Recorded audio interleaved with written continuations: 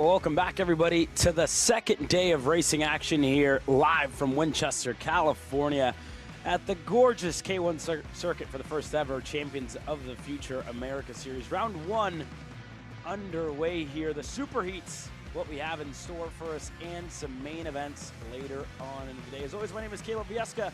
Alongside me here this weekend in the booth, Nate Dean. And again, yesterday was a great day of racing.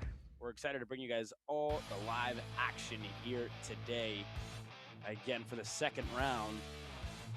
Super Heat action underway with Blair Forrest and Benjamin Tavy getting ready to lead us to the green, Nate. Yeah, into the tram boxes for the first time of asking, looking for the green flag. They will get it. We are green here on Sunday for the first Super Heat of the day. Clean start for the mini field as they make their way through the first corner onto the front straight, Caleb. And like we saw all of yesterday, a great start for Forrest Blair on board that GFC machine, getting out to an early lead. Yeah, indeed, Forrest Blair with a good day yesterday, getting and picking up a couple of the heat race victories. A couple of drivers looking for a little bit more. We talked about Azure Bizanski, one of the drivers who had issues yesterday in heat race number 2, contending for a couple of wins. And he's having to work his way through the field. He currently finds himself 5th. We talked a little about Kendall West as well. Young lady making up a couple of spots and a couple of impressive moves as well throughout the day yesterday. We'll keep an eye on her as she tries to work her way through the field here. And looks like she finds herself right behind Asher Bizanski. They're on the GFC. His older brother Diesel and older sister Danielle also racing in the K100 junior class. We'll wait for them to hit the racetrack here just after this class, but we complete one lap, only 9 laps long for these Super Heats. And already early, a couple of drivers pushing the limits, going a little bit wide. Look at Bizanski looking on the inside of Hernandez into turn number 1. Bizanski's able to go clear. And a couple of drivers collected further back. And I think one of them might have been Kendall West here, Nate, to start off the morning. Yeah, I think so. Unfortunate for one of the Position 1 machines. As you can see, Bizanski there. Again, Caleb, like we saw yesterday, it was mainly a group of 4, group of 5 at the front of this pack, but a bit of change in form for today as Blair and Carlucci have really separated themselves from Tavy, Hernandez, and Bizanski, who are just behind. There you can see the Lando Norris-inspired helmet that Forrest Blair has on. Behind him, Carlucci have built themselves about a 1.2 second gap between themselves and the 3rd place National Motorsports machine of Tavy right now. So be interesting to see here, Caleb, if they decide to work together and continue to maintain that gap, or if the drivers in 3rd, 4th, and 5th have a second chance of life later on in this race. Yeah, and here's a group further back. Looks to be the 208 of Sebastian Ochi there. That's just about, was 9th at the start of this lap. He's now currently up into the 6th spot, so gaining a couple of positions. We're side by side right behind Ochi. Looks like Jivadeepan and Wark looking to shuffle and swap positions here, and they continue to go back and forth. The 209 of Wark now ahead of Jivadeepan as we head into the first hairpin on the racetrack. So able to stay ahead there for William Wark and the 209. Just there on the Kart Republic, and this big group just right behind. We see Ryder Wentworth, the 107 of Sebastian, Aaron Cineverante in there as well, with Kendall West, who fell back to the 12th spot. So 211 with some work to do to kind of get back up to where she was all day yesterday, fighting inside of the top 5 and even challenging for top 3 finishes yesterday as well, Nate. Yeah, absolutely. Looking to do that again today, but you can see there Kendall West on that pink helmet just behind these two. Was gonna ask the question of the pace that they found on that machine in the 3rd heat yesterday, where she was contending for race wins, if that was just the temperatures dropping as we were running under the lights at that point, but really not gonna be able to answer that question now with how far back she is. This is really the most spread out I think we've seen of any field so far this weekend. Just a little bit of argy-bargy on the first couple of corners to allow these drivers to get so far away from each other. And you can see on the ticker on the left side, 2.1 seconds is the gap that Tabby has to make up to try and get to the race lead, with Blair and Carlucci continuing to pull away. There's that second group, just went by, in the third group as well, group of 4, Caleb. But, you know, a bit of different than the run of form we saw on Saturday. Yeah, correct. One of the biggest things already, right? We kind of talked about the track evolution throughout the day yesterday and what some of the biggest changes were, Nate. And again, you're hearing it right now, right? The last corner on the racetrack here is a very fast right-hander. I wouldn't say it's exactly a hairpin, as we have some battling going on. Kendall West looking to take advantage here of Jiva Deepin and Wark. And she is able to get clear for 7th as they continue to battle.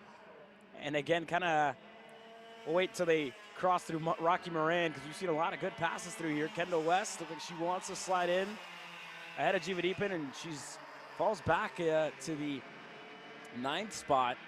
So it's Wark to Jiva Deepin, who's now to West to Jiva Deepin there. So yeah, to my point, right, you're hearing a lot of these tire screeches, and one of the biggest topics that we talked throughout the day yesterday was this different tire compound, right? Kind of similar to a Maxxis. They say it's softer than a Mojo, which is a very soft tire, similar to what they run over at Rotax this year. They're obviously running the Avinco.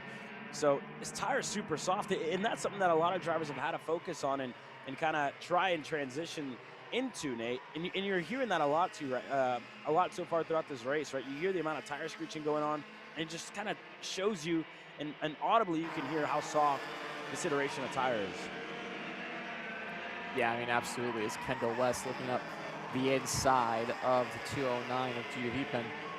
Still side by side for those two. They've been going at it for the majority of this race, as Car Republic driver looking to get a little bit of a toe off of Kendall West, unable to. But back to your point, Caleb, you know, you can audibly hear the amount of tire squealing, like you said, almost the same amount as like a CKNA event on the 4-cycle side of things. So for these 2-cycle drivers with karts with more power, that put down more rubber, that get more heat into the rubber, it's a whole new ballgame, a whole new challenge for these teams and drivers to try and overcome. And obviously getting on top of that earlier on in the season is going to highly benefit you once we get to the championship hunt later on in the year. And there have been, you know, a lot of kind of talking points throughout the weekend of K1 circuit and how it's been different. And I know some of our guys here local to the race that are, you know, at the racetrack here this weekend have talked about the type of surface that they use, very similar to what they use in Formula One.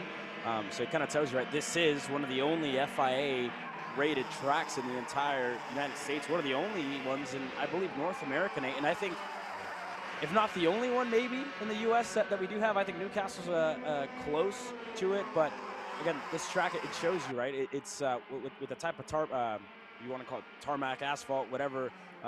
This is going to be a track that, you know, with how new it is, it's going to, you know, take down rubber. And you're seeing it, right, with this new iteration of tire, with the amount of races they have here throughout the year. We saw how many races they had in Tri-C last year, the Pro Kart Challenge, so on and so forth. You know, throughout the year, this is going to be something to look for. And even yesterday, right, we saw with some moves being made around the outside, drivers, and you see that groove just very, very wide with the amount of kind of tire marks and tire wear and the rubber that has been laid down. And again, a lot of outside moves. Steven Eisert locked up the brakes around the outside, got it done in the KA100 senior class yesterday. So you're not used to seeing that off too often. And if you compare it to kind of what I was seeing in Houston, Texas on the Friday whenever I was down there, it's you see drivers, right? They get shuffled to the wayside, and with all the marbles and with how dirty everything is, that Avinco tire, they end up sliding off the racetrack almost. You're not seeing that here with the type of compound that they're using. Focus back in here is Benjamin Tabby looking to go on Asher Bazanski in a turn number 1. Tabby a little wide there on the exit. Bazanski goes back by. Hernandez looking to go through as well. And we're side by side. Tabby going to concede the position. And Rocky Moran, and up front, talk about these two drivers as well, Nate. Forrest Blair, Maddox Carlucci have been patient, and they've worked together perfectly to build almost a 4+ second gap at this point. Yeah, 3.9 seconds between Carlucci and Bazanski last time by, and now they've seen that gap and they're allowing themselves a little bit of fun at the end of this heat.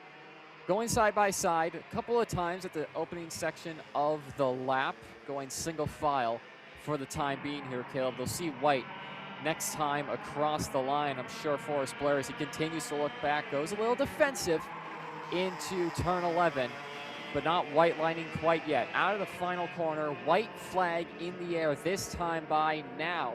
Half tracking it down the back straightaway. Carlucci's going to go to his outside, try and get an over-under into turn 12, and more battling happening further back between Bazanski and Hernandez. So you can see that battle for third happening. Single file for them as well. We'll try and catch up with the leaders to see if there's any battling for position, battling for the race lead in front. Still nothing right now, as there's a bit of a cart length and a half gap between the two leaders, Caleb. And we'll focus in on the leaders here for the entirety of this race. Forrest Blair in the black and white GFC with the Lando Norris helmet. The same further back for Maddox Carlucci. As we get to the last couple corners, this race has been 3 laps longer than their heat race, and this isn't exactly a pre-final. This is a super heat. So again, the average continues. This one just weighed a little bit heavier than those 3 qualifying heat races that we had. And what a move. Benjamin Tavy crosses up Forrest Blair for the lead of the race. Final corner, 1 turn to go, and Maddox Carlucci looking to take the first one of the day as Blair looking to go right back. They're on top of each other. Blair able to hop off, and Maddox Carlucci, last lap pass, wins the super heat in Mini.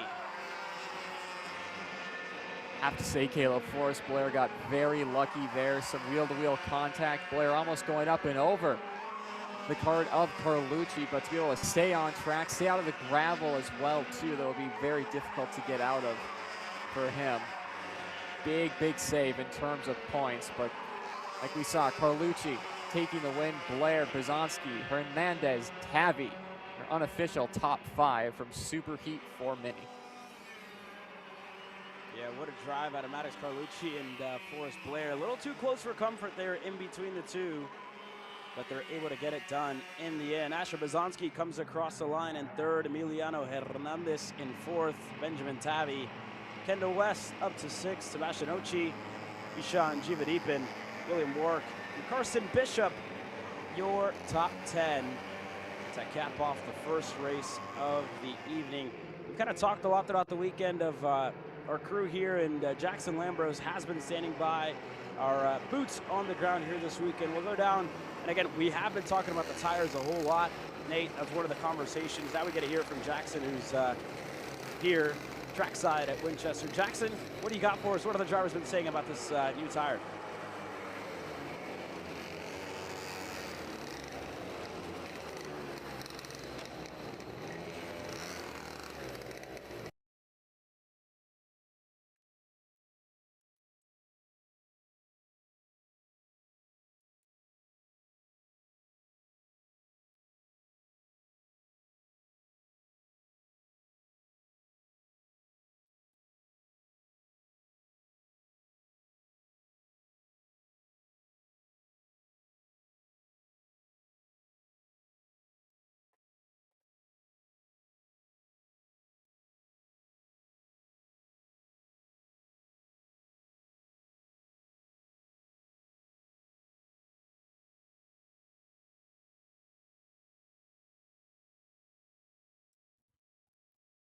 We'll keep working on that here as we look forward to hearing from Jackson throughout the weekend. So nonetheless, Nate, again, we'll just wait a couple more moments, but we'll step aside here for a second. K8 Junior getting ready to hit the racetrack for the first of their super heats.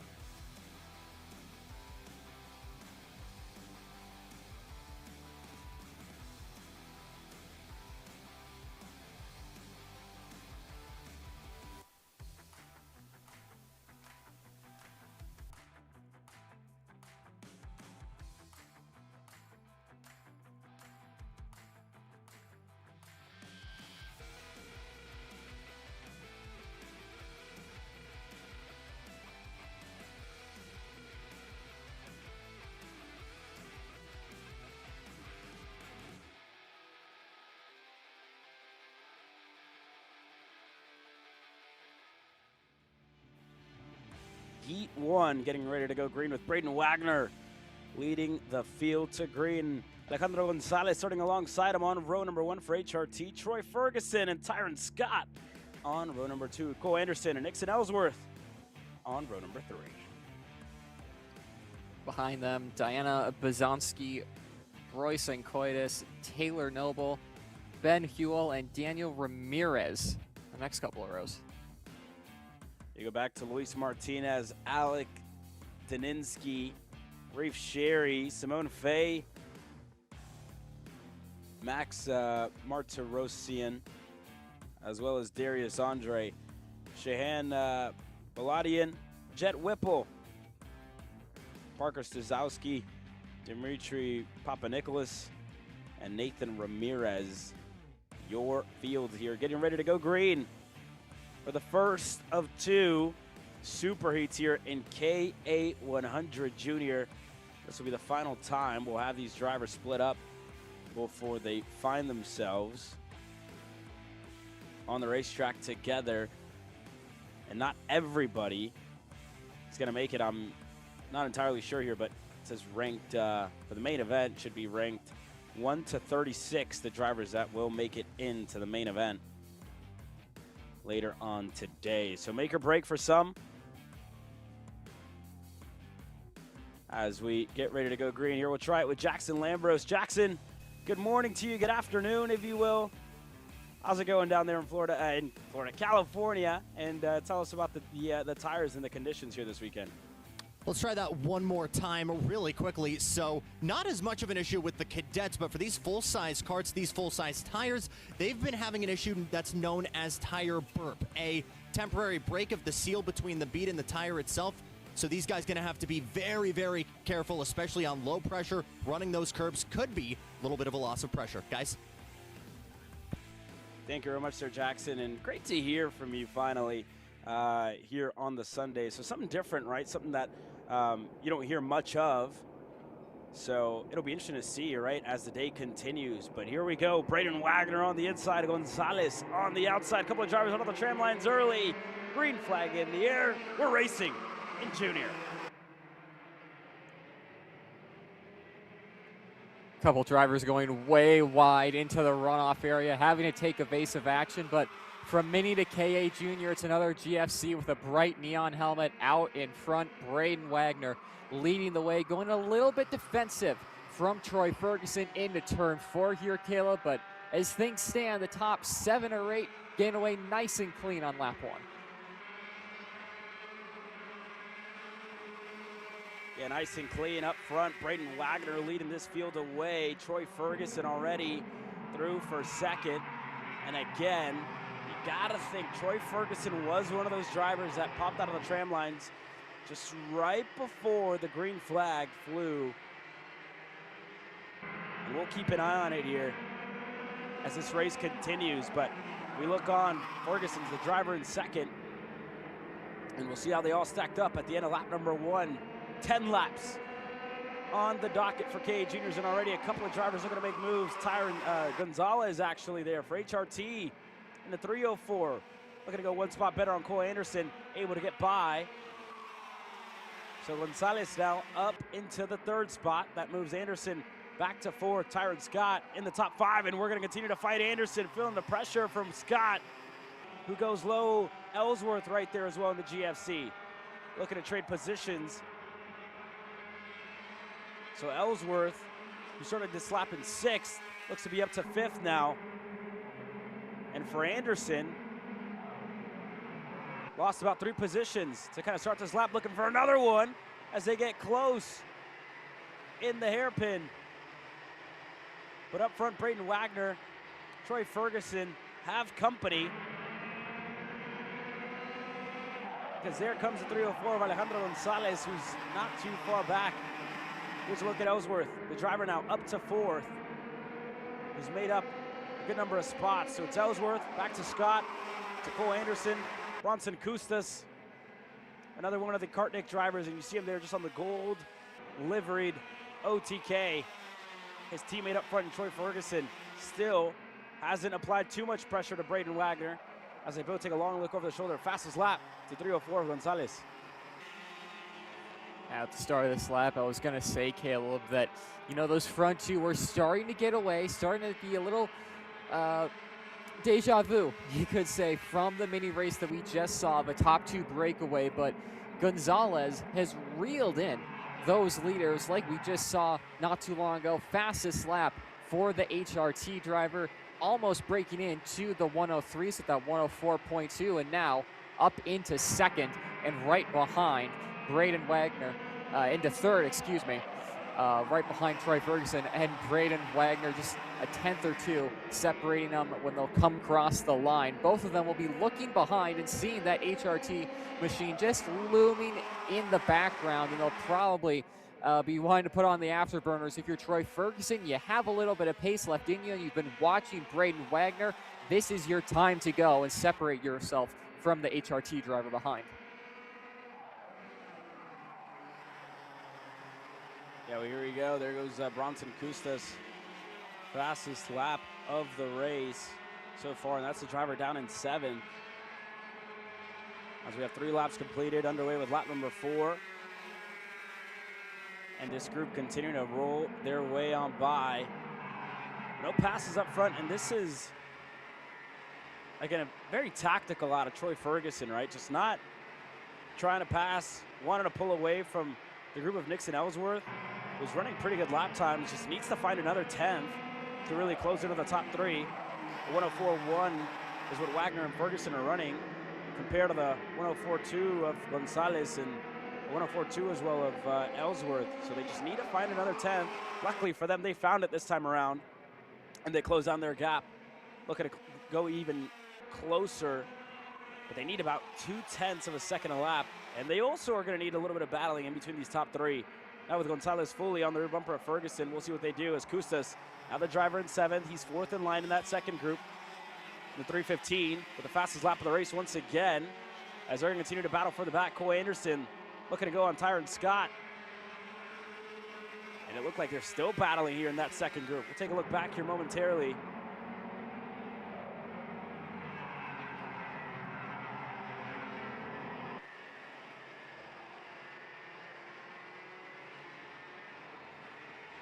And this leader still holding that gap there, Caleb. I was thinking that Gonzalez was going to maybe go on Ferguson, but maybe those tires have, you know, reached their peak early on in this race, and he's just trying to manage at this point. But you can see 4th, 5th, 6th, and 7th behind those drivers trying to close on in to this lead pack. Is about halfway through this race.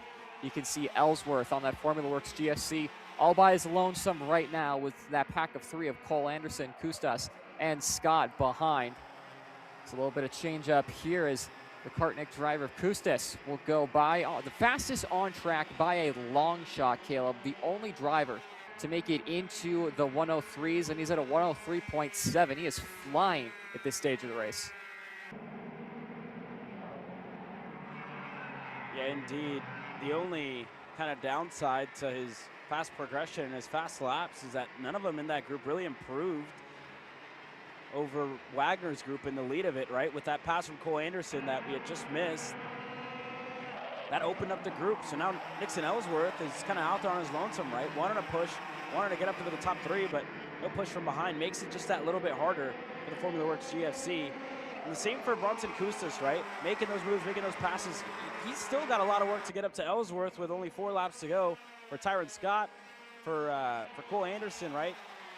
Who was making the moves, who kind of started the battle in that second group. It kind of left them back in the 7th spot. So it's just kind of being a little bit more patient, biting your tongue whenever you feel like you're that little bit faster, because when you look at the times, Nate, they were closing. They were just about to get within drafting range, within that drafting window in the next 2 laps. And then that move came from that group, and it opened it back up, where these 3 drivers are kind of just in no man's land, really, with the top 3 up there. And I'm telling you right now, Nate, I'm pretty sure I'm going to be proven wrong as soon as they start to battle inside of those top 3, because we've seen the closing rates here, right? How easy it is to close down a gap just by 1 pass being made on a very momentum-biased racetrack like K1 Circuit. Yeah, absolutely, and it is kind of weird. It's such a fast-flowing track that's very wide, but Going to pause that thought. Troy Ferguson to the inside, new race leader. The Team Kartnik driver into the lead on board. That golden OTK, but like I was saying, Caleb, it's such a fast-flowing racetrack. It's wide enough to where you think that passing wouldn't make that much of a difference on lap time. We've been proven wrong throughout all of yesterday, and most likely again today we'll see that. But right now, those top three not battling too much. Troy Ferguson making that move at a very nice part of the racetrack where neither party loses much time. They will keep that gap of about 1.3-ish seconds last time across the stripe between third place and the challenging pack in fourth. And that's important too, right? Making those moves, making them stick, getting on with it. And it's a kind of agreement situation, right? Troy feeling he's a little bit faster, wants to be in control. And Braden Wagner just kind of realizing, I don't want to lose too much time battling for the lead here. We still got a good bit, 3 laps to go left in this race. And for Ferguson, it's just, all right, I want to go one spot better. And Braden Wagner just having to be kind of patient with them and agreeing here. As Nixon Ellsworth still hasn't really made too much headway, but with that pass, he was a 10th better. So that gap is going to close in just under a second and a half with the battle further back. Kustas to Tyron Scott to Cole Anderson. They haven't changed all too much. Working our way through here. Down the hill, Ferguson going back to kind of the position where he was able to make that move without losing too much time. Only a 10th, and that's perfect, right? That's really when you make a move and you make it efficiently. Because now Wagner looked like he had a little thought about it. Down low into the hairpin. Stays in line. But it's all going to kick off here. We're getting close to the end. Nate, it should be 2 laps or a final lap this time around. Yeah, absolutely, I know. I mean, these drivers have seen the racing action all throughout yesterday, and they've raced it. They've seen it firsthand. As white flag in the air this time by, they're going to wait until the final lap. It's exactly what Troy Ferguson does to put a little bit of a defensive mover, comes back onto his line before the braking zone, way wide and off track there. Officials might be looking at that for track extending. I know there are certain rules that I think Jackson Lambros can get into after this race about the track extension in that final corner. Ferguson going defensive from Braden Wagner. Ferguson holding that spot as they'll go down into the S's for the final time here, Caleb. Those front two are going very defensive into turn 5. That's allowing Gonzalez to maybe line up a move into turn 8. Yeah, here we go. We'll keep an eye on it. Gonzalez has been quiet with this group up at the front. Wagner goes to the middle of the racetrack. Gonzalez, look at him around the outside of the HRT. Hasn't made a move just yet. Ferguson looking to hold on. Final couple of corners as Wagner still in second. Ferguson in the lead to Gonzalez in third. And here comes the rest of the group. Bronson Kustas, Nixon Ellsworth starting to close in the top 5 with the same piece of real estate. Look at Gonzalez looking to cross him up. Here comes Wagner. Here comes Ferguson as well with a good enough run. To the line, 3 wide. Ferguson takes the Super Heat in K8 100 Junior. Braden Wagner there across the line in second. And Bronson Kustas, what a final lap. What a final couple of corners for Kustas to come across the line. Your top 3 in the first of 2 KA 100 Junior Super Heats. Yeah, absolutely. What a run that was for Kustas. Just looking at the lap times from that last lap, they were all running about 104s, low 104s, should say, throughout the end stage of that race.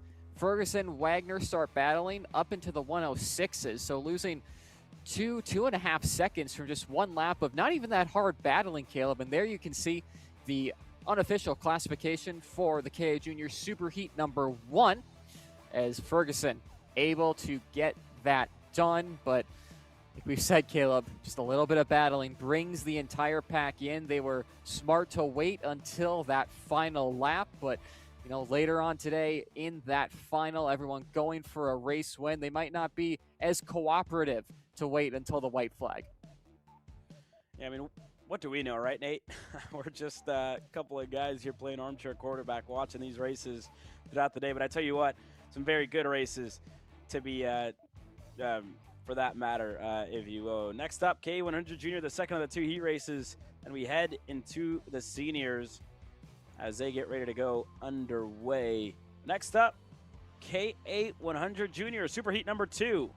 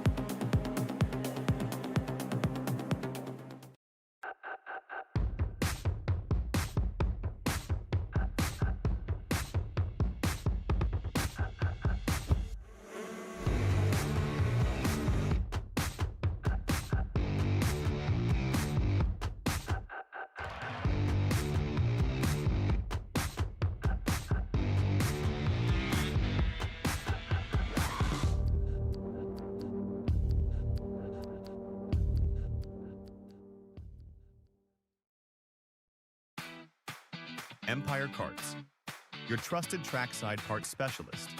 Proudly supporting champions of the Future America Series, West Coast karting teams, and racers.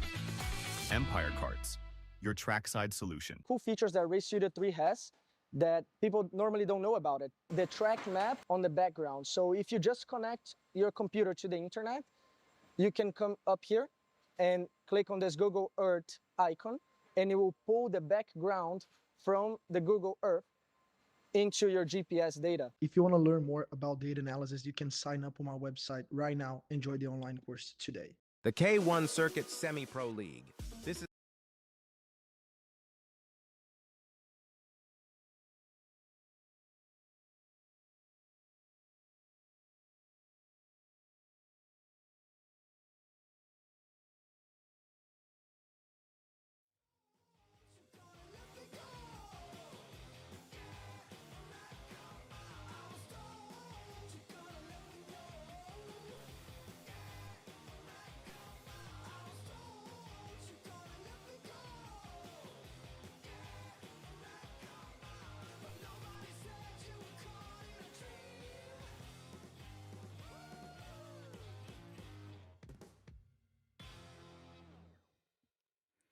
Here we'll head back down to Jackson Lambros, who's standing by with a quick report.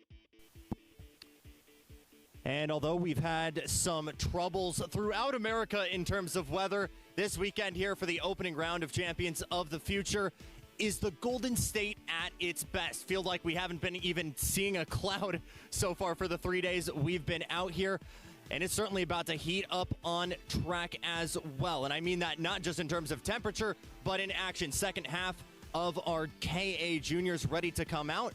And going to sound like a broken record talking about these tires, but genuinely, this has been a struggle for a lot of these guys. Talked to a couple of Hainer Racing team drivers out in front who have been sharing notes on these Presa compounds, and it feels like this is definitely the lowest in terms of grip they'll be at. We'll be moving over to the newer compounds for the main event. But the feel is still there, the pace isn't. So still that level of confidence, just not the lap times from the start of the weekend.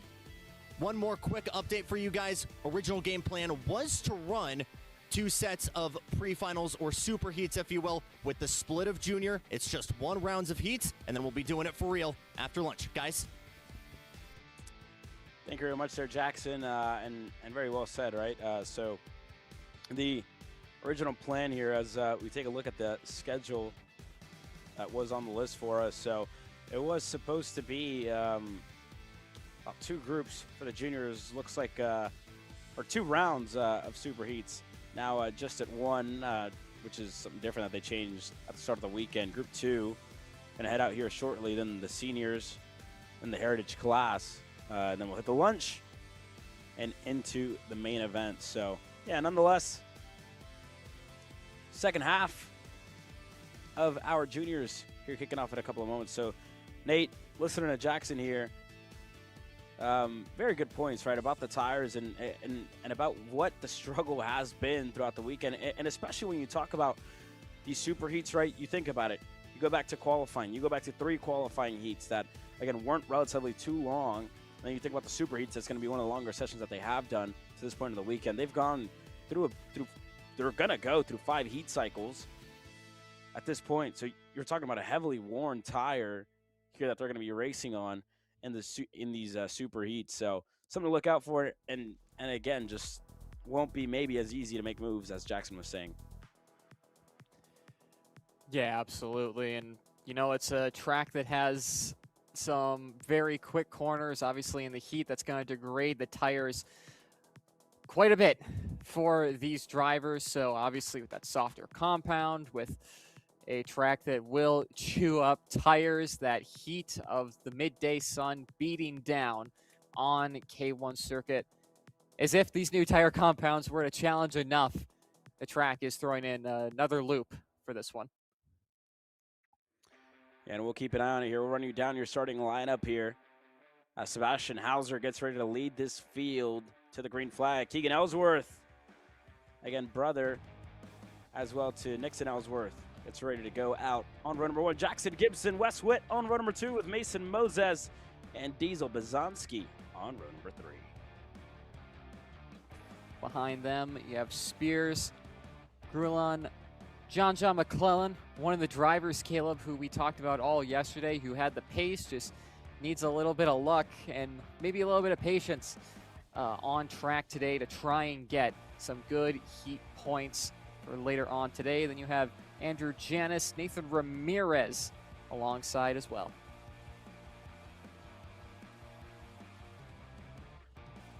You go back a couple of more, Zach Monaghan, Case Rev, Enzo Siddiqui, Sebastian Johnson, Rylan Harley, Kylie Johnson, Koa Saito, Zachary Simmons, Henry Escalante, and Nolan Bishop, the drivers that we have set to take the green flag here in Super Heat number 2. And again, 10 laps, longer than these KA Junior drivers have gone all weekend long here, Nate. Yeah, absolutely. It's going to be a challenge. I'm sure a lot of these drivers will have watched how the first Super Heat went for KA Junior and maybe adjust the game plan with their mechanics, with their teams, and maybe even their teammates. They'll be on track with them. So they'll be heading down the hill to hopefully get the green flag in the first time of asking. No stragglers at the back. Everyone falling in line at a nice slow pace being set by Sebastian Hauser, one of the HRT drivers that showed a lot of promise yesterday. But of course, yesterday is in the past. Today is when you go racing for the trophy here, Caleb, is out of turn 11. Into the tram lines we go for KA Junior. Hardware comes on Sunday, but it comes in the afternoon, not in the Super Heats. Make or break for a couple of drivers, a couple of them moving a little bit too early, but we get the green flag. We're underway in Super Heat number 2. A lot cleaner of a start for these KA Junior drivers, Caleb, than what we saw in Super Heat number 1. Speaking of which, though, it's been a bit of something we've seen throughout the racing yesterday. The leader gained a big jump on the rest of the field as I think Bazanski making a move further back there as well. There, Caleb, is Carnage in turn 4. A couple of drivers got collected. It looked like one of the Formula Works GFCs a little too deep into the brakes there and spun sideways. And the rest of the field just came crashing in. And you see that big separation in between John McClellan and that other group. That's up ahead with Alexa Diesel Bazanski, with what looks to be Wes Witt as well, Sebastian Hauser. And gotta see where Keegan Ellsworth ended up after that lap, but I think he's still up there in that front group. Is a couple of drivers way off the track, spun around in front of the field, one of the Nash Motorsports machines further back. But here we go. How do they stack up after lap number 1? It's Hauser, back to Gibson, to Moses, to Bazanski, Wes Witt, Janus, inside of the top 6, and then John McClellan in 7th, who's just a little bit further back. But yeah, Keegan Ellsworth was a driver we saw go half spun here in this corner right here, the first hairpin on the racetrack, down in 14th for Keegan Ellsworth. Yeah, back up front, Wes Witt and Jackson Gibson going at it. Gibson, who didn't have the run he would have wanted yesterday, moving up through the field. He was running P2, got moved back now down to P5 with a little bit of contact with Wes Witt out of turn 4, but all of them pointing the right direction and staying on track, losing a little bit of time, of course, to Sebastian Hauser, who has a massive lead out in front, 9/10 of a second between himself and Moses. Is more battling Jackson Gibson trying to get to the back end of Wes Witt, unable to get that move done, and now having to deal with Bazanski on that 341 GFC as well. So Jackson Gibson just falling down the order at the early stages of this race. Yeah, Jackson Gibson, like you mentioned, losing a little bit of time here, back to 5th. Sebastian Hauser with, again, a gift and a half from driver's second on back. John McClellan, fastest on the racetrack, 104.5 to kick things off. And he's in no man's land, right? But all this battling in the second group with Alexa Bazanski, with Alexa Janus, Alexa Jackson Gibson is kind of reeling them back in, slowly but surely. There you go as they work their way through into the double rights. Sebastian Hauser, look at the gap. It's at a second here, Nate. With, yeah, second on the again, dot. you look at the 333. of Mason Moses there. Sorry, Nate. Starting to close in on the Formula Works machine. We'll keep it on here as they cross the line this time. No, all good. Mason Mose, a second on the dot is what it was last time. He gained a little bit of time, but not enough. Bazanski up the inside of one of the GFCs. I believe that was Wes Witt in the final corner, allowing that battle to just go right back to where it was at the start of this race. Those guys going at it. And right behind, though, John McClellan setting fast time. One of the HRTs in front. Andrew Janis getting a little sideways under braking. Gets that move done. And again, Jackson Gibson not having the race he would have wanted, but 2 karts back. John McClellan on that National Motorsports machine is easing his way up into this battle. Yeah, John already closing in and continues to set in fast lap after fast lap. As here we go, a couple of movers. There goes Jackson Gibson looking on the inside, able to get clear. Along with them, Andrew Janis able to go by as well. So, Andrew Janis was the driver who got past. Looked like Wes Witt went through. So yeah, indeed, it's Jackson Gibson and Wes Witt and John McClellan now up a spot. And Andrew Janis fell back to 7th. That was the driver for HRT we saw got passed there by 3 drivers after Gibson was the first one to go through. And the battle up front, again, another update. 2 tenths out of the gap for Mason Moses, a 104.4 compared to the 104.6 of Sebastian Hauser. So Moses from Formula Works, CRG closing in the 33 here, Nate. Yeah, closing in indeed as this battle further back continuing to brew up. No one making any big moves yet, but still, I think they're on the same page of wanting to work up to P2, try and get some more points in this super heat. But, you know, once we get to the end of the race, if they're not making any inroads on Moses in front, then obviously they're going to have to do battle amongst themselves. But we'll have to check the gap this time. 1.1 seconds between second and third. It goes to 1.5. They're losing time, and Jackson Gibson sees that, and he'll put himself to the point of this battle for third. Biza Bazanski just looking to hold on there to position, and he was. So Wes Witt, now the driver behind him. Bazanski looked to go back. John McClellan continuing to improve. And well in that group up front, Mason Moses down a half a second. And in about 2 laps here, Nate, we're gonna have a battle for the lead of this race. Yeah, absolutely. Moses just inching away, getting closer and closer, about 2 tenths quicker last time by was the CRG Precision Motorsports, the Precision Works driver.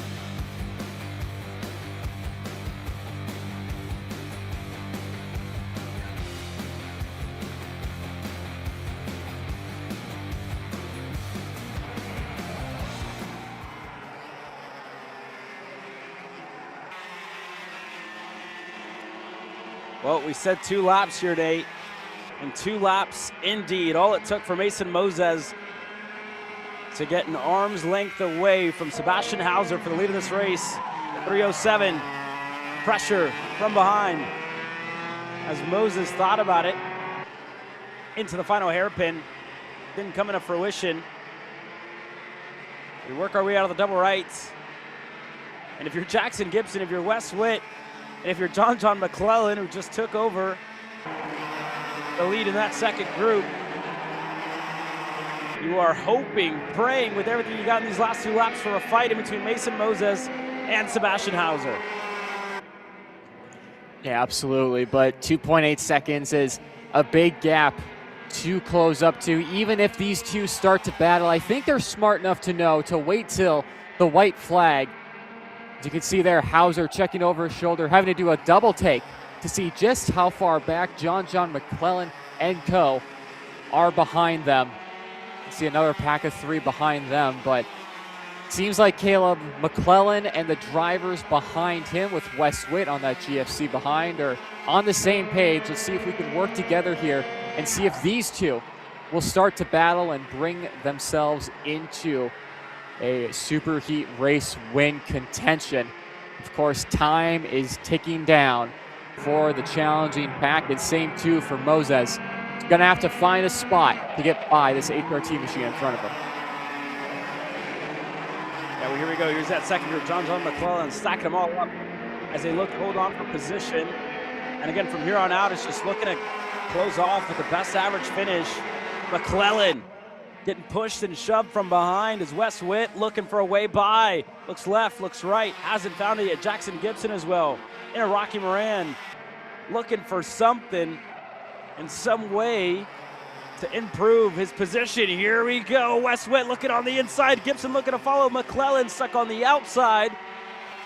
And Bizonski looking to work his way by as well. They're side by side. McClellan loses another one to Bizonski. Witt going to now lead this second group, and up front, Mason Moses hasn't challenged just yet on Sebastian Hauser. As we're working our way through the last couple of corners, Hauser for HRT looking to cap off and fight for the pole position in the main event later on today. 1 corner to go. HRT Precision Works fighting for the win here. Hauser deep on the brakes. Looks like it will be enough. Sebastian Hauser to the line, wins the pre-final number 2 in K100 Junior.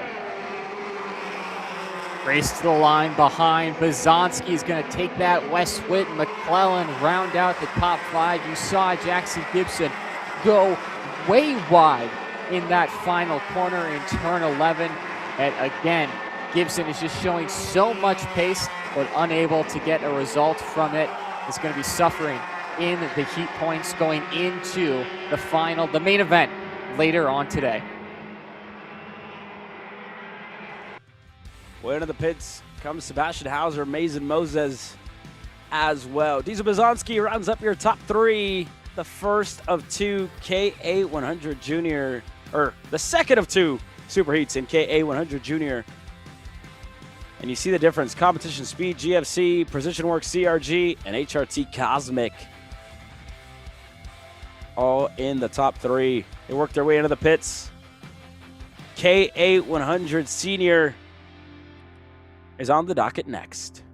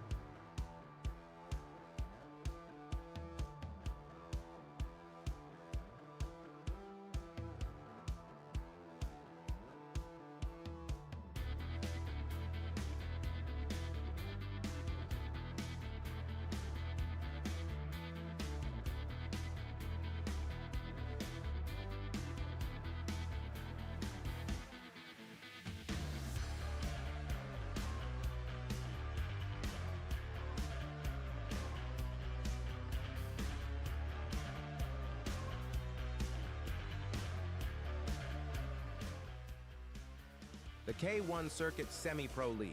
This is a competitive race series with 2 classes. Junior Series for those who are under the age of 18, and the Senior Series for those who are 18 or older. If you think you have what it takes, come out and prove your skills on League Night. Both schedules are live on the K1 Circuit website. Your Kart Chaser live feed will resume shortly.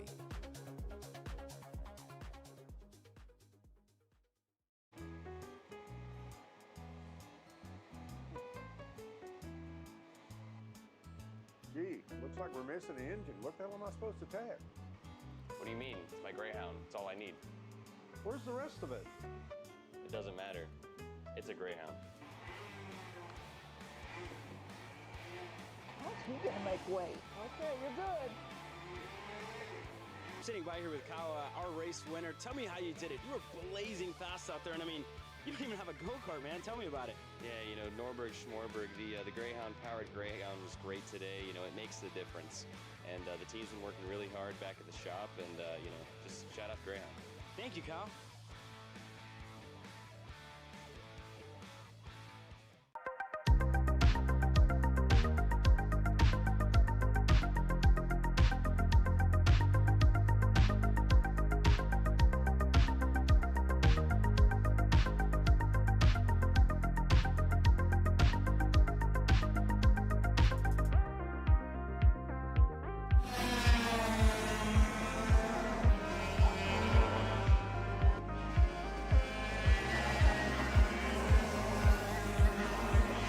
That is really nice about the Micro 6 is with this new IMU platform, now they put an embedded channel with the steering wheel angle.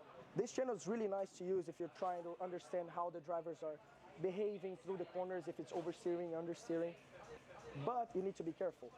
Because we're measuring this at 100 times per second, when you look on the data, it's very, very noisy. So when you look on the data, we have here the steering wheel angle raw output in blue, and then we have to apply a filter to treat this data, and then that's the filter in red. If you want to learn more about data analysis, you can sign up on our website right now. Enjoy the online course today. You know, I'm really starting to like this go-karting thing. Yeah, me too. Oh my gosh, can I show you this cute dress I just got? Yes, of course. Oh my goodness, it's so cute. I just love shopping. I love shopping too. Oh my god. Wait, did you guys say you like shopping? Of Yeah. course. Well, dude, I have the perfect place to do that at. ShopPayCara.com. At ShopPayCara.com, you can get free shipping on orders $200 or more. You can get anything you want, like MXC rims, gloves, rib vests, shoes, anything that you need, all at ShopPayCara.com.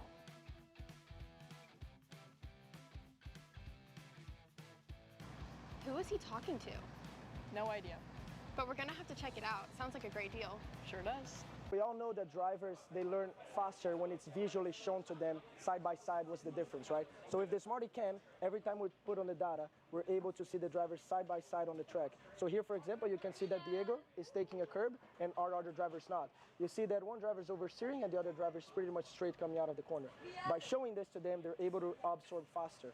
And you can even play the videos simultaneously so they can see how they're performing through the track. If you want to learn more about data analysis, you can sign up on our website right now. Enjoy the online course today.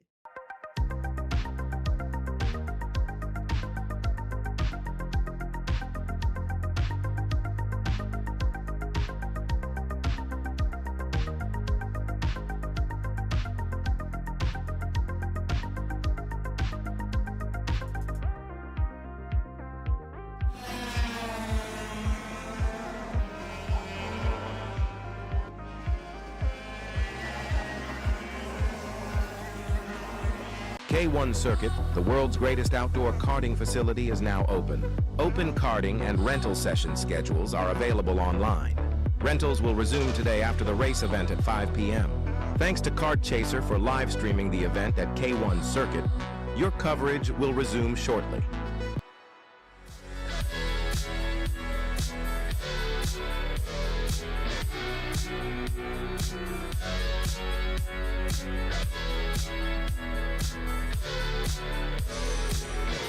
So in motorsport, every detail matters, but we need to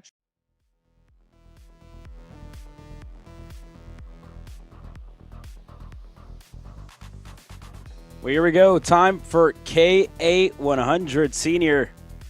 As we get ready to go racing, 2 outlaps underway. Super Heat For the seniors, Jackson Lambros standing by.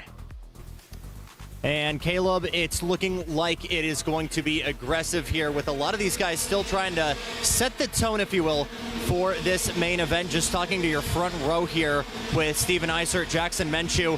Both of these guys really, really high in confidence, but still feeling like they need a little bit more to get to the front. They don't necessarily know what that is in terms of setup, in terms of driving approach. So expect in the front row here some things out.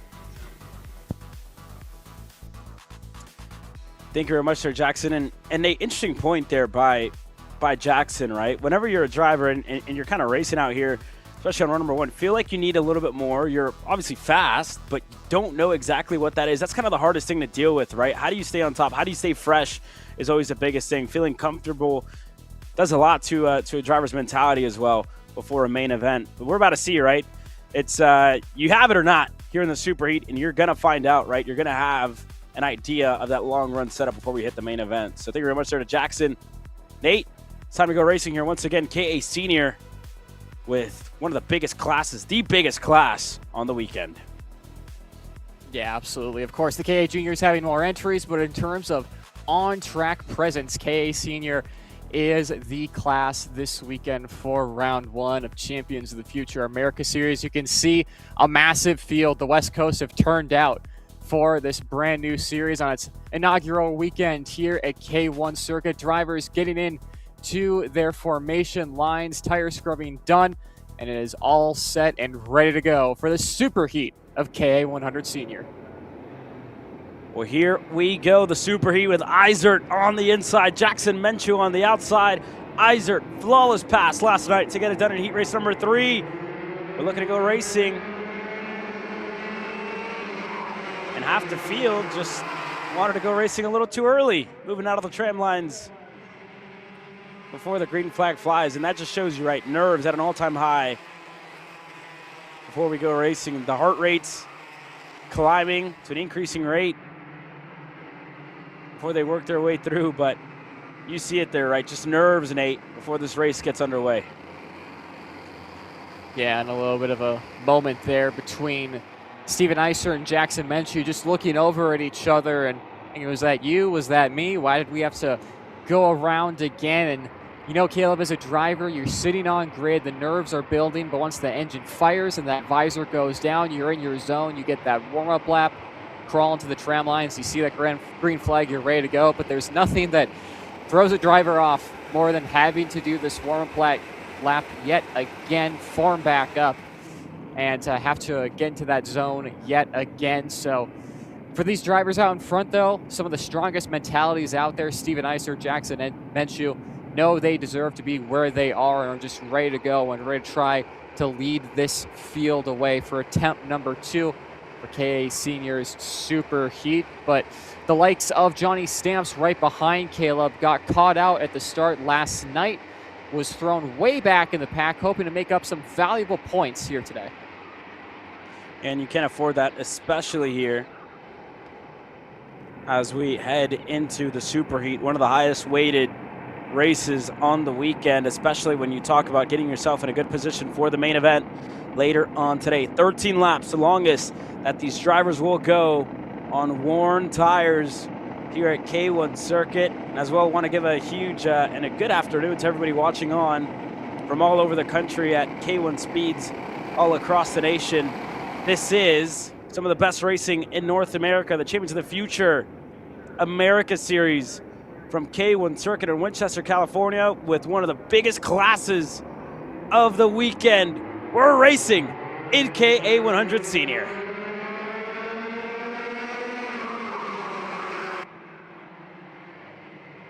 It's going to be Jackson Menchu getting the jump on the field. Steven Eisert getting shuffled back a little bit, but still a decent start for the pole sitter to roll it into second place. Menchu looking left, right, and left again to try and get an idea of where that speed sense machine is, with Steven Eisert behind the wheel. Everyone making it through turns 1, 2, Rocky Moran corner just fine. A couple going off at the exit of turn 4, but so far, Caleb, a clean start. 4 wide almost at the tail end of the field. And again, when you look back at yesterday, the one race that Jackson Menchu was up at the lead of it, he defended for a good bit of it. And again, when you talk about something like that, right, putting yourself to the bottom of the racetrack, letting the action kind of ensue behind you, letting them, you know, if you want to call it a ticking time bomb, you can, right? And you're pretty much just putting fuel into the fire and hoping that it explodes at some point, and you just have a 5-second gap out of nowhere. Menchu, though, not going to do it on lap number 2. Eisert going to promote him to go clear on the inside. Perez looking to follow through. He's through for second. And as quickly as that Menchu tries to cross him up, not going to happen. Everybody else, single file line. Johnny Stamps, much better start this time around. Up to 4th. Eversman right behind him in 5th. Absolutely. Johnny Stamps looking for a move on Jackson Menchu into 4. Gets that job done. Eversman will go through. Now Eversman side by side with Johnny Stamps into turn 5. Gets the job done. And now it will be the Axis Motorsport driver of Archer Eversman try and lead that pack up to Steven Eisert and Luis Perez leading the way, Caleb. But unlike what we saw in Mini and KA Jr. start off the day, the front two are not getting the luxury of getting a massive jump out in front. The challenging pack is closing in on them, Caleb. Yeah, the pack further back with Eversman at the lead of it, starting to close in. Archer Eversman, that is, for the Axis Motorsports group, starting to close in. There goes Menchu with another look to the bottom on Johnny Stamps. And again, it was a good first lap for Menchu, and then after being passed by Eisert, just kind of kept losing. At some point, you need to stop that momentum, that backwards momentum, if you will. But it's also important to make friends at some point in this race, right? If you're going kind of back in and passing and, you know, lap after lap, there's going to be a lot of guys out here that aren't going to kind of want to work with you. Menchu, on the other hand, to his benefit, Stamps is now locked in a battle with a couple of others. Shea Aldrich right there for Precision Works, as well as Matthew Cagle, one of the drivers who DNF'd yesterday. He's currently fastest on the circuit on lap number 3.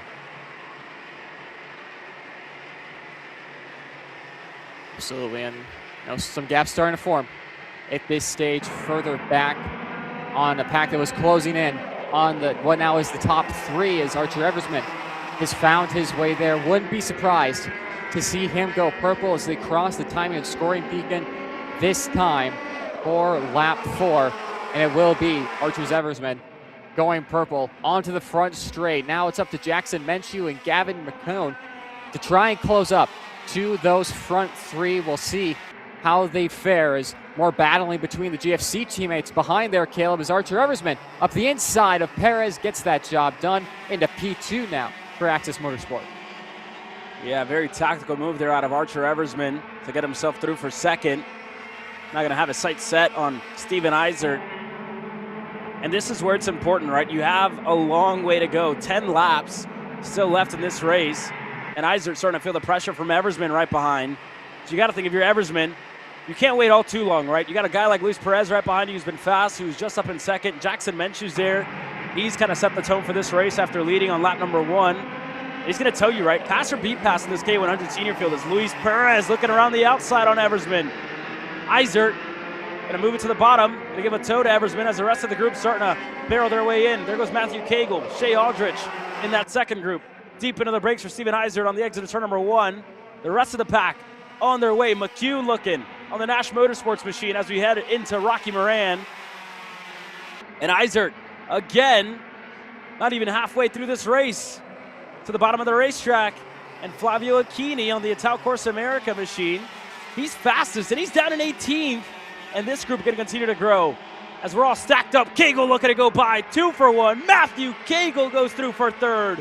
What a move out of the rookie for Formula Works GFC to get clear.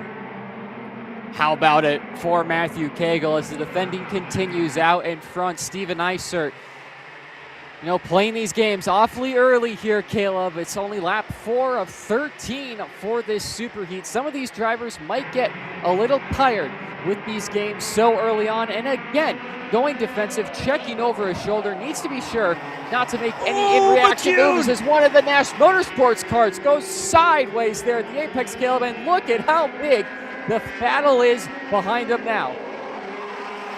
Yellow flags into turn number 1. One cart off to the wayside.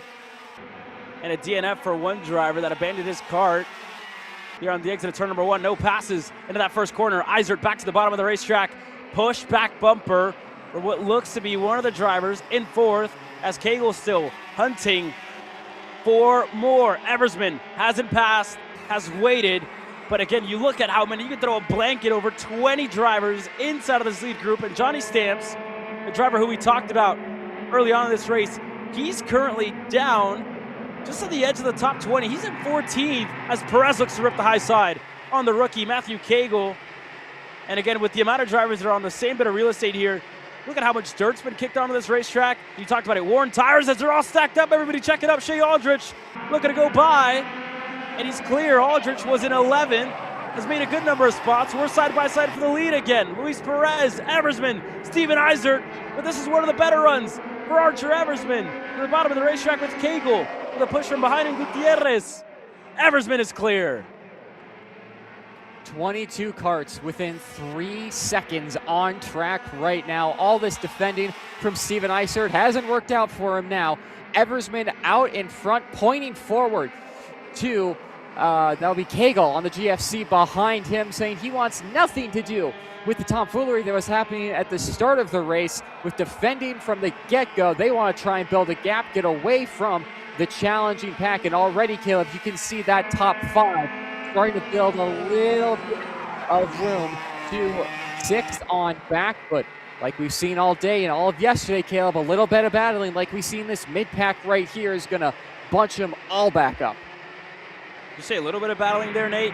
We've had a lot of battling throughout this race. Eversman, this is about as spread out as we've seen him in the last 5 laps since we took the green flag.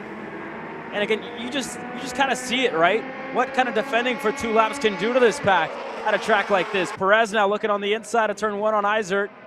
That's not going to stick. Slots back in line in 4th. But Eversman, back to Matthew Cagle, who's been quiet throughout this race, has made moves when he's needed to. And this rookie driving like a veteran with still a good bit to go. This is all the way back to Jackson Menshew, who's currently in 6th. Aquino's right behind him. To Dransfeld in 8th. And there's more still in this front group.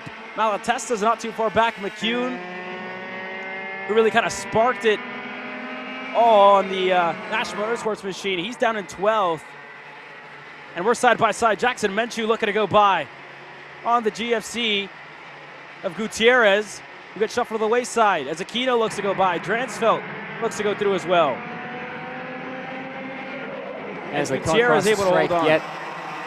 As they come across the stripe yet again there, Caleb, sorry for stepping over you there, but the best lap times are in the 103s for these fast drivers out in front. More battling happening behind, but no one's setting fast times right now. With the last lap for all these drivers being the 104s, the 105s, yes, that's going to be the tires falling off a little bit, but that's just showing how much the battling will affect you in this KA Senior Heat, as you see Steven Eisert up the inside of Matthew Cagle, wants to get back to the lead, 1 spot away now for Steven Eisert. Yeah, Steven Eisert now up into the 2nd spot, getting himself back into where he was at the start of this race. And again, you have to give a nod and a tip of the cap to Steven Eisert, right? After being pressured the way he was, after defending the way that he was, and after being passed by as many drivers as he was passed halfway through this race, Nate, a driver that, you know, could easily get in his head, could easily fall back to 10th, could easily get desperate, but keeping his head down, doing a good job of just staying there, bearing with everything that's going on around him, drivers flying by left and right, to get himself in 2nd and to get himself back into the conversation for a race win is a testament to the driver that Steven Eisert has become in what's about his 3rd or 4th year in the senior ranks. So this is so far a great showing for Eisert on what was a return to home back to Speed Sense last year. And what's a second return here, a 2nd year back with the group, looking for the lead of the race in the first hairpin. Eversman looking to cross him up, and we're side by side for the lead. Eisert not with a good enough run, and a very good way to stay calm, cool, and collected for Eversman to just stay in the lead of this race. Cagle's right there, and Eversman feeling the pressure, gonna go to the bottom. Here comes the rest of the party. Cagle looks to hold on for 3rd, Perez there in 4th. Holding on in Menshew as well, getting creative in 5th. Steven Eisert had a taste of the lead there, but ultimately had to relinquish it back to Archer Eversman, who's going to the white line. He's defending already. Like we saw at the start of this race, it kind of held up a little bit at the midpoint, but we're going right back at it. Perez trying to get by Kegel, unable to. Is now Eversman going really defensive into the final corner at the end of the back straightaway. That's packing all of these drivers back up. It's about 8 or 9 Kart pack as they head through Rocky Moran corner into the short chute into turn 4. Eversman continuing to look by as Perez going defensive here, Caleb. There you go, Menchu now back in a 5th. And this is going to be something to keep an eye on as this race continues. We're about a car length back for the race lead here. Steven Eisert, the driver at second to Kegel. Everybody else further back, Perez, Gutierrez, Menchu, Aquino, Dressfeld, Searock, Williams, all still very well in the conversation. You got to wait. One pass, one move is all they need. And they need it out of Steven Eisert here at some point. Working very well with Kegel. And if you're in the shoes of Matthew Kegel here as well, the back-to-back SKUSA Pro Kart Challenge junior champion, what do you do here, right? You wait for a little bit longer. Is Eisert not going to wait any longer? Through for the lead in turn number 1. And there goes Matthew Kegel looking to take it. We're racing in a Rocky Moran. Matthew Kegel to the point. Steven Eisert was sideways at the apex of turn 12 there, somehow able to keep that speed sense OTK under him. Still in second right now, but Matthew Kegel read him like a book at the exit of that corner, able to get away a little bit. Steven Eisert still going defensive into turn 5 to try and keep Archer Eversman and co behind him and allow Steven Eisert to be in the best spot he can to try and take this race win away. But you can already see a little bit of a gap forming, closed all up under braking. Matthew Kegel is going to have to play his cards perfectly here, Caleb, on this final lap. He hasn't really been in race-winning contention. We didn't talk about him a lot yesterday. He'll go in white line to the inside of turn 11. But how big this will be for his points tally going into the final later on today. White flag in the air for KA Senior. We have 10 drivers stacked up at the bottom, unfortunately, here for Matthew Kegel. That front bumper looks pushed in, and Eisert clear before turn 1. He did it last night in the final corner. He does it this morning on the outside of turn number 1. What a move out of Steven Eisert. The Super Heat, if this is any bit of preview to what we see later on today, you want to hope that it continues as Menchu looking to rip the high side now for second. Kegel there looking to hold on, and the rookie tested by 10 drivers who are seasoned in the senior class. Kegel loses 5, almost 6 spots in the process, slots back into the 6th spot. Perez now behind him to Shea Aldrich, and Eisert gonna take him all to the low side. There goes Eversman, deep on the brakes. Through on Menchu, as here comes Gutierrez looking to go right back. They're side by side for second. And Steven Eisert, what a move into turn 1. We talked about it, locking up the brakes, able to rip the high side. Does it again in turn number 1 on Matthew Kegel. And he should be good enough to win across the line. Steven Eisert, 2 for 2 around the outside, wins the Super Heat.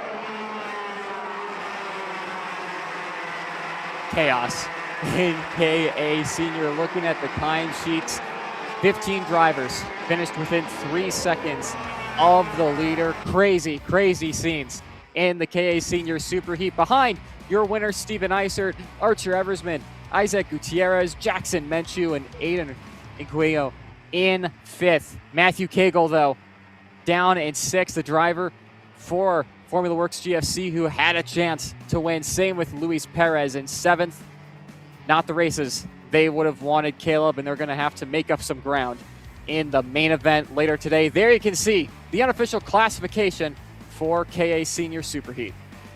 And look at the spread in between the top 5, all under a second.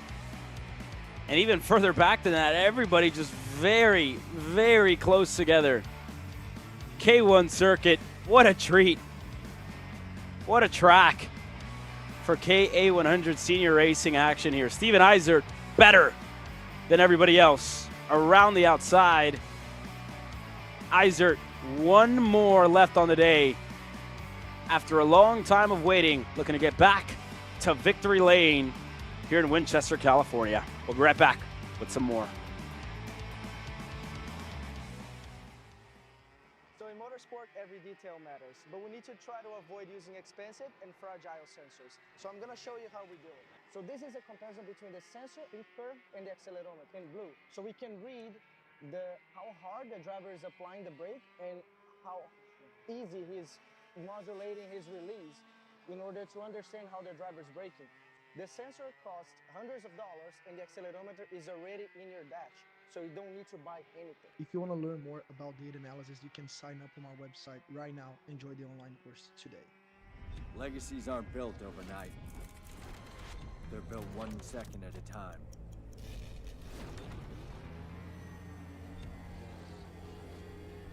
Never taking a lap off, and always pushing the limits. K1, helping you build your legacy from the beginning. Macron Motorsports builds champions every day. Drivers who won on the world stage. The Tilton T4 Series is pure spec racing. Same engine, same chassis. When you win, it's because you were the best that day. Your edge is not the kart. It's the setup, the strategy, and the race team. With our Arrive and Drive program, you simply bring your gear, we provide the equipment and the championship-winning support to every event. Stop wrenching, start racing. Your path to the T4 Nations Cup in Spain starts with us. For more information, contact us at macronmotorsports.net.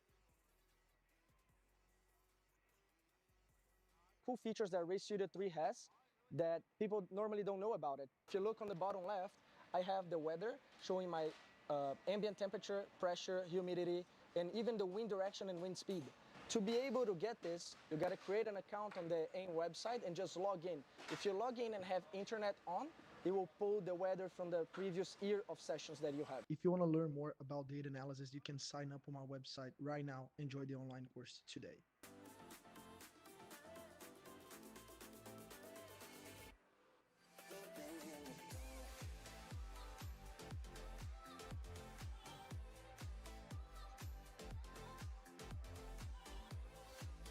Are you looking to take the next step in your racing journey? Well, look no further than PitFit. With 2 locations in Charlotte, North Carolina and Indianapolis, Indiana, PitFit trains drivers all the way from grassroots level karting to IndyCar and NASCAR, with top-of-the-line personalized coaching to improve physical and cognitive fitness. For more information on programs, check out PitFit on Instagram or Facebook today. So in motorsport, every detail matters, but we need to try to avoid using expensive and fragile sensors. So I'm gonna show you how we do it. So this is a comparison between the sensor in curve and the accelerometer in blue. So we can read how hard the driver is applying the brake and how easy he's modulating his release in order to understand how the driver's braking. The sensor costs hundreds of dollars and the accelerometer is already in your dash, so you don't need to buy anything. If you want to learn more about data analysis, you can sign up on our website right now. Enjoy the online course today. The K1 Circuit Semi-Pro League. This is a competitive race series with 2 classes. Junior Series for those who are under the age of 18, and the Senior Series for those who are 18 or older. If you think you have what it takes, come out and prove your skills on League Night. Both schedules are live on the K1 Circuit website. Your Kart Chaser live feed will resume shortly. Cool features that Race Studio 3 has that people normally don't know about it. The track map on the background. So if you just connect your computer to the internet, you can come up here and click on this Google Earth icon, and it will pull the background from the Google Earth into your GPS data. If you want to learn more about data analysis, you can sign up on our website right now. Enjoy the online course today. Are you stuck with your kart racing? Not sure the ideal kart setup? Or going to a track for the first time? Well, Kart Class has the answers for you. Our online portal has a wealth of experience and knowledge to help your kart racing. From kart setup advice to track guides that are targeted specifically to your circuit, or the driver coaching aspects with mindset, racecraft and driving techniques. If you want to take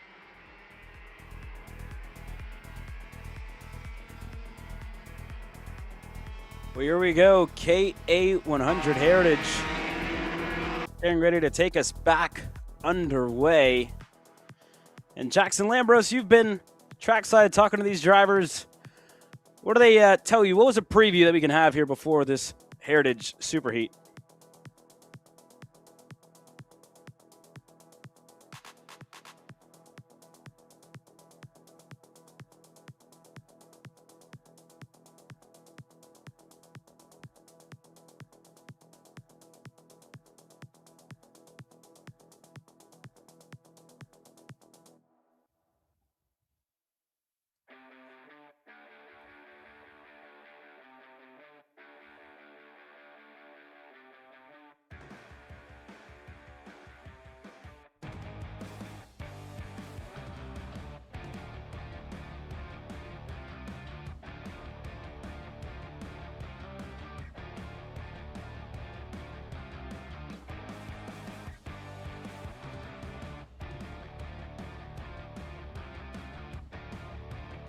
We'll wait to hear from Jackson. We'll come back to him halfway through this race.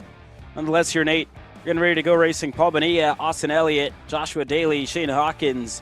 Your first two rows back to Brett Harrelson, Tony Gomez, Craig Vasquez, and Ed Quinn. Your 8 drivers in this field getting ready to take the green flag. Yesterday, Paul Bonilla did a great job, and rightfully so, getting ready to start on the pole here, Nate. Yeah, absolutely. They'll be heading into the tram lines here, Caleb. They showed some really fun racing yesterday, some great wheel-to-wheel action as they'll be heading into the tram lines, looking for the green flag, looking to do so again today. Green flag in the air, a KA 100 Heritage.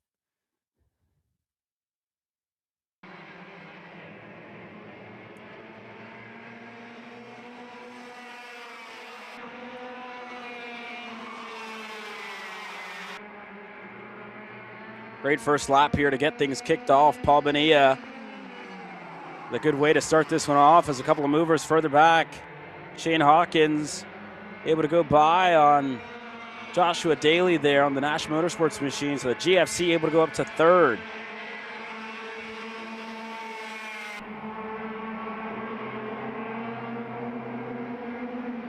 Already tapping the back of his helmet there, Caleb, to signal to Daly. Try and work their way forward, try and get themselves in contention for this race lead. We've seen it all throughout yesterday and all throughout today, really. It's been a theme that the front driver or the front two would be breaking away from the rest of the pack. This time, though, K100 Heritage drivers, top 4, staying well within striking range of one another as they make their way onto the front straight yet again. As you can see, Hawkins maybe looking for a move on Austin Elliott in front of them. Not close enough into turn 1. Maybe into turn 4. Here's the two Nash Motorsports drivers going at it, but Austin Elliott up the inside. New race leader taking it away from Paul Bonilla. Yeah, Austin Elliott able to go through for the lead there in the first hairpin on the racetrack to Paul Bonilla. Then back to Hawkins.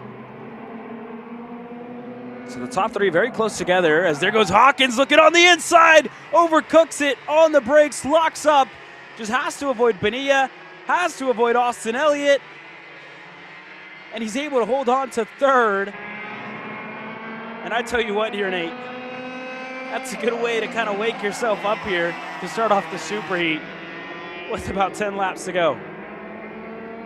Yeah, a massive save for him, probably in the middle of that, thinking it's already over at this early stage of the race, but being able to save it, being able to still be within range of the drivers in front of him if he can get a couple of good laps together and get within drafting distance. But already, as Austin Elliott resets fast time on lap 2 here, some big gaps out in front.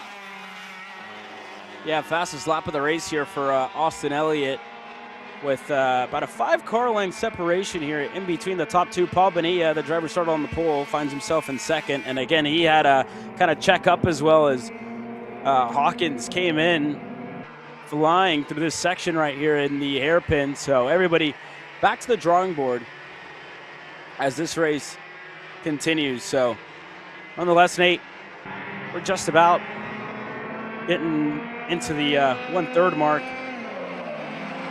of this Super Heat, and the gap's starting to close back down. You see Paul Bonilla visibly getting closer. Yeah, absolutely. This time across the stripe, about 3.5 tenths, as it was half a second last time by. So Paul Bonilla on that LN kart starting to inch his way closer to the back end of Austin Elliott out of Rocky Moran corner. And there you see confirmation. Paul Bonilla, fastest last time across the stripe, well within the drafting range of these K100 Heritage karts. And surely, Caleb, with a couple of good sequences of corners and not making too many mistakes within the next lap or so, we could see Paul Bonilla challenging for the race lead. Yeah, and we'll keep an eye on it here, down to a car length, just a little bit more than that. About 2 car lengths in between the top 2. Austin Elliott could very well fall under fire here in the next lap, and that front stretch going to help out Bonilla a good bit to close down his gap. You look at it here, closer and closer as they work through these straightaways. The draft going to have big effect here as we head into turn number 1. Bonilla not close enough just yet. They'll continue to go forward, but this will be the story of this race here with, again, just 2 drivers in the same bit of real estate, 2 drivers that are almost equally as fast as each other here, Nate. You'll see a lot of this. It's a 105.2 for Austin Elliott last time by, and a 105 flat for Paul Bonilla. And you got to think the difference here probably being the draft, being playing in favor here to Paul Bonilla. Yeah, absolutely. And Bonilla has an interesting choice to make at this stage of the race. It seems like he does have the pace to be able to get by Austin Elliott if he does choose, but he can do 2 things. One, he can get by and see if he can break away from Austin Elliott, or 2, he can stay back, kind of decode what Austin Elliott is doing, figure out where he's weak on track, and obviously use that for this race in the Super Heat and use that for the final later on today. So we'll have to wait and see what Paul Bonilla chooses.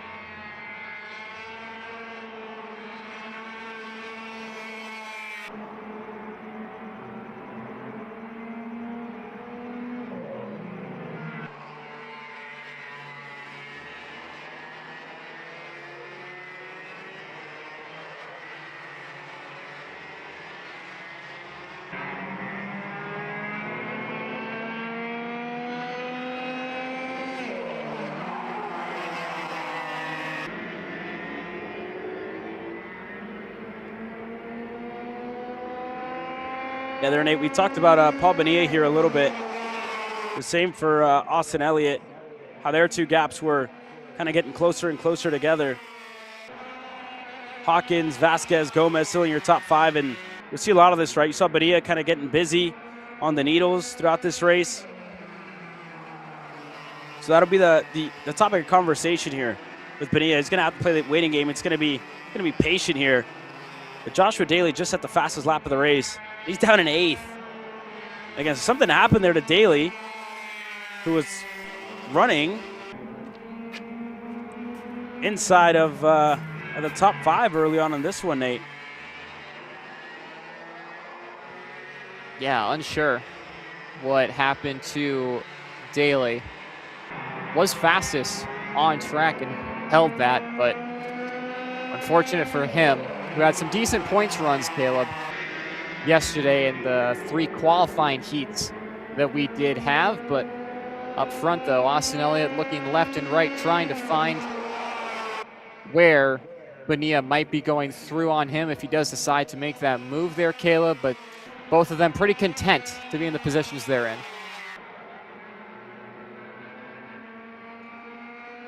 Yeah, indeed here.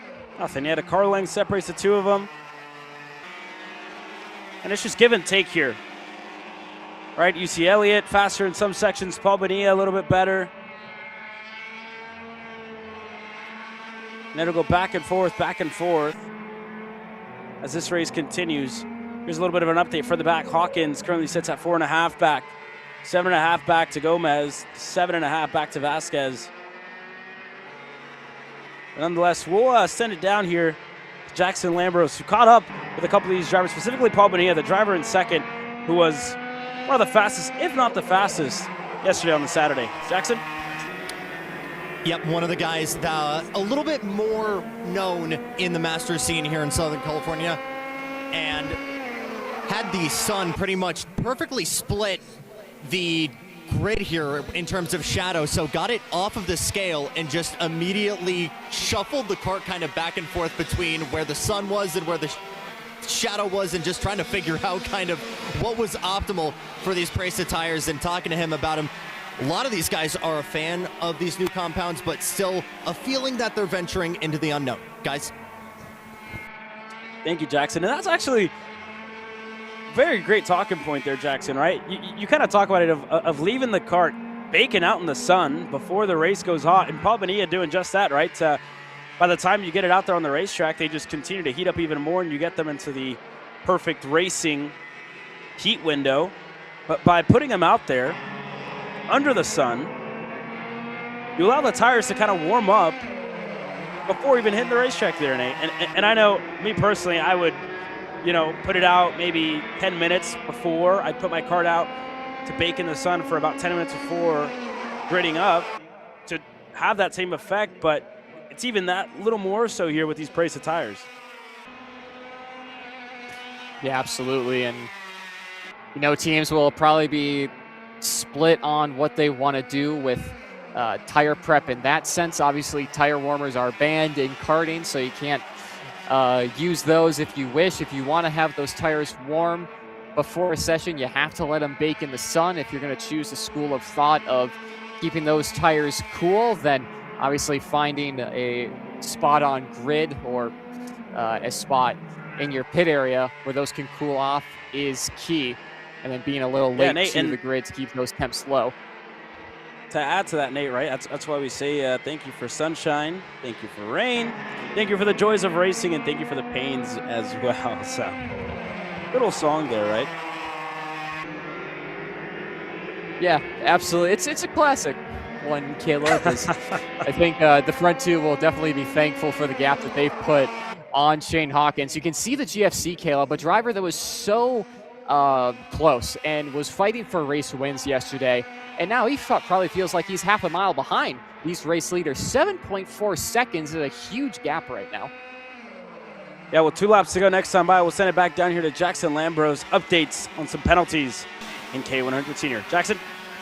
Scales were running out of space to write their updates on the pushback penalties. A handful, but the two big ones here, Gutierrez and Cagle, the two GFC pilots. Cagle over 17 positions gained after being sent back in heat number 1. And for two of the GFC guys, that's immediately who I'm looking to make forward momentum in the final. Guys? Yeah, thank you there, Jackson. A very good point right there. And kind of talked about that. I talked about that as well. Whenever we saw Cagle just in the lead of the race, you saw his front bumper just kind of very loose as they were heading through this section right here on the front stretch, where, again, a pushback penalty was probably imminent to Matthew Cagle. So a lot of work to do for him in the main event. But look, that rookie was impressive. And when you look at how the racing's been so far throughout the weekend, Nate, you got to expect them to be up there and be within the fight whenever we get in the main event time. Yeah, absolutely. Of course, with the little moment Hawkins had earlier on in this race that may have caused him to be so far back with the sliding into this corner here of turn 8, losing it. Who knows? With these softer compound tires, maybe it just overheated the tire compound and the surface of that tire too much. He was having to struggle, maybe had to back off a little bit. Doesn't have to worry about tire preservation because obviously new rubber for these drivers going into the main event. But as we say that, white flag in the air this time by Caleb Austinelli. Going to go a little bit defensive or think about it out of the final corner. Realizes he has enough of a gap to Paul Bonilla down that long back straightaway into turns 1, 2, Rocky Moran corner. No moves being made because Paul Bonilla has lost a little bit of time, Caleb, and has to be perfect throughout the rest of the lap if he wants a chance to battle for this race lead. Yeah, and I tell you what, Steven Eisert was able to get one for Speed Sense. Austin Elliott wants to get another one for the camp. Based in the state of California, Paul Bonilla looking to deny him on his LN kart. And we wait, final time around, a couple of corners to go here, Nate, as Bonilla looking to challenge into the final hairpin. Not quite there. And Elliott, look over the shoulder, head on a swivel. Still with a good gap, keeping it consistent. Not really forced to defend just yet. As we work our way into the final corner, it was Steven Eisert in senior, and it's Austin Elliott in heritage. Or is it? As across the line, Bonilla challenges, and it is. Austin Elliott takes the win. The K100 heritage over Paul Bonilla. And 10 seconds back, Hawkins looking across the line. And he doesn't. It's Jonathan Daly. Joshua Daly across the line in third to Hawkins to Harrelson. That battle for third on back exploded on the final lap. Daly rounds up your top three. Yeah, absolutely. It'd be interesting to see what happened to Shane Hawkins, and if that GFC team will be able to rectify those issues going into the main event later on today. But that'll do it for KA100 Heritage. There's your unofficial classification for your 8 drivers that participated. They have one more race to go for the main event later on today. But for the final super heat of the day, Caleb, X30 Pro out up next. So this is just a report here coming in. Jackson Lambros going to have some information with us here momentarily. Jackson, we'll send it down to you. I know there's been some information coming in about the Heritage class on what could be potentially an incoming penalty here for Austin Elliott. Everything provisional as we speak, but very much looking like a penalty could be coming the way of Austin Elliott. I think he ran it just a little bit too wide into turn number 1, got 4 tires up over the curbing, so that could be a 5-second penalty coming his way. If that stands, Caleb, it'll be Paul Bonilla, your winner and on pole for the main event. Oh, wow. Well, thank you very much there, Jackson. And an update there. And unfortunate, nonetheless, for Paul Bonilla to close that one out. Coming up next, though, the main event of the evening. The Pro X30s, Jake Drew, Karamaselli, Keegan Kaminsky, getting ready to lead this year with the green. And behind them, Eric Doan, who was a driver who got heat race victory yesterday, who almost had the Heat 3 win last night after getting demoted back a couple of spots after Jake Drew had a monster send on the barrel art driver through Rocky Moran corner. Posted that clip onto our social medias, and in the comments, Eric Doan said, "How am I even supposed to defend that?" Having a little bit of fun with that move, and I think he'll learn a little bit from Jake Drew, who, like we said yesterday, just has so much experience, on this GFC chassis, at K1 circuit, and in 125 Pro racing in general. So not to take away from Eric Doan's performance, it was still an exceptional run by the youngster. Yeah, exceptional run nonetheless for Eric Doan. And again, yeah, saw that in the comment section this morning as they were going back and forth. Jake Drew, the shoe, feeling good, a lot better than what it was yesterday, Nate. But one lap to warm up their tires underway here in the Super Heat for X30 Pro. And going back to what Jackson said, the tire burping where the tires will come off the rim just for a split second. Of course, that's going to probably affect these guys a lot more with a bit heavier of go-karts, a lot more lateral load being put into those tires with the higher speeds. It'll be interesting to hear from Jackson potentially at the end of this race if any of those drivers were struggling with that or if they've got a hold on that issue. But they'll slow it down and get formed up here in the next couple of moments, Caleb, as they exit the S's in the middle of this track. 2 GFCs should be leading us to the green. You can see there Jake Drew getting those tires into a optimal window at the start of this one.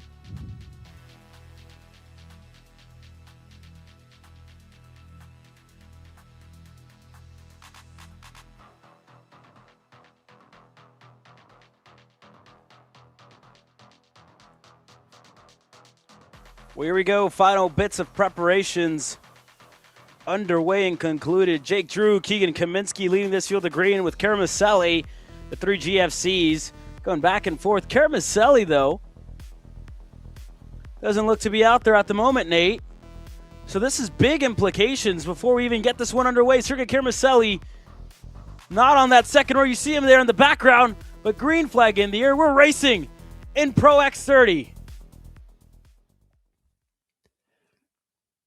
Good jump for Jake Drew and Keegan Kaminsky, and you can see just there in the background, Sergei Karamaselli way back and has his work cut out for him to bring himself into contention. Keegan Kaminsky doing a little bit of a half look on his teammate Jake Drew there going into turn 4, but he'll stay behind Eric Doan as well, right there and ready to pounce if either of these two Formula Works GFC drivers make a mistake in the early phase of this race. Out of the S's and into turn 8 for the first time in anger. Eric Doan looking for a move up the inside and into second. So now he split up the GFCs, and that is huge, Caleb, because we know from watching from the national scene and from this weekend, those GFC drivers under strict orders to work with each other and get that brand as high as possible in the standings, as high as possible on track. And Eric Doan taking full advantage of that.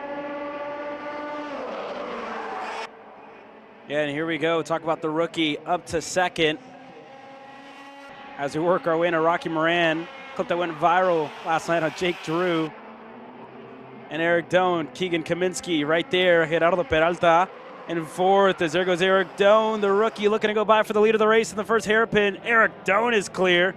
And to the point, and just like that, Jake Drew looking to go right back. We're side by side already for the lead. Kaminsky goes through for a second. And the Formula Works working flawlessly together. Yeah, doing exactly what they have to. And Keegan Kaminsky now to the inside gets that job done. New leader with Keegan Kaminsky. Jake Drew having to go a little bit defensive from Peralta on board that CS55 machine that is in fourth as things stand. A little bit of a breakaway though, Caleb, between Kaminsky and Eric Doan.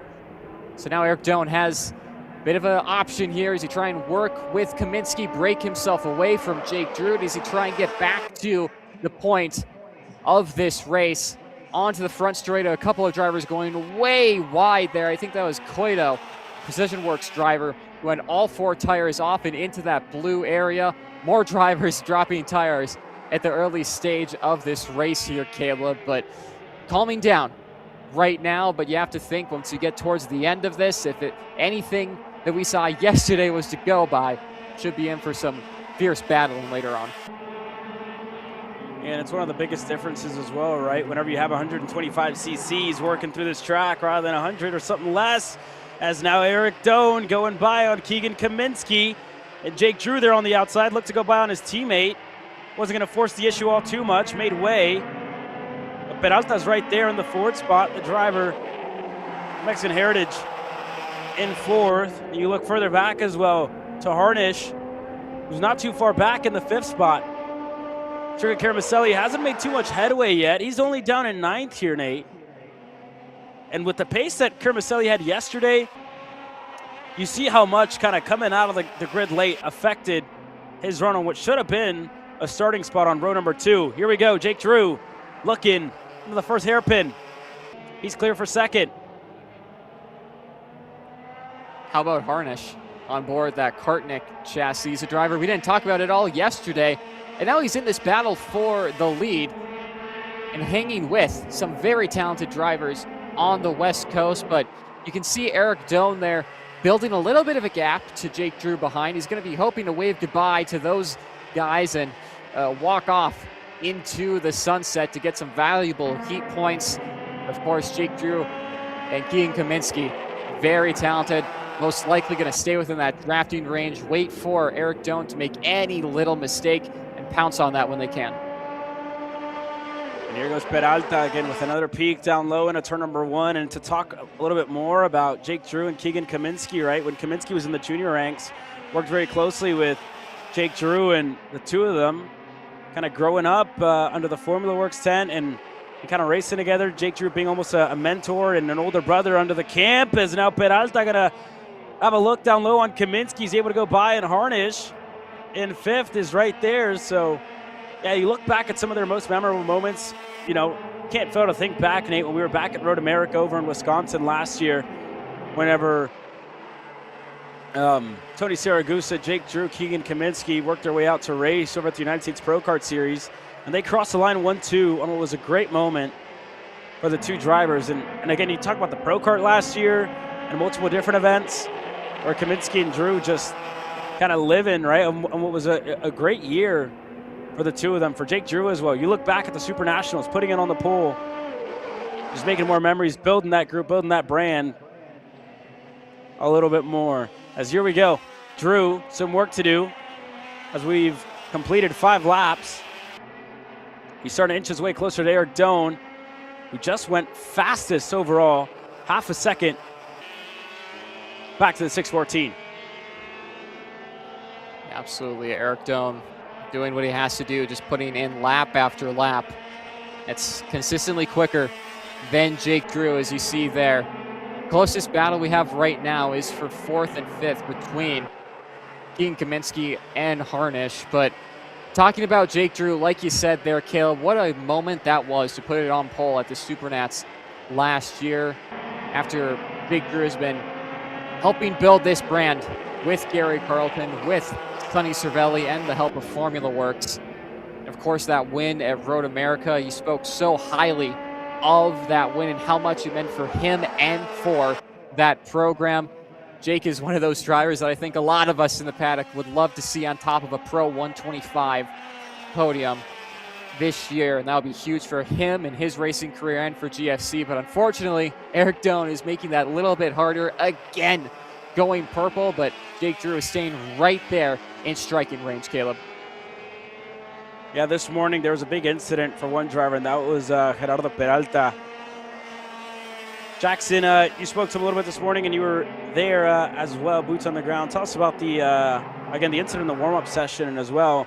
Because Gerardo seems to be fine, right? Racing and doing a good job of it, nonetheless, up to 3rd. Yeah, Caleb, and that did not seem like it was going to be a possibility after a scary hit at the right-handed hairpin at the top of the hill during warm-up. Was actually able to bring the kart back into the pit lane and continue driving. He came back to the pits, to the scale line, I should say, and was concerned, was worried he might have sprained or fractured something in his right wrist. Got checked out by EMS, had it wrapped up, and is clearly fine because he's looking to work his way, maybe not up to 2nd, but he's certainly looking for a row 2 start here for the main event. Yeah, thank you very much there, Jackson. And it's kind of a testament, right, to the driver that Gerardo Peralta is. After the incident in the morning warm-ups, kind of showing that he's going to go out there and drive, put some tape on the thing, and send it. There's nothing else to it. As, again, the pace has been there. Yesterday, a slight mistake for him, kind of put him on the back foot, but nonetheless, this has been really a notable weekend for Gerardo Peralta, a driver who we haven't seen all too much on the national scene. I think last I could remember was potentially 2024, Nate, with the Rawson Performance Group, where he had a big incident in turn number 1 as well. But to be back and to kind of step on the weight side, I believe, went over to the World Championships as well almost 2 years ago. And now finds himself here running in the top 3 at Champions of the Future. Yeah, huge for him, and to get back in the saddle, especially after what was described to us as a bit of a vicious wreck in a warm-up.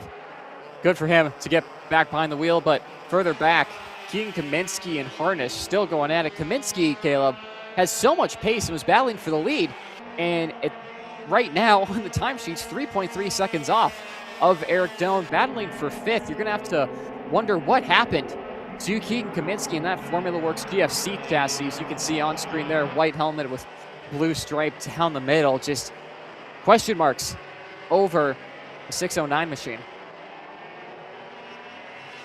And you got to think one of the biggest questions that kind of asking myself right now is, the tire situation for Keegan Kaminsky, right? What's kind of going on under the seat for that driver?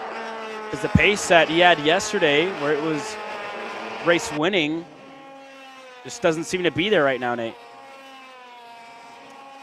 Yeah, it'll be interesting to see if Jackson Lambros can talk with him and then give us a report after this race or give us some insight on what happened there. But again, you can see Eric Doe and West Coast Motorsports Barrel Art driver resetting fast time, a gap that Jake Drew was holding steadfast at about half a second or so, now up to 1.3 seconds, Caleb. Doan is seriously impressive this weekend and continues to put time on his GFC rival behind. And to talk a little bit more about that rookie, right? You look at the Super Nationals, I believe, missed the main event in one of the two classes that he was in. I believe it was an X30 Junior, and making the move up to senior this weekend. And as well, we saw him, I believe it was back in Houston. It was not too long ago. It's been a good drive, and it shows you, right? Kind of bouncing back, staying cool, and having a flawless weekend up to this point. This is definitely a weekend that Eric Doan is going to remember for a long time. And putting a gap like he is on Jake Drew is doesn't come easy, must be said here, Nate. Yeah, absolutely. And of course, maybe not the field size we saw at the Super Nationals where Jake Drew set pole, but still very competitive drivers in this Ken Kart field. Again, Jake Drew out-qualified some of the best single-speed drivers in the world, and now rookie Eric Doan on both of their home tracks, really, a track that they know very, very well, continuing to put time on them. It just cannot be said how impressive Eric Doan has been as a rookie. Obviously, he's going to have success here at Champions of the Future America Series throughout 2026. That's what he does on other national campaigns, but sticking to what we see on track here. 2 laps to go, this time by 1.6 seconds. Now the gap between Eric Doan and Jake Drew, one of the few times that Doan does not reset fast time. Kaminsky still going at it with Harnish for that 4th spot as Harnish, the Kartnik driver, up in to 4th position over Keegan Kaminsky. And again, just getting worse for Keegan in that 5th spot now. Not an ideal super heat for him, but of course, a long main event later on today to try and redeem his weekend.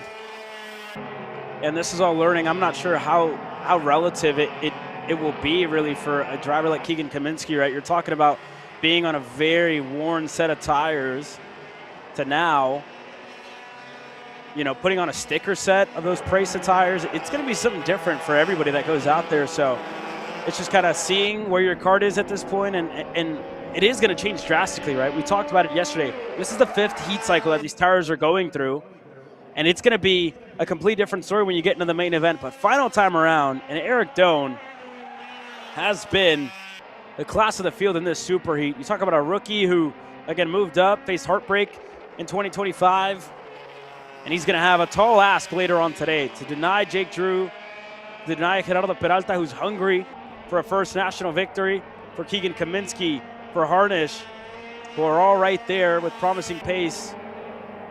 But this driver promising result, promising opening weekend to his Pro X30 run here at Champions of the Future. Round number 1, the first time that these drivers have been in a super heat situation, is coming across to look to capitalize in a super heat where he has been the class of the field. 1.8 clear of Jake Drew.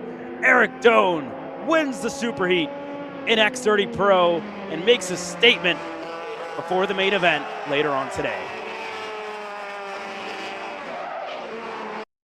Exactly that, Caleb, a statement victory. 1.9 seconds to the good of Jake Drew.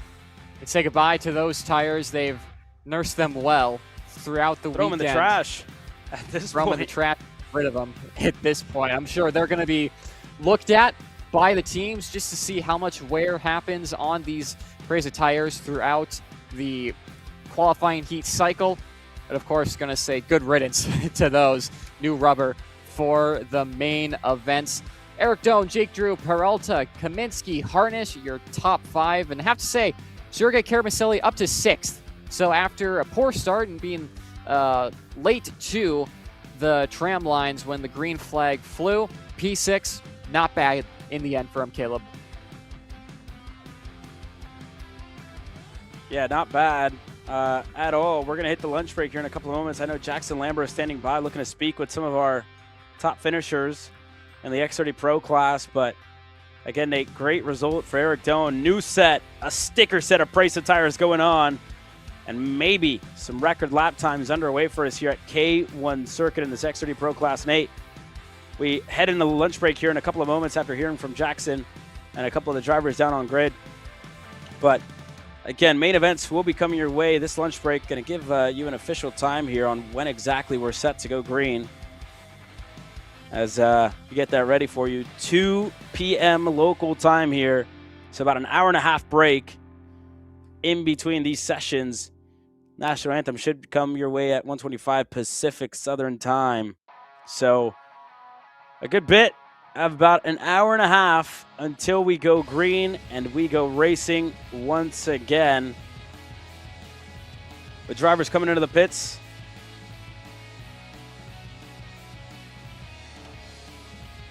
And again, as we wait for drivers to get scaled up here, Nate, thoughts before we head into main events? Yeah, I mean, I think everyone saw the racing yesterday, saw the chaos that ensued. It was a little bit more calm throughout today, with the exception, of course, of KA 100 Senior. As you can see there, Jackson Lambros is standing by with P2 finisher Jake Drew. We'll send it on down to Jackson Lambros. A phenomenal move yesterday for Jake Drew to take the win at the end of the night. He'll start on the outside of row number 1. Jake, what felt missing there to be unable to catch Eric? Just a little bit of speed. Need to get a little more before the final. I don't know. I guess we'll go out there and fight for it and have some fun, hopefully. We talked a little bit Friday talking about these brand new price of tires kind of being a moving target in terms of finding temps to match the conditions. How spot on has that prediction been? How much have you been struggling to find that sweet spot here? I don't feel like I've necessarily found a sweet spot, but I feel like I just keep narrowing the window every session. So I'll use my best judgment for the final and see what I make of it. Thanks, Jake. Thank you. Caleb. Yeah, interesting. And again, Jake Drew being a very lively driver just doesn't really sound that way here, Nate. And again, whenever, to clarify, right, when you talk about narrowing the window, talk about the tuning window, and every time you kind of, they feel like, from what it sounds like, they're ending up going in the wrong direction is kind of what I got out of that here, Nate. Yeah, absolutely. And just by the body language and how Jake was talking to us, like you said, it's an upbeat character. Just he's obviously upset with how that race went, of seeing Eric Doan drive into the distance. It's unfortunate for him, but fortunately for him, he's got a very smart crew of mechanics and team members at Formula Works GFC that he'll go back to, decode the data, and figure out how to get that 614 GFC to the front of the field. Well, here we go. Let's talk to rookie Eric Doan. And again, he was quite, he wasn't too upset, was he, Jackson, last night? Said, how am I even supposed to defend that? But Eric Doan, commanding way to win the Super Heat. Jackson? He was joking about it, but he is indeed able to come out on top Sunday morning to get pole here for the main event. What felt like was the missing ingredient there to be able to peel away from Jake? Honestly, I think I just drove better. Like, we did some data over the night. We felt like we were missing a little bit in that final heat in the dark. I think the Barella definitely works better in a little bit of heat. And, yeah, we nailed the tire pressures, didn't really change the go-kart too much, and I fixed my driving, and we were able to pull it off. Good kart, good data, clearly good driver. How confidence-inspiring is it when those stars align right before the main event? It definitely is a big momentum shift after Jake's move in turn 3 yesterday. That definitely caught me off guard. So to be able to show that I can still, come out here after that and do what I just did is super big. Great stuff, Eric. Thanks. Thank you. Guys? Yeah, thank you very much there, Jackson. To hear from Eric Doan on what was a successful way to head into the main events, momentum shift. You heard it from him. Great stuff from Jackson Lambros as well. And great stuff from our camera crew. We're going to wait to get them all fed and ready to go for main event.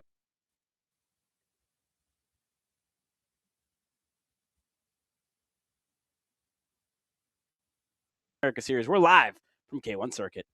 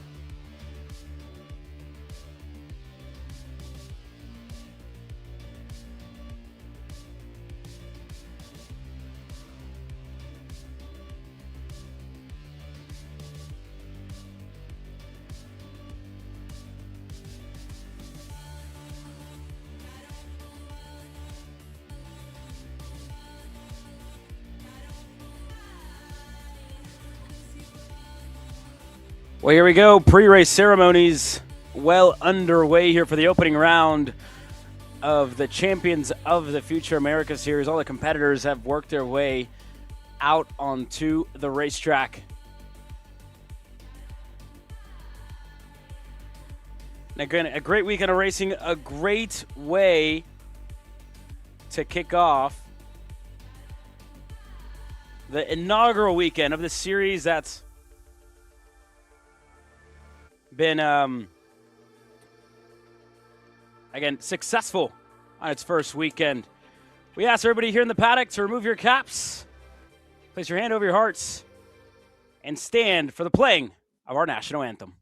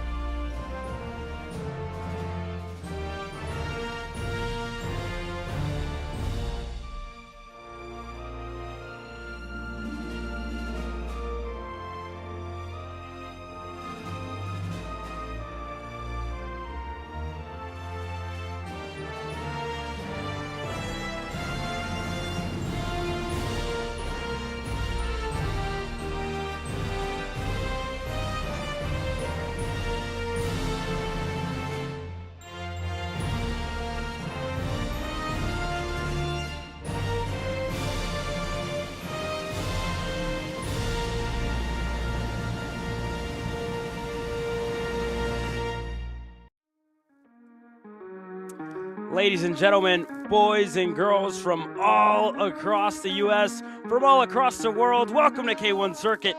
It's time to go racing for the first ever Champions of the Future event, the America Series at K1 Circuit. My name is Caleb Yeska. Nate Dean will be joining me in the booth all weekend long. Jackson Lambros, our eyes and ears.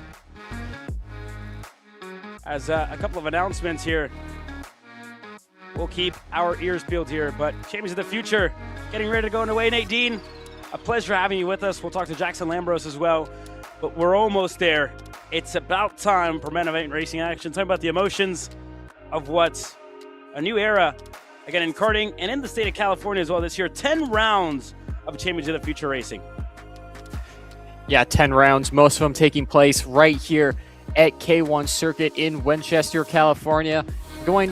Had to have a quick stop at another facility as well. But talking about the Champions of the Future America Series, the CODIF name coming to America is so huge, so impressive to see in American karting. There you can see the staff and drivers all lining up for a group photo. But we talked about it at the start of the broadcast yesterday, Caleb. Some major names in karting have come up through the ranks in the Euro Series. Arvin Lindblad was inaugural champion in the junior categories. He's racing in Formula One now. And then other karters that we've seen race here in the States and have success. Joe Turney, a two-time champion of the Champions of the Future Euro Series. Noah Baglin, another world champion.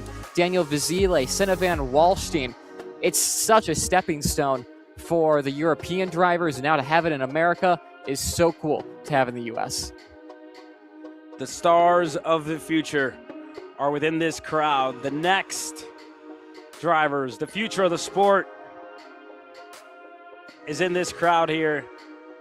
And again, on what's been a historic way to start off something new, something different. And oh, have they delivered to this point in the weekend. Main event time, getting ready to kick off, just moments away here. But Nate, it's about time to get ready for it all. The first ever race winners in the series history get ready to be crowned in a couple of minutes. Drivers will head back for the drivers in mini. Time to get in the zone. Time to fight for the first ever Champions of the Future main event win here for round number one. A lot of teams, especially on the West Coast, coming out to support this series. GFC and Formula Works being one of them. We saw the HRT guys all huddled there talking, the Precision Works crew as well, and so many more. And hopefully we'll see even more major national teams that we see from coast to coast in the United States join the grid here for the inaugural season of the Champions of the Future.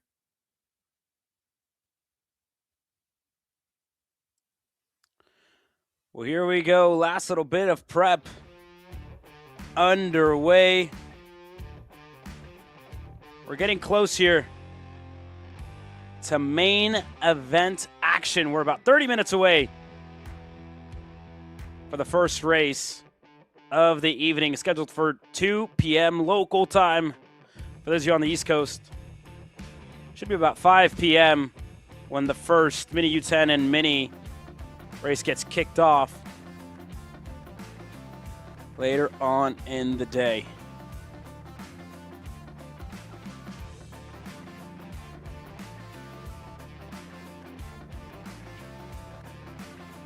We'll take a quick commercial break. When we return, it's time to go racing. The first ever Champions of the Future America Series is live on Kart Chaser. Are you stuck with your kart racing? Not sure the ideal kart setup? Or going to a track for the first time? Well, Kart Class has the answers for you. Our online portal has a wealth of experience and knowledge to help your kart racing. From kart setup advice to track guides that are targeted specifically to your circuit, or the driver coaching aspect with mindset, racecraft and driving techniques. If you want to take your karting to the next level, visit us at kartclass.com.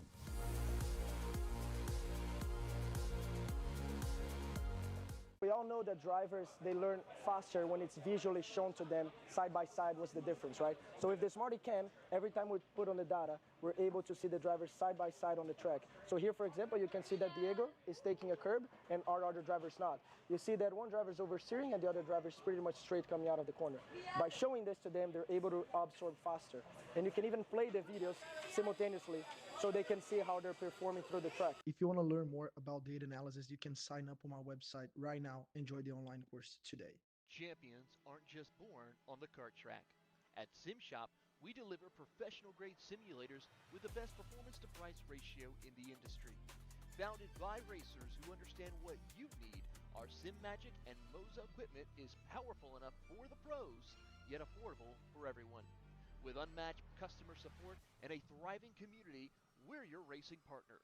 Visit simshop.com today.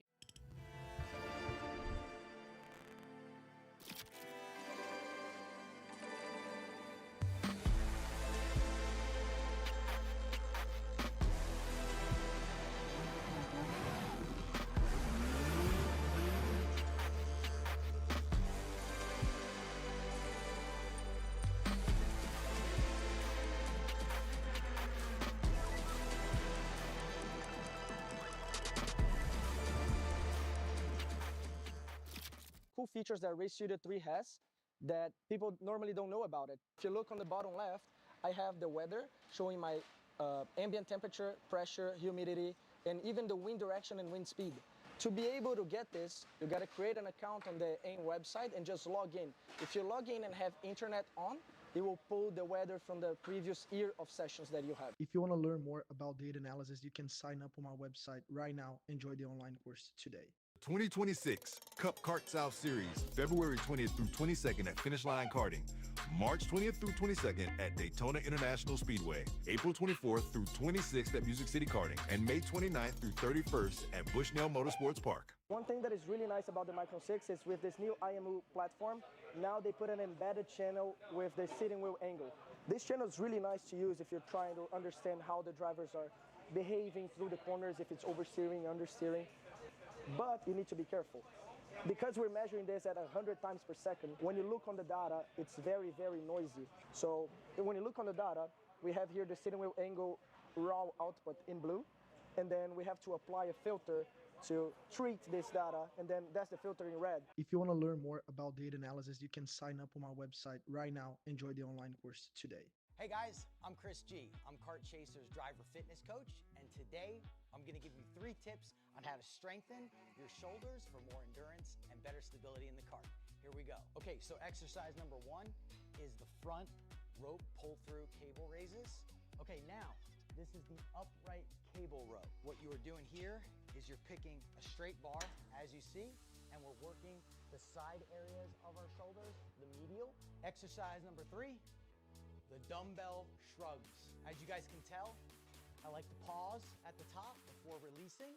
It's great for your strength, for that wheel stability. It's great for those shoulders and that upper back area. Chris G coaching, race-ready training that carries into real life. That's what we do here. See you on the next one.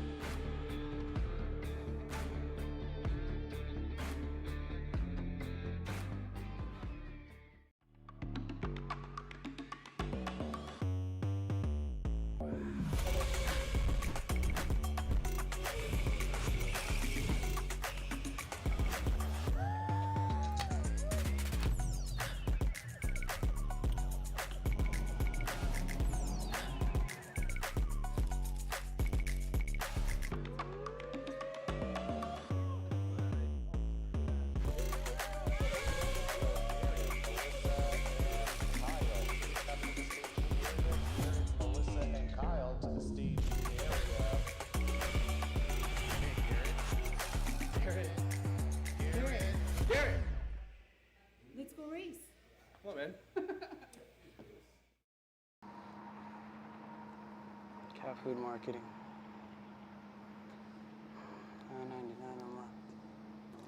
Dude, Caleb, wake up. Dude, we're live in 5 minutes. Let's go. Come on. What are you doing? Dude, I'm so sorry.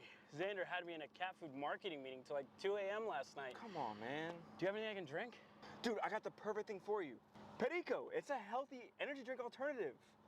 Perico, non-GMO, gluten-free, kosher, magnesium, B12, B6, Yeah, it's good. B5, biotin, and 0 sugar? Pericazo!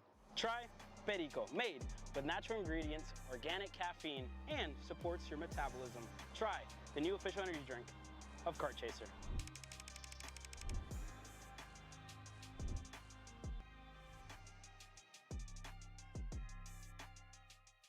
Paulie Massimino wins the Wisconsin Grand Prix!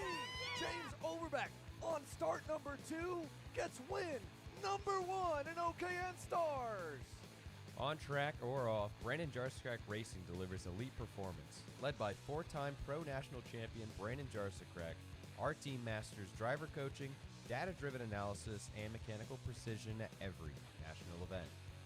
Contact us today at BrandonJarskrekRacing.com.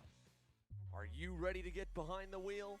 From Formula One to NASCAR and IndyCar, all the pros start here.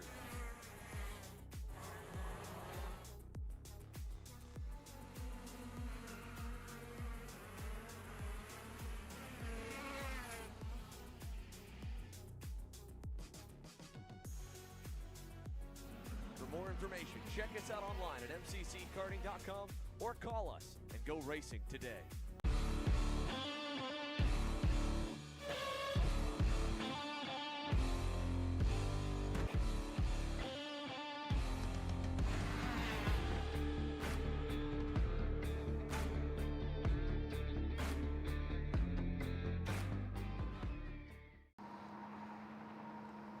Cat food marketing. $9.99 a month.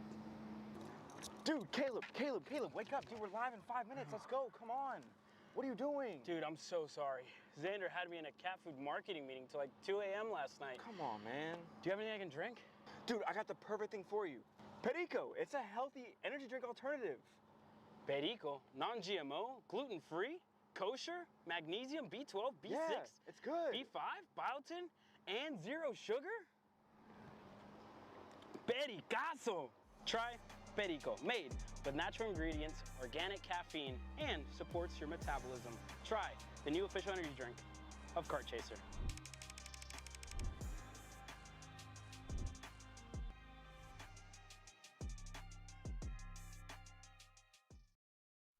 This is Henry. Henry feels sad. Henry feels sad because it's time for his next big race and his go-kart is in bits. Henry doesn't know that Acceleration Kart Racing is the United States' #1 shop for all of your karting equipment needs. Henry also doesn't know that Acceleration Kart Racing can deliver anything from tires to race suits and even wheels directly to your front door or to the racetrack itself quickly and efficiently, with tech support available 6 days a week. Poor Henry doesn't even know that Acceleration Kart Racing offers free shipping to mainland USA on selected product if you spend $200 or more. Do yourself a favor. Go to accelerationkarting.com and make sure that you are never left stuck on the pre-grid with Henry. Be smart and don't be like Henry.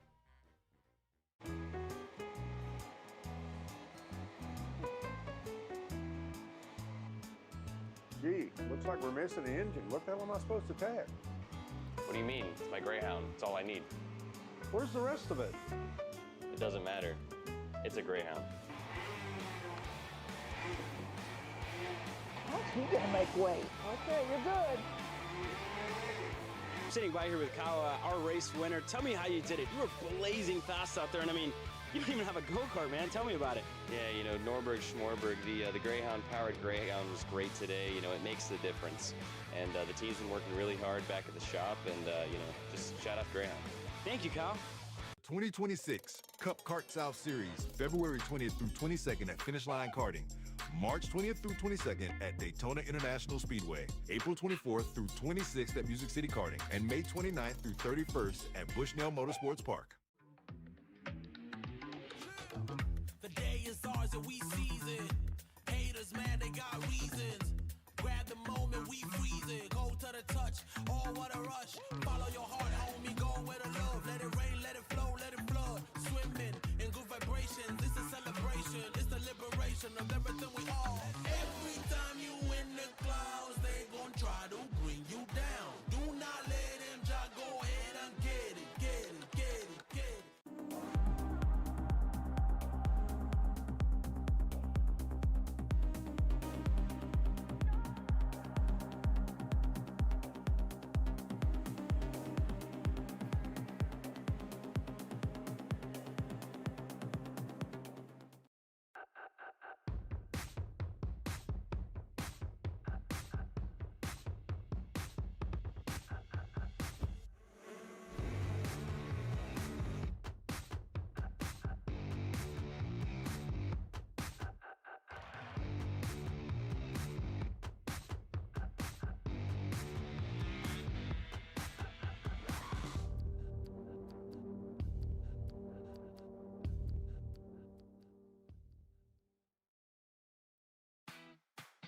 Empire Karts, your trusted trackside kart specialist, proudly supporting champions of the Future America Series, West Coast karting teams, and racers.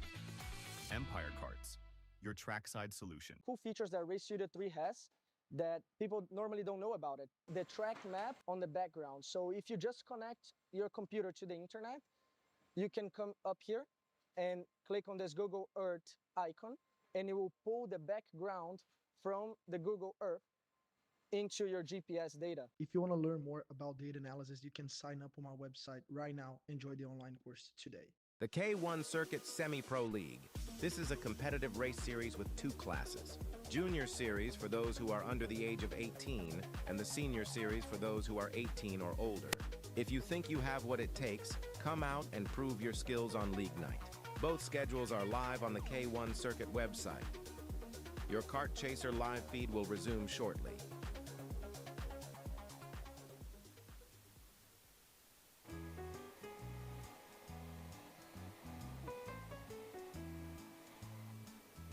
Gee, looks like we're missing the engine. What the hell am I supposed to tag? What do you mean? It's my Greyhound. It's all I need. Where's the rest of it? It doesn't matter. It's a Greyhound. You gotta make way. Okay, you're good. Sitting by here with Kyle, our race winner. Tell me how you did it. You were blazing fast out there, and I mean, you don't even have a go-kart, man. Tell me about it. Yeah, you know, Norberg, Schmorberg, the Greyhound-powered Greyhound was great today. You know, it makes the difference. And the team's been working really hard back at the shop, and just shout out Greyhound. Thank you, Kyle.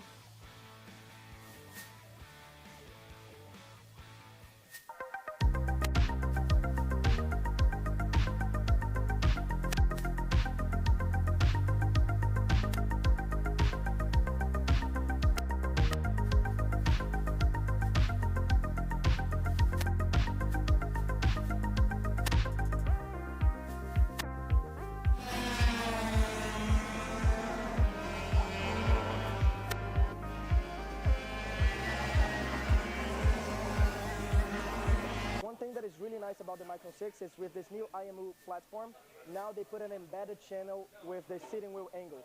This channel is really nice to use if you're trying to understand how the drivers are behaving through the corners, if it's oversteering, understeering. But you need to be careful. Because we're measuring this at 100 times per second, when you look on the data, it's very, very noisy. So when you look on the data, we have here the steering wheel angle raw output in blue, and then we have to apply a filter to treat this data, and then that's the filter in red. If you want to learn more about data analysis, you can sign up on our website right now. Enjoy the online course today. You know, I'm really starting to like this go-karting thing. Yeah, me too.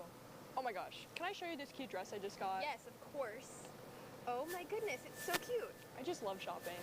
I love shopping too. Oh my god. Wait, you guys say you like shopping? Of course. Well, dude, I have the perfect place to do that at. ShopTakeAir.com. At ShopTakeAir.com, you can get free shipping on orders $200 or more. You can get anything you want. MXC rims, gloves, rib vests, shoes, anything that you need. All at ShopTakeAir.com.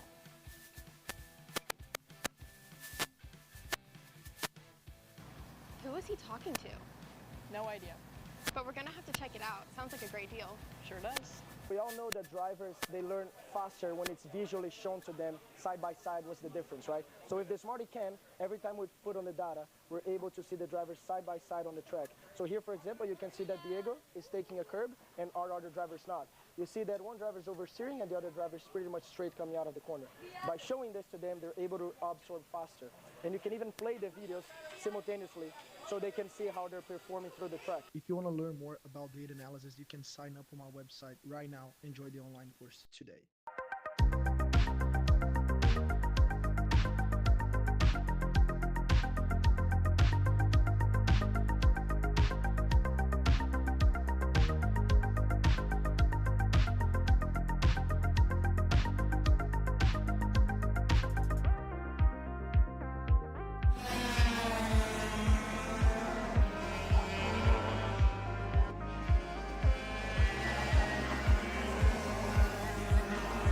K1 Circuit, the world's greatest outdoor karting facility, is now open.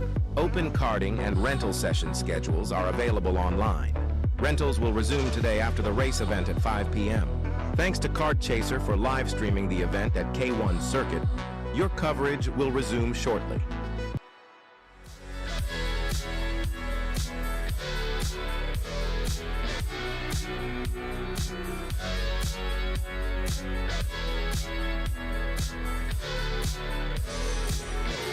So in motorsport, every detail matters, but we need to try to avoid using expensive and fragile sensors. So I'm gonna show you how we do it. So this is a comparison between the sensor, pink curve, and the accelerometer in blue. So we can read how hard the driver is applying the brake and how easy he's modulating his release in order to understand how the driver's braking.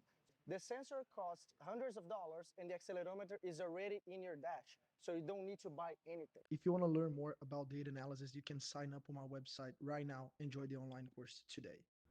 Legacies aren't built overnight. They're built 1 second at a time.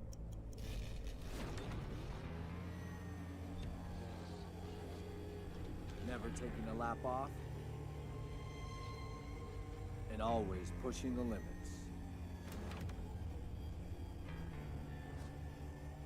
K1, helping you build your legacy from the beginning.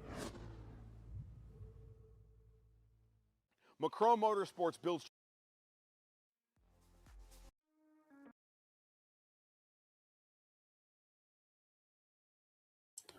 Welcome back to a gorgeous K1 circuit, 10 minutes away from going green at the first ever event, the Champions of the Future Americas Series. Myself, Caleb Vieska, Nate Dean alongside me. in the booth this weekend. Jackson Lambro is going to be down trackside, bringing us all the action, all the coverage, and all the updates from drivers as we're going to roll out onto the grid. And we're used to seeing this a lot over in Europe. Going to grid them up over on the front stretch and get them ready to roll out. Nate, first of all, we've kind of talked about it, right, as this weekend has been great, right? Just watching back the clips on social media has been something to keep an eye on as well. But man, this weekend has delivered for sure. And you talk about K1 Circuit, right? The different layouts that they're going to do. We're going over to Spring Mountain over in Las Vegas, Nevada as well this year. But this track has given us some great racing action. We've seen it we saw it last year throughout multiple of the pro events here, the regional events, and now with the first national event they had on the year. The KA senior class has been one to watch. The minis are going to be a spectacle as well as they get ready to kick off the action. Yeah, absolutely, Caleb. The minis have put on a show for sure throughout this weekend. And I mean, it's been top 4, top 5 breakaways throughout the entirety of it. Looking forward to seeing what happens in the main event here. Yeah, drivers going to get gridded up here, and I know Jackson Lambro is going to talk to some of our young superstars, and rightfully so, right? The champions of the future. Here, they're going to get gridded up here, so wait momentarily. We'll give Jackson a second to set up. Jackson, whenever you're ready, take it away.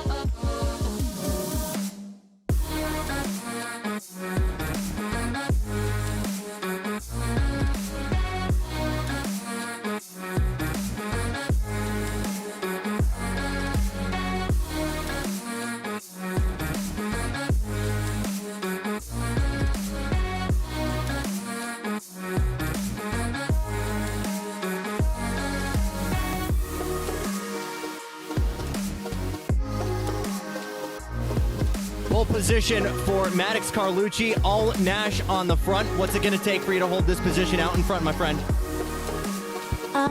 Just to race hard and to work with my teammate. You haven't raced a lot here. What do you like about this track? A lot of running for you up in the Pacific Northwest. What do you like about racing here in California? It's warm and I get to race with my buddies. Right on. Best of luck to you, Maddox. Guys? Yeah, very well said. Thank you very much there, Jackson. Great to hear from Maddox Carlucci as we get things ready to go underway here. And we'll look back in with our drivers. Let's run you down our starting lineup here as well before we get things kicked off and underway.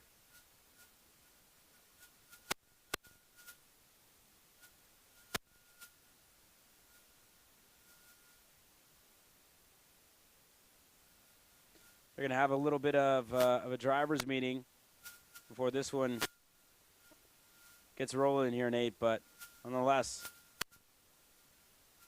we're moments away.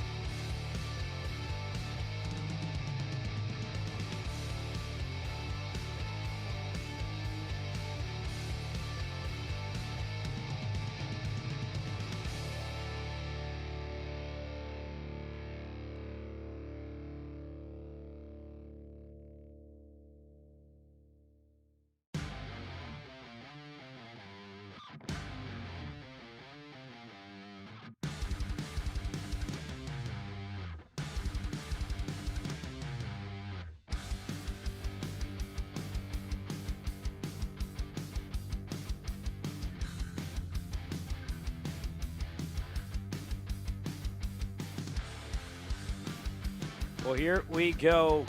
It's about time to go racing here. And before we head into it, here are the points coming into this main event here. Forrest Blair in the 210 currently leads the standings with 132 to the 130 of Benjamin Tabby. We'll head back down to Jackson Lambros, standing by. More of our drivers. Jackson? Let's talk to your championship points leader, Forrest Blair. You're leading in the standings right now. You're second on track. What's it going to take to beat that 205? Maybe just some help and just me trying my best. You got a couple GFCs around you. Best of luck. Let's do it, guys. First one of 2025 of Champions of the Future Americas. Big moment here for karting in America. Well, Jackson, correct statement, only that it's 2026. This year, we're getting ready to go racing. And again, Forrest Blair, currently the fastest. Benjamin Tabby, currently leading the points with Benjamin Tabby. They're sharing row number 1, who comes into the weekend second in the points with 130. Maddox Carlucci, another one of the National Motorsports machine. You heard there from Benjamin Tabby. Needed a little bit of help. Maddox Carlucci said the same thing as well. So the two teammates looking to work together. They're currently second and third in the championship standings. We look at our grid marshal, Angela, getting ready to get us fired off and underway. Green flag flies. The outlap is underway here. Outlap underway for the first time for the finals here for Champions of the Future America. Here is the grid, like Caleb was talking about.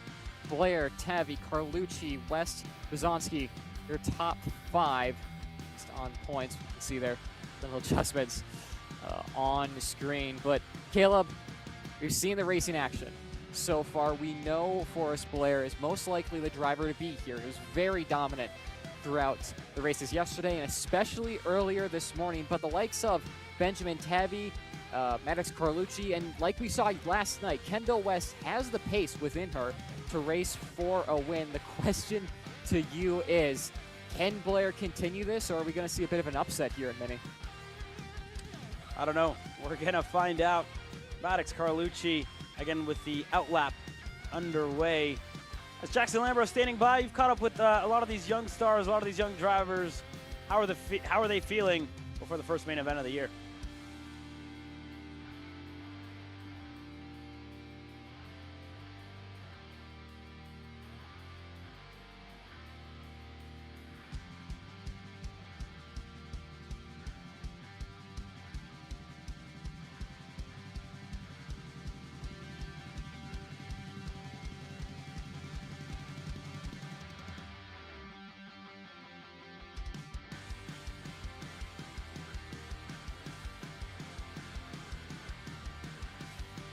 Completely new to karting, only have been doing this for about 18 months now, so absolutely someone to look out for from pole. Maddox Carlucci has a phenomenal pair of teammates with National Motorsports, so you've got a young up-and-comer. These are all young up-and-comers, but a family like the Blairs that have grown up around karting, and an individual like Maddox Carlucci, polar opposites on track. The one similarity, they're fast.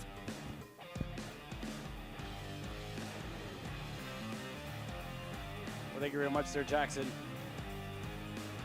As we get ready to go racing here, Nate. Some long main events are getting ready to come your way. 11 laps is what we have set up for these mini drivers. Maddox Carlucci leads them to the green. Forrest Blair, Benjamin Tabby, Asher Bizonsky, Emiliano Hernandez, Kendall West, Sebastian Ochi, Carson Bishop, Ishan Jivadipin, William Wark, Valen Jin, Sebastian Matajazic, Aaron Senavarante, Ryder Wentworth. Our drivers getting ready. Take the green flag in mini. They're going to have to wait one more time around. Too fast. It looks like they punched way early for the officials' liking, so they will go again.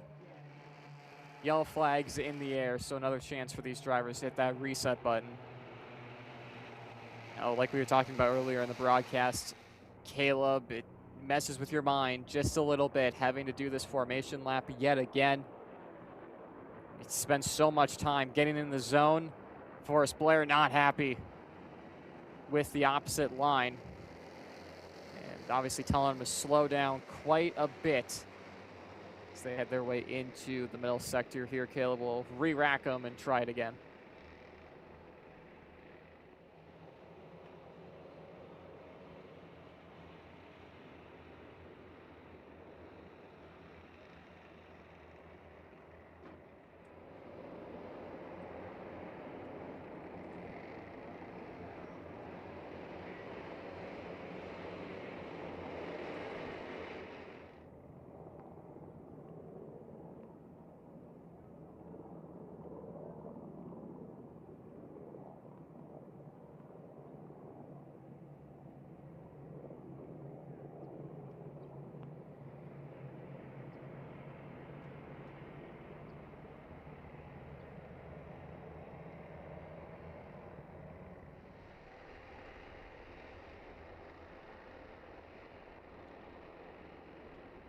Well, we've listened in on the sights and sounds here of Winchester, California. Maddox Carlucci a little bit too eager to get this one underway.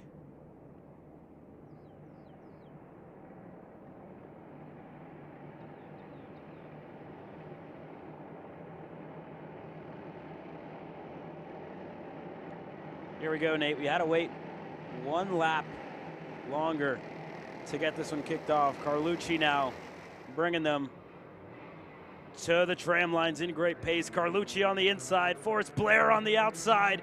Green flag in the air for the first time in 2026. We're racing. Carlucci and Blair side by side at the apex there. They'll go into 1, 2, and Rocky Moran corner. Carlucci the leader as things stand, and look at Blair all the way down in fourth. Kendall West tapping the back of her helmet, trying to signal to the GFC pilot, now in fourth, to work forward and try and get away from the rest of the challenging pack behind them. We saw so many times yesterday, Caleb, the top 5, top 4, so getting away from the rest of the pack. Right now, it's already starting to show that top 4 have a bit of a pace advantage to 5th on backs. They head into the infield hairpin of turn 8. Carlucci leading the way.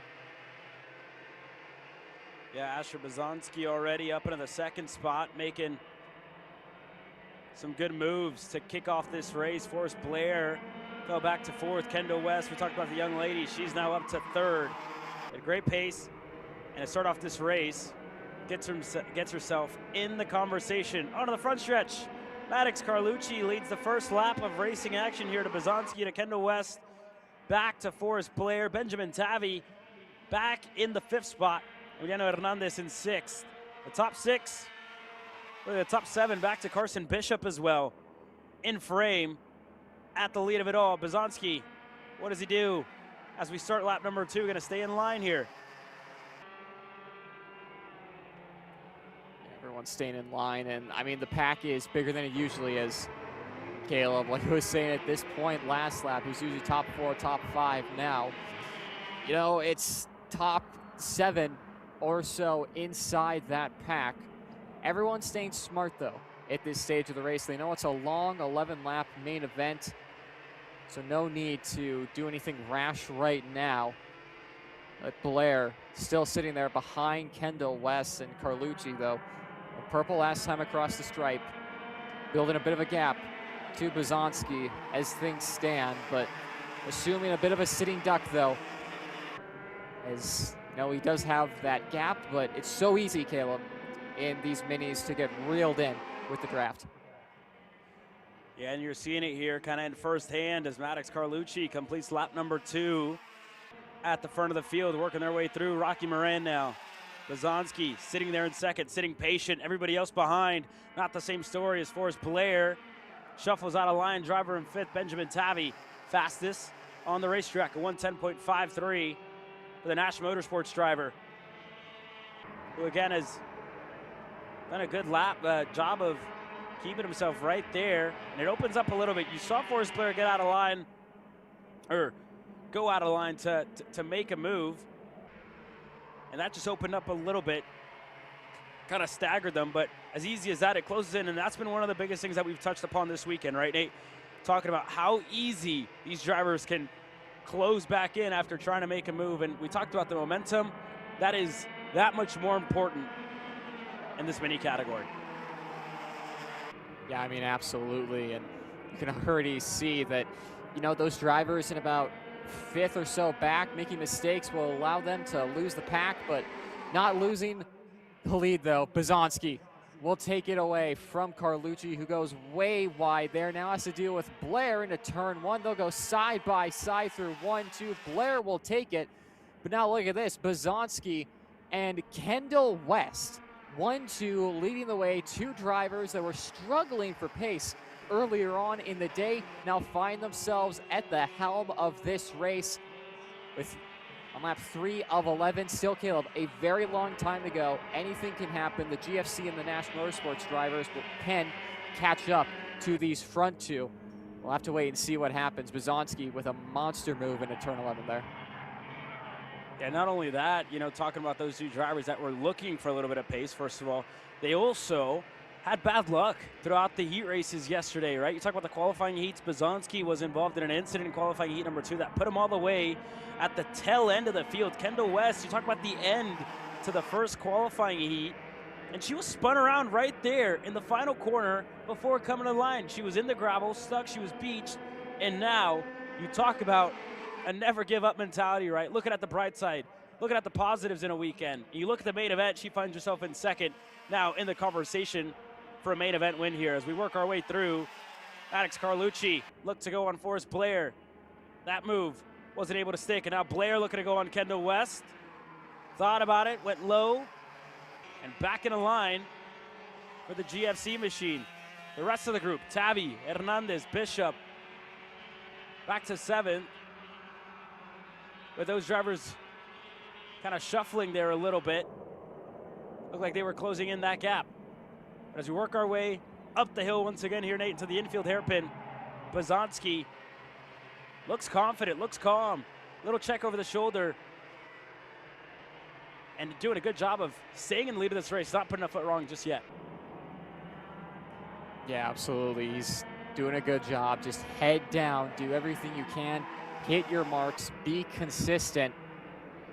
It's onto the front straight yet again. You can see back there Blair looking behind him to see Benjamin Tavy, 2 drivers, Caleb, that were fighting for race wins yesterday and now find themselves on the back foot.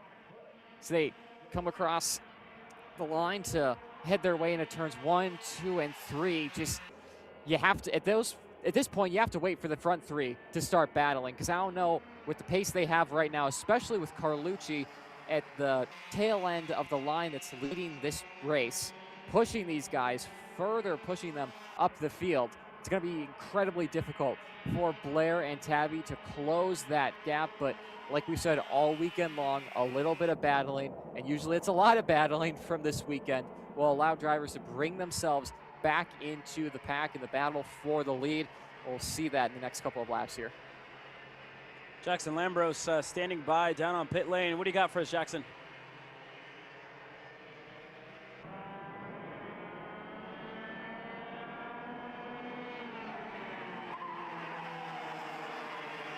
We'll catch up with Jackson here a little bit later in this race.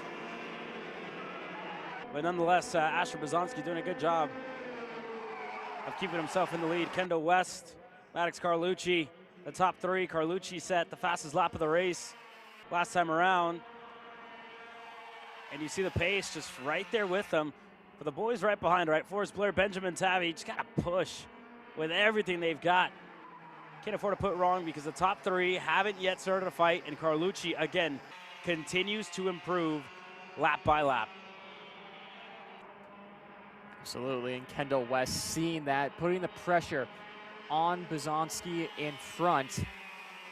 Carlucci, for all the pace that he does have, maybe would be able to break away from these 2 in front of him, but not wanting to go with that strategy. Bozanski continues to point forward to Kendall West, trying to get themselves further and further away from, see there, Forrest Blair in P4, 1.5 seconds off the lead. It'll be interesting, Caleb, to see what times look like across the line this time.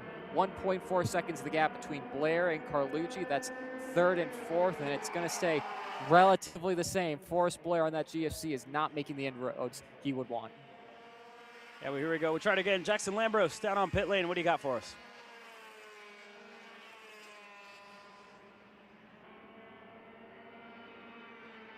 We'll come back to him as Asher Bozanski, Kendall West, still 1-2 in this race. Maddox Carlucci in third. The top three, no movement just yet. And Bozanski doing a good job keeping it in the lead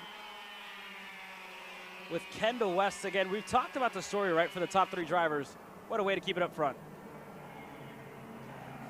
Yeah, absolutely. And I mean, Bozanski is a driver who is kind of capitalizing on really Blair or Carlucci or other drivers battling, just being able to stay in their wake. But obviously he's decided now to go defensive and start the defensive driving early here, Caleb. Already looking over his shoulder to see Carlucci behind Kendall West, watching this all unfold in front of her. Carlucci thought about a move into 12, into the final corner on what is usually the typical layout here. It's labeled turn 12, but up through the opening section of the track, through Rocky Moran corner. Carlucci not making any moves right now. Now he is. To the inside goes the Nash Motorsports driver, unable to get that job done, and still Bozanski stays out in front. Yeah, and you see everybody starting to close in. Forrest Blair's not too far back. Benjamin Tavy starting to inch his way closer to the top four. Bozanski looking to get his first win on our platform, looking at his first national victory as well, to my knowledge, as there goes Forrest Blair looking on the inside on Kendall West for third. They're side by side. Kendall, she's able to hold on to it around the outside, and Bozanski puts it at the bottom of the racetrack. Once again, the GFC looking to hold on over Carlucci. West and Forrest Blair looks hungry to get up there and in the mix with the top three. Here comes Benjamin Tavy as well, inside of the top five. Across the line, 2-6 in the air. 2 laps to go as Kendall West looks for the bottom of the racetrack on Carlucci. And Kendall West staying right behind Bozanski too. Not making any moves, just deciding, you know what, I've worked with them all race. Why not continue until the end, and maybe once we see the white flag or later on in that final lap, then go for it. But Bozanski still going defensive. Blair looking to the inside of Kendall West. Not quite there, Caleb, out of 4. It's going to stay single file, and this is exactly what Benjamin Tavy in 5th needs. He sees these top 4 really going at it at parts of the track where you lose so much time battling. A couple more crossovers or hip checks, if you will, and we're going to have a 5-car battle for the lead with the Nash Motorsports driver of Tavy in on this as well. White flag will fly this time by Asher Bozanski, making his GFC as wide as possible here. Kendall West looking to get her first win. Round number 1 at Championship of the Future of the America Series. We're in for a show. We're in for a stunner to start off main event racing action as Blair deep on the brakes, looks across up Kendall West. Bozanski to the bottom of the racetrack again. White flag in the air. One more lap for the mini drivers. Bozanski, look at Blair around the outside. Here comes Benjamin Tavy side by side with Carlucci, who gets shuffled to the wayside, and they swap positions. Tavy, Carlucci gonna swap around, and Asher Bozanski up out of Rocky Moran into the hairpin here, Nate. Bozanski and Kendall West have not been in this position all weekend long of defending a race lead. And Bozanski goes way wide there at the exit of 4. Here comes Forrest Blair, 3 wide for the battle for the lead. Give it to the GFC pilot. Forrest Blair, after looking like he was down and out of it a couple laps ago, has caught back up and put himself in the race lead, Caleb. Forrest Blair out of nowhere catches Bozanski by surprise. West able to follow. 3 more corners to go. Forrest Blair in the lead of it all as Bozanski looks to hold on for a podium finish. Kendall West right there. She's looking for the win. She's looking for the lead. 1 more corner to go. Forrest Blair. We work our way through the final corner. They're fighting for third on back. Carlucci's through, but Forrest Blair out of the final quarter has a good run. Kendall West not going to be close enough across the line. Forrest Blair wins in mini.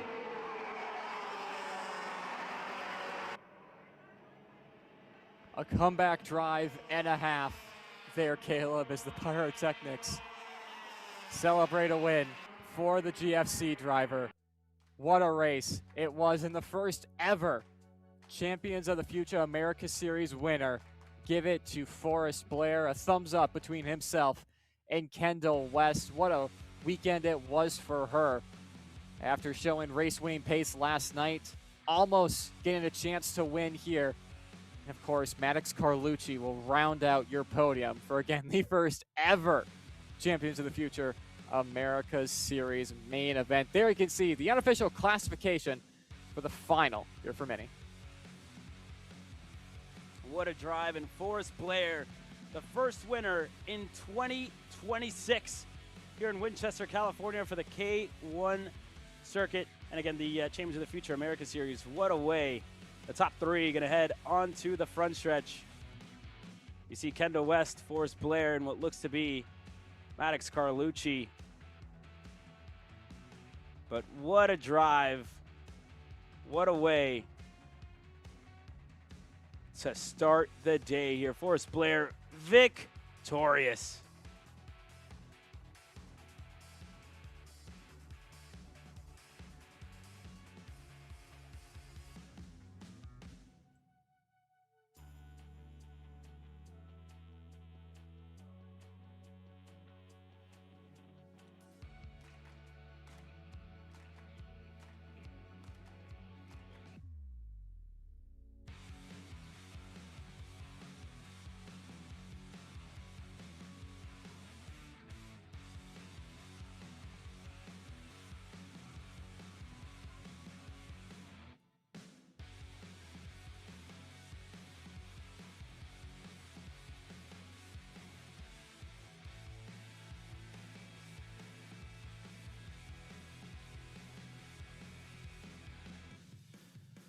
Well, here we go.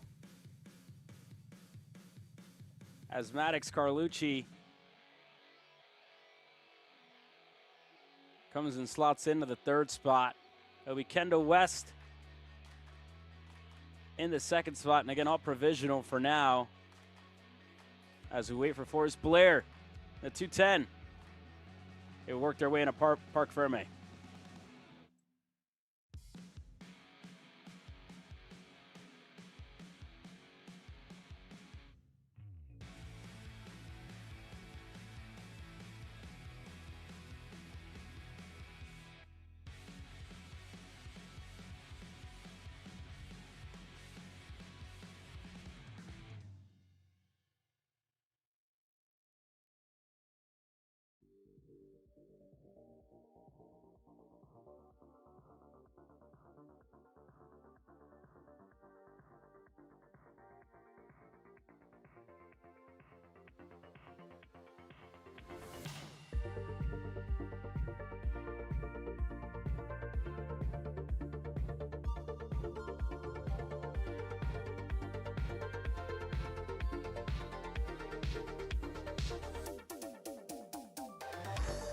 Well, here we go. Forrest Blair, the 210, is number one on Sunday.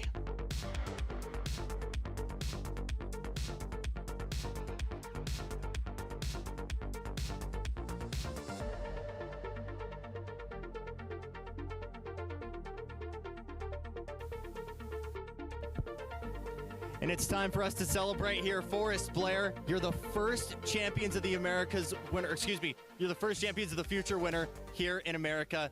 Describe the emotions to me. I'm super happy because I made a mistake and then I was far back, but then they were battling and so I could catch up, and then I'm just really happy that I won. Congratulations, Forrest. Thank you. Guys. What a way to start off the action. Forrest Blair, the first winner of the weekend. We'll take a quick commercial break. When we return, KA100 Junior takes to the track next. Macron Motorsports builds champions every day, drivers who won on the world stage. The Tillotson T4 Series is pure spec racing. Same engine, same chassis. When you win, it's because you were the best that day. Your edge is not the kart, it's the setup, the strategy, and the race team. With our Arrive and Drive program, you simply bring your gear, we provide the equipment and the championship-winning support to every event. Stop wrenching, start racing. Your path to the T4 Nations Cup in Spain starts with us. For more information, contact us at macronmotorsports.net. Cool features that Race Studio 3 has that people normally don't know about it. If you look on the bottom left, I have the weather showing my ambient temperature, pressure, humidity, and even the wind direction and wind speed. To be able to get this, you gotta create an account on the AIM website and just log in. If you log in and have internet on, it will pull the weather from the previous year of sessions that you have. If you want to learn more about data analysis, you can sign up on our website right now. Enjoy the online course today.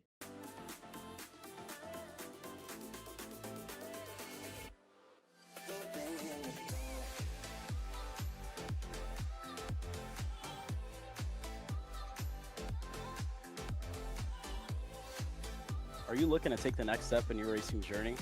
Well, look no further than PitFit. With 2 locations in Charlotte, North Carolina and Indianapolis, Indiana, PitFit trains drivers all the way from grassroots level karting to IndyCar and NASCAR with top-of-the-line personalized coaching to improve physical and cognitive fitness. For more information on programs, check out PitFit on Instagram or Facebook today. So in motorsport, every detail matters, but we need to try to avoid using expensive and fragile sensors. So I'm gonna show you how we do it. So this is a comparison between the sensor, pink curve, and the accelerometer in blue. So we can read how hard the driver is applying the brake and how easy he's modulating his release in order to understand how the driver is braking. The sensor costs hundreds of dollars and the accelerometer is already in your dash, so you don't need to buy anything. If you want to learn more about data analysis, you can sign up on our website right now. Enjoy the online course today. The K1 Circuit Semi-Pro League. This is a competitive race series with 2 classes. Junior Series for those who are under the age of 18, and the Senior Series for those who are 18 or older.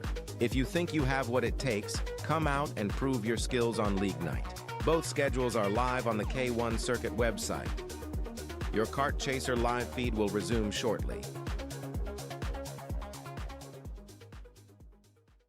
Cool features that Race Studio 3 has that people normally don't know about it. The track map on the background. So if you just connect your computer to the internet, you can come up here and click on this Google Earth icon, and it will pull the background from the Google Earth into your GPS data. If you want to learn more about data analysis, you can sign up on our website right now. Enjoy the online course today. Are you stuck with your kart racing? Not sure of the ideal kart setup? Or going to a track for the first time? Well, Kart Class has the answers for you. Our online portal has a wealth of experience and knowledge to help your kart racing. From kart setup advice to track guides that are targeted specifically to your circuit, or the driver coaching aspect with mindset, racecraft and driving techniques. If you want to take your karting to the next level, visit us at kartclass.com.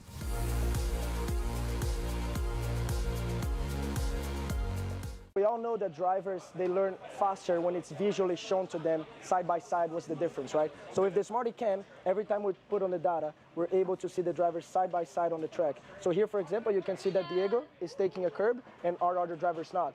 You see that one driver's oversteering and the other driver's pretty much straight coming out of the corner. By showing this to them, they're able to absorb faster. And you can even play the videos simultaneously so they can see how they're performing through the track. If you want to learn more about data analysis, you can sign up on our website right now. Enjoy the online course today. Champions aren't just born on the kart track. At SimShop, we deliver professional-grade simulators with the best performance-to-price ratio in the industry. Founded by racers who understand what you need, our SimMagic and Moza equipment is powerful enough for the pros, yet affordable for everyone. With unmatched customer support and a thriving community, we're your racing partner. Visit simshop.com today.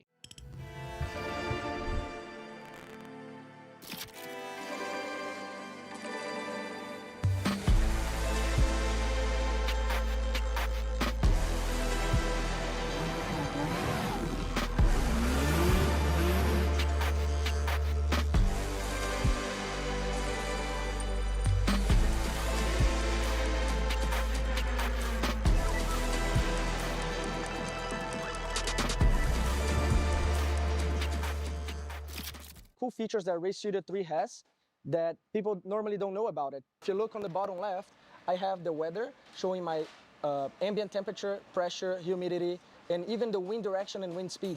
To be able to get this, you got to create an account on the AIM website and just log in. If you log in and have internet on, it will pull the weather from the previous year of sessions that you have. If you want to learn more about data analysis, you can sign up on our website right now. Enjoy the online course today. 2026 Cup Kart South Series, February 20th through 22nd at Finish Line Karting, March 20th through 22nd at Daytona International Speedway, April 24th through 26th at Music City Karting, and May 29th through 31st at Bushnell Motorsports Park.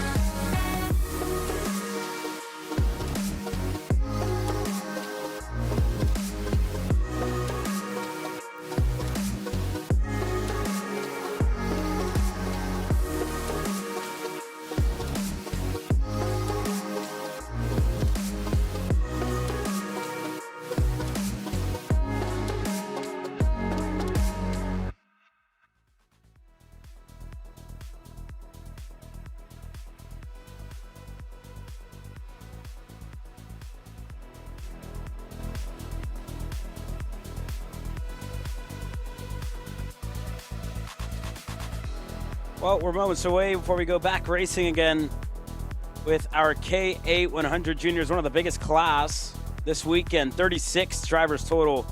Get ready to take the green flag. Nate, coming into this main event, Braden Wagner on the GFC leads the field in overall points with Sebastian Hauser right behind him. Alejandro Gonzalez currently sits third to Keegan Ellsworth in fourth. And Troy Ferguson, we talked about the Arrive and Drive champion overseas this year.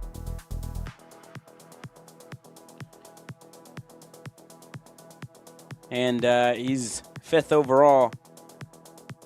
Not exactly where they'll start the main event, but nonetheless here, Nate, the point situations, this is a marathon, like we've said time and time again, right? With 10 rounds at hand for all these drivers. There's a lot of time. It's a marathon to the end of the year. Although they are sprint races, these drivers have a lot of time, and it's a points game at the end of it all. Yeah, absolutely. Points game. Believe we're having Jackson Lambros down on grid with the rest of these drivers getting suited and booted, ready to go. Jackson, what do you got for us? Yeah, guys, chatted with Troy Ferguson just for a little bit on Friday, and kind of the main communication has been, like all the drivers this weekend, the tires. What does it feel like, especially for a guy that has as much European racing in his itinerary at that age as him? And I asked, what does it compare to? Because European compound's so known for laying down rubber, going through grip fast. He said this is pretty much right on that level, except a little bit softer. You got to remember as well, Caleb, this is a guy that won that FIA Arrive and Drive Championship, but that was the last time he was in a cadet kart. And we can talk a lot about a handful of those difficulties that some of these mini micro drivers, or I suppose mini U10 drivers, have moving up from cadet to full-size karts. It's bigger, it's heavier, it's much smaller. The moves you think that are formerly somewhat possible, a little bit harder now, a little bit of a tighter gap to try and go through. So for Troy Ferguson, been learning a lot on the spot this weekend, but he has been loving every single step of the way. Guys? Yeah, see. Troy Thank you Ferguson very much there, Jackson. Getting ready to go there and ready for his run. But Caleb, we talked about him throughout the weekend thus far, not really having the pace to be there at the end and to capitalize on these race wins, but a long main event to go. Certainly, this can be a big opportunity for him. Oh, yeah, for sure. And again, very well said there by Jackson, right? A young driver, very hungry, looking for a win. And again, you still wears the Bennick suit from his cadet days. And again, moved up to the junior class early. So again, very long way to the front for Troy Ferguson. Not too long, if you will, as he starts on row 3 on the outside here. But this field absolutely stacked with class, absolutely stacked with drivers. They're getting ready to work their way through.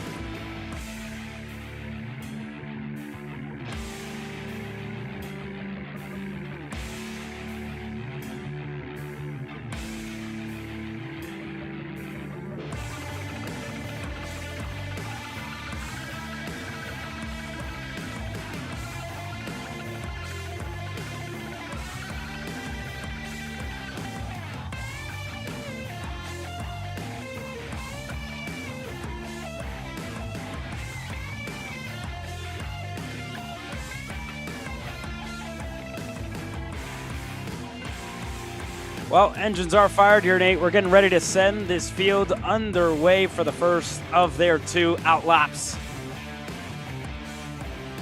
And Braden Wagner, a driver who has been so competitive this weekend, getting ready to lead this field to the green flag. Starting alongside Sebastian Hauser, Alejandro Gonzalez, and Tegan Ellsworth. Going to kick things off on row number 2. Mason Moses and Troy Ferguson going to start on row number 3. Jackson Gibson, Cole Anderson, back to Tyron Scott and John McClellan on the edge of the top 10. Jackson Lambros, we get ready to kick off this out lap. What do you got for us? And guys, it is a house battle, if you will, between 2 of the biggest teams in the West Coast.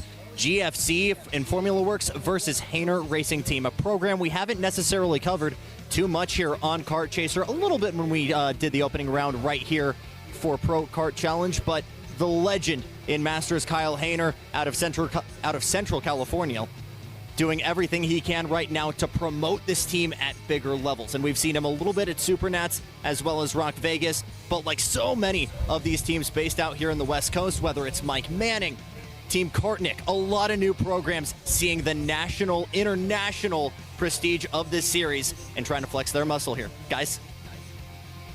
Yeah, very well said there, Jackson, right? This is the biggest opportunity for a lot of these West Coast teams to put their name out there. And very well said for the HRT, the Hainer Racing Team, to put themselves at the forefront in the limelight of national racing action in the United States with the Championship of the Future finding California and calling it home as well here this weekend. Nate, final thoughts before we get underway here in K100 Junior. Yeah, absolutely. It's been one of the classes to look out for throughout this weekend. A lot of battles throughout the pack, not only for the lead that we're most definitely going to see between the GFC and the HRT machines, but throughout the field as well. And how about some drivers like John McClellan, starting further back, same 2 with the likes of Wes Witt, Jackson Gibson, and a few others that have shown race-winning pace, have a long time to get their way to the front of the field, Caleb. Yeah, well, here we go. 36 drivers total getting ready to take the green flag here. One of the biggest classes on the weekend, the KA100 Juniors. They're hungry, they're wild, and they're going to keep us on the edge of our seats for the entirety of this main event. 36 drivers on a sticker set of Price tires. For those of you here on the fence lines, you aren't going to want to miss the action. 36 of the best in North America, 36 of the best in the West Coast. Get ready to lead us to the green flag, and 35 eyes on one kid, one driver, in a black and white GFC with a Lando Norris helmet. Braden Wagner getting ready to lead us to the green flag. 36 drivers into the tram lines. Wagner into the start box. Green flag in the air. We're racing in K100 Junior.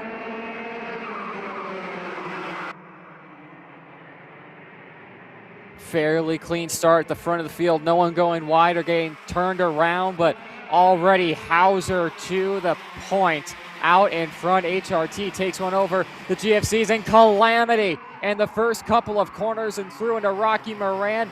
A ton of drivers getting caught up there, Caleb. Yeah, already a little bit of carnage, if you will, to start this race off. A couple of drivers collected. Nonetheless, good getaway by Sebastian Hauser to get in the lead of this race, as well as Alejandro Gonzalez already up to second. Mason Moses already the driver up to third. Jackson Gibson out of line. And he looks to hold on to fifth. Not sure if he was able to hold on to it or not. But Braden Wagner, the driver who started on the pole position, already back to fourth as we work our way through. Listen to the roar of these KA100 juniors working their way to complete lap number 1. Sebastian Hauser going to lead us away. Yeah, Hauser having a gap, but already looking for a move further back. One of the Formula Works driver, Precision Works drivers in there. Timing having a little bit of a hiccup, so mixing up a few drivers up front, but can't mix up Sebastian Hauser out in front. But talk about Ferguson a little further back, making a move on Jackson Gibson. As you can see there, the gold Kart running about 6th right now. As you can see there, timing updating. Hauser leading the way. Gonzalez, Moses Wagner and Ellsworth, your top 5, and then that Gibson-Ferguson battle down in 6th and 7th we were just talking about. Yeah, and here we go. The gap starting to close down here as we are halfway through lap number 2, 14 laps. These main events for the junior drivers. They're working their way down the hill. Sebastian Hauser, the gap starting to close down. As Jackson Gibson looks to chase down Troy Ferguson. Troy looking to chase down as well the likes of Gonzalez, the likes of Ellsworth and company. Wagner with a look down low to the inside of turn number 1. Not going to be there. Mason Moses for Precision Works on the CRG machine. Still in second. Into Rocky Moran and up the hill now. Hauser with company. Long look over the shoulder. Points forward. And Moses content to follow. Bronson Kustas, fastest driver on the racetrack, a 104.3. And Kustas finds himself all the way down in 13th here, Nate. Yeah, Kustas down in 13th, 2.6 seconds back from this lead battle. But you have to think, Caleb, with such, you want to win the first Champions of the Future race for KA Junior. There's so much riding on this that these drivers are going to really throw down to try and win this. So 2.6 back, 13th position. Right now, that's a large hill to climb. But come the end of this race, when they start to battle like they are now with Moses to the inside and Wagner going through as well, we could very well see Kustas in this battle for the win. Well, here we go. Wagner to the bottom. There goes Ellsworth looking to steal it, maybe. Into turn 1. Not there. But Ellsworth into second. Back to Mason Moses, the driver who was looking for the lead of it. Waited a little bit too long. Is back and forth with Sebastian Hauser now the driver in the 3rd spot. Troy Ferguson joins the party here. Wes Witt starting to close in as well. He's down in 10th as the rest of the field to Janus, to Jackson Gibson, all joining the party here, all behind our pole sitter and Wagner.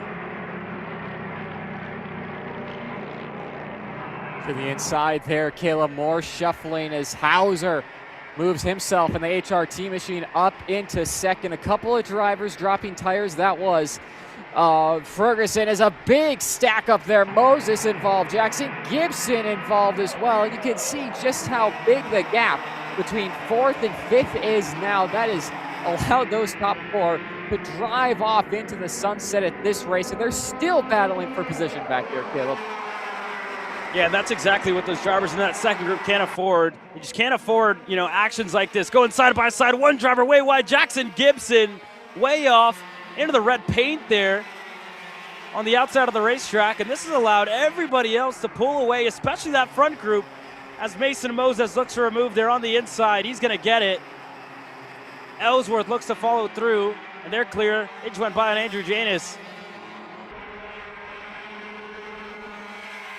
And those top 4, Caleb, just wanting none of the nonsense they see behind them. They've been working together. They've been doing exactly what they need to do. Stay in line. It's what we've been saying all weekend long to try and get away from the challenging pack.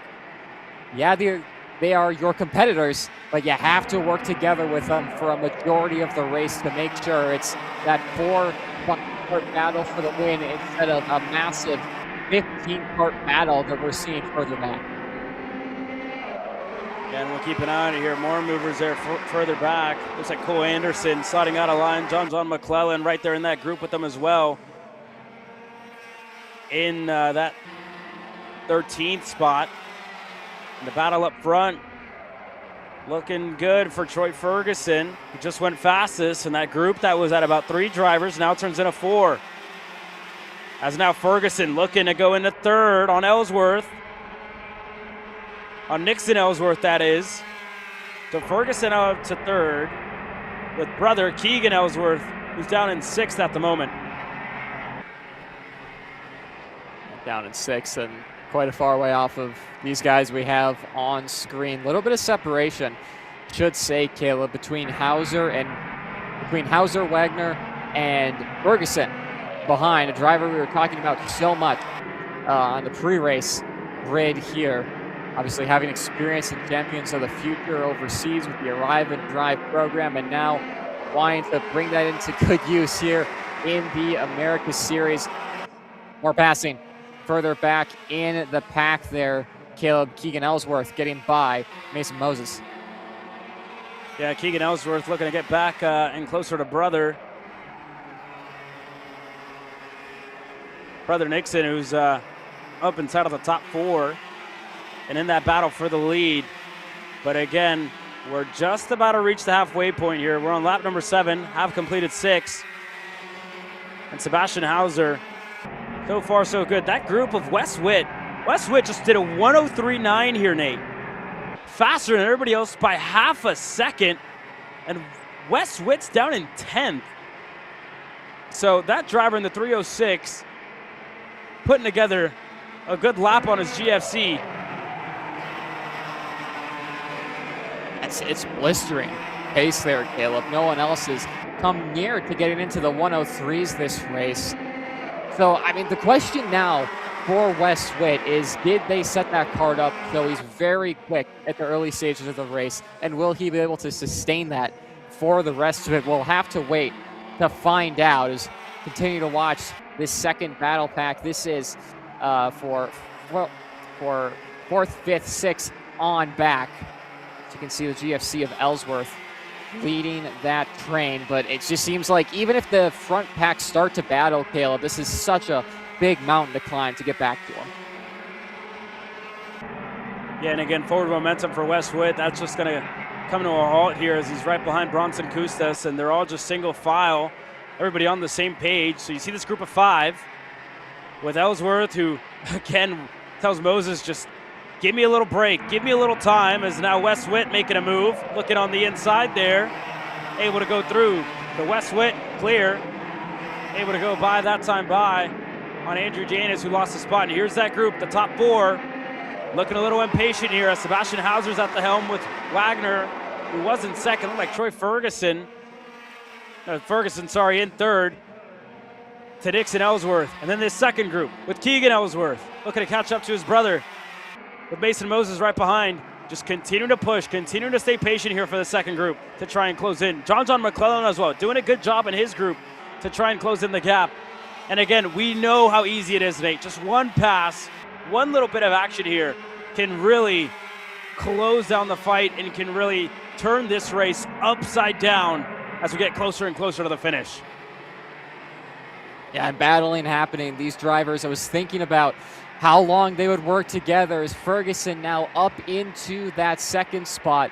They're going to have to communicate with each other. Obviously, you know, they're out on track. They can't talk to each other. They do have hand signals that they can try to convey their messaging to the other drivers to figure out what the game plan is. But I think they're all on the same page. Don't battle too hard right now like they've been doing further back in the pack. They've just been staying in line. But I think what could get interesting here, Caleb, is obviously Wagner and Nixon Ellsworth, both on the GFC carts. There's more battling happening further back. The two drivers of Ferguson and now Hauser going to the inside, taking the race lead, 1st and 2nd, have now put the two GFCs bumper to bumper. Now this could get interesting because we know how much those GFC drivers, especially the Formula Works, work together out on track to make sure they get the brand up there first. So this could be dangerous for Ferguson and Wagner, even though they are now on 1-2. And look at Hauser with a send in the infield hairpin. Sebastian Hauser back to the point. Nixon Ellsworth now side by side for the lead. And here comes Braden Wagner looking to go through. He's clear for 2nd. Ferguson's back to 3rd. And where's that second group with Keegan Ellsworth at the helm of it? They're starting to close in, and they just got to be patient. You got to be patient, fellas. The leaders are starting to fight. This is your chance. This is your moment to get yourself in the conversation, to get yourself in the fight with 4 laps to go. Absolutely. Make a mental note. It was 3.5 last lap. It's 3.2 now. The second these front 3 start to battle, you get the feeling, Caleb, that it's going to be that second group bringing themselves in to race contention. But for the moment, they're content. Sebastian Hauser, Wagner, Ferguson, and Ellsworth, who's starting to drop back just a little bit, but not enough to be worried about because, again, that battle for the lead is going to explode in the next couple of laps. It's got to be a little bit more patient if you're the top 3. See how much of a gap you can try and build. But at this point, Caleb, you're going to see sticks in the air not too far from now, signaling that we are almost done with this final. You got to go if you're the likes of Wagner or Ferguson in 2nd and 3rd. And this is it here for Braden Wagner, right? You talk about getting yourself closer and closer to the finish. This is exactly what that second group needs. Wagner with the center to the final corner, looking on the inside. Ferguson looking to follow through. Hauser stuck on the outside with Nixon Ellsworth right there. Ferguson goes clear, looking on the inside into turn one. Troy Ferguson of the point. Ferguson retaking the lead, and he's going to try and get as much of a gap as he can. Unfortunately, I keep saying that gap. We all know that's not going to happen, Caleb, especially in this KA Junior Racing. They're going to go white lining and try and get this race win. Hauser getting that spot away from Ellsworth now, and Ferguson just going to have to keep his head on a swivel, make sure he knows where Wagner is, and put that car in the best possible place into corners, out of straightaways to try and defend that race lead. And here we go, Troy Ferguson not challenged just yet out of Braden Wagner. Sebastian Hauser's right there in the third spot. Back to Nixon Ellsworth. And again, that gap, we looked at it a couple laps ago, Nate. 3.5 seconds, now down to 2.8, and going to continue to close here as the back two still going to need another move out of the leaders, but they see it. That second group knows it, right? They just have to stay patient. 2 laps to go. Wagner doesn't want to fight.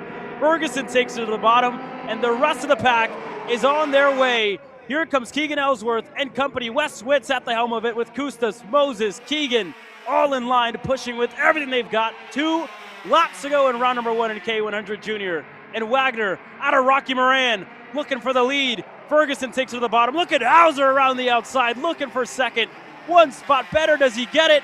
They're still side by side. Gonna get the inside. Ellsworth goes through. Wagner back to 4th.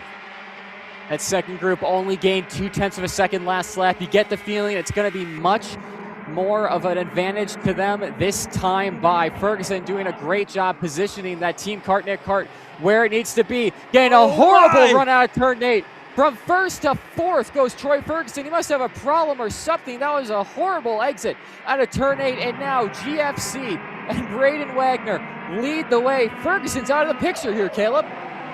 Ferguson's gone. Ferguson's back on the edge of the top 10, and Wagner now, the driver in the lead. White flag in the air. It's a GFC 1-3 as here comes Hauser looking on the inside of turn 1 on Wagner. He's clear, side by side into Rocky Moran. A little bit of teamwork here. Gonna make the dream work as Wagner to the lead, Ellsworth to second. Hauser's right there in third, and here comes Wes Witt and Bronson Kustas side by side for the point.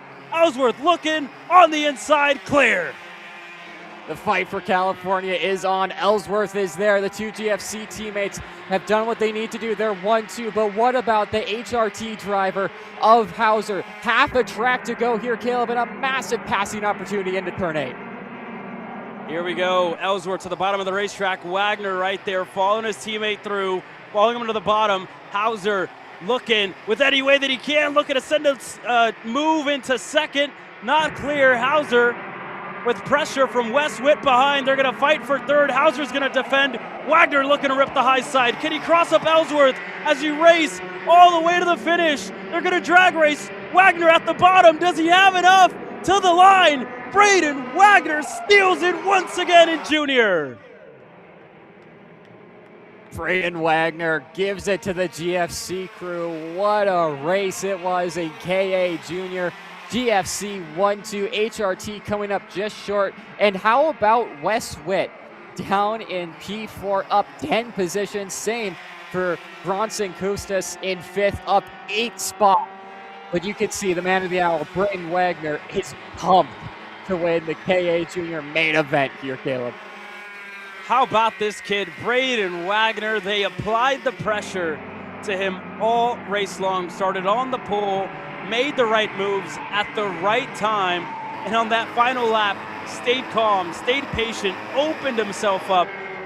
In a drag race to the line with Nixon Ellsworth, crossed the line in first. How about Formula Works Racing? They're going to be happy about that. Tony Saragusa, he's got another one on the day. Braden Wagner, your winner, victorious on Sunday in KA Junior.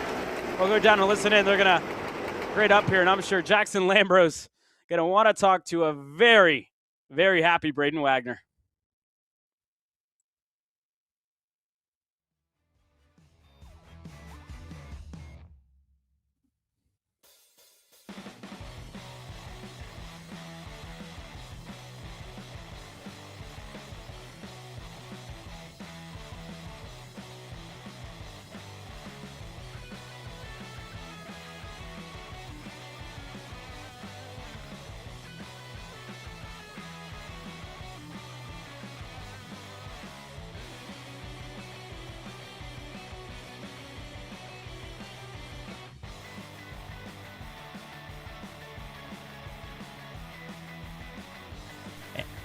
And Braden Wagner, after being winless last year, you start off as one of the first winners in Champions of the Future. Describe this emotion to me. Feels amazing. I haven't got a win for a while. It's nice to get a win at Champions of the Future. Puts me that much more ahead in the championship to try and win that $5 grand. Talk to me about Nixon right behind you. How important in a class like this to have someone wearing your colors to kind of give you a little bit of a push and to help kind of defend? It's really nice. We're teammates, so we're obviously going to help each other out. It's amazing that we're able to do this.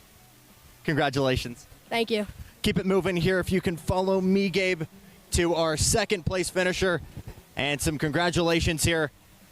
Nixon, it was a phenomenal race. 5 positions gained for you. Just a little bit short at the end. Describe to me those closing stanzas, though, because that was fun for us to watch.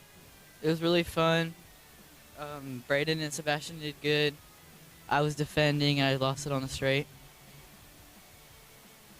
Who do you want to thank here for this podium?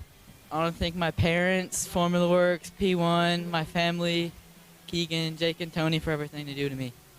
Congratulations, my friend. Thank you. Guys.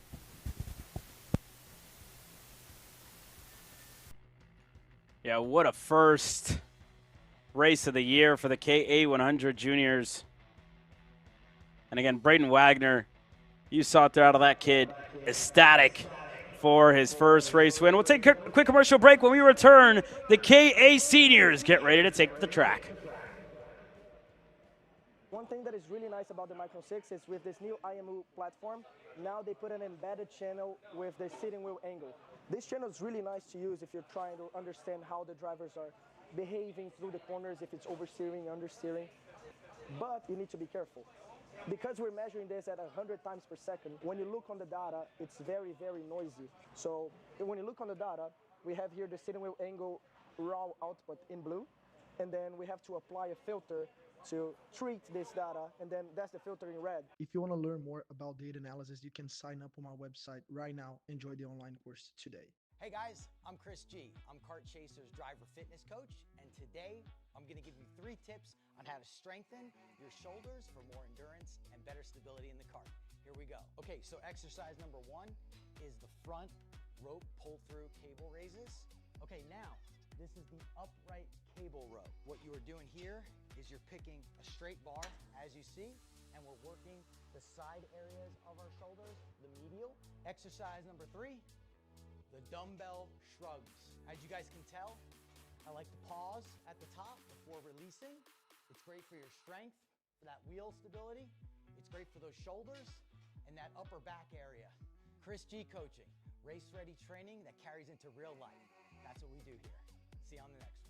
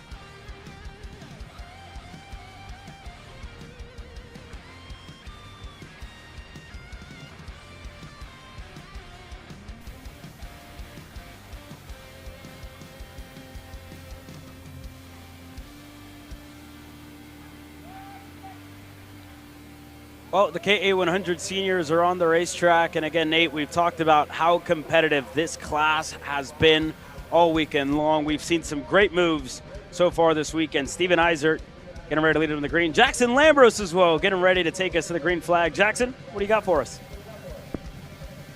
We got ourselves a heavyweight matchup on the front row, the tale of two California kids. Jackson Mencha from out in Fresno for Speed Concepts Racing has been looking so strong to get this weekend started. Almost won the final heat if it wasn't for a red flag and the guy starting right next to him. The Speed Spence Motorsports machine of Steven Eisert. Both of these guys running a limited schedule. A lot of coaching from Eisert to keep his career going, or keep a year in racing going, I should say, for Menchu. Actively a college student out in Fresno and running numerous Shopify sites actually to fund his racing full-time. The good news is they've got plenty of talent. They've just got to put it on track, and a victory today means you get to race free in 2 weeks. Guys? Yeah, thank you there, Jackson. And again, Nate, we've talked about these drivers, right? Steven Eisert's one of the ones that we've touched on. This is, again, been a great weekend so far up to this point for Steven Eisert. The first 2 heat races maybe didn't go his way, but heat race number 3 was a lot better, Nate. Going into this race, you're in the position Steven Eisert is. He controlled it perfectly in the super heat. What do you think his keys to victory are here today?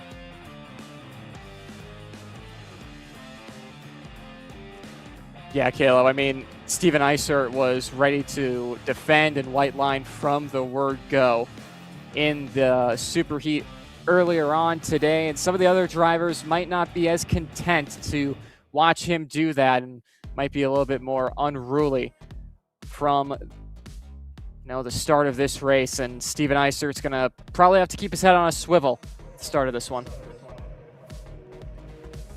Yeah, him and everybody else. Again, we heard about Jackson Menchu there as well, a driver who we've talked about as well throughout the national scene. Don't see him all too often, but again, he has been very good here at K1 Circuit. Oliver Calvo is actually right next to him, and I'd be curious to hear from a guy like Oliver Calvo, right? You're kind of on the sidelines this weekend. You're not, a part of this race, but you're watching the races, right? You're watching your competitors. You're watching these drivers go out there. Jesus Vasquez, I see him here as well. So, yeah, this is great. So this is something that we'll keep an eye on. I know Jackson's getting more into intel, so we'll catch up with more drivers as this one continues.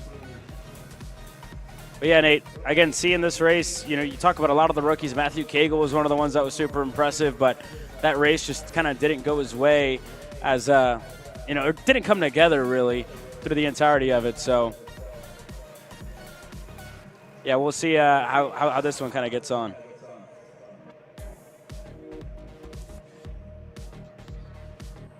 Yeah, absolutely. And drivers just taking a moment to themselves right now, getting ready for what surely will be a hard-fought main event for KA Senior. A couple of them talking to each other, maybe going over a game plan, but Jackson Lambros on the grid is standing by with a report. And one of our biggest names here from GFC, a 2-time KA100 champion, only in junior, Matthew Cagle, your first year in senior. It's been a roller coaster weekend for you so far, but talk to me about the expectations, the energy for you and this team here going into the main event. Well, we got from 17th first in the heat race, but got pushed back. It had more laps, so hopefully we can get up there and stay up there. And no pushbacks. That's the best. Been something that unfortunately a lot of these guys have been struggling with. Hey, this is a pack racing kind of engine. You need to bump, you need to push. Passing's at a premium. You were able to make it work during the Super Heat. What feels right now with this Formula Works machine? Everything. It's hooked up. The motor's good. Timmy, the best mechanic, arguably, is doing the best to set it up. Best of luck to you, Matt. Thank you. Guys. Yeah, well, there you guys had from Matthew Cagle, right? You saw the keys to victory for him.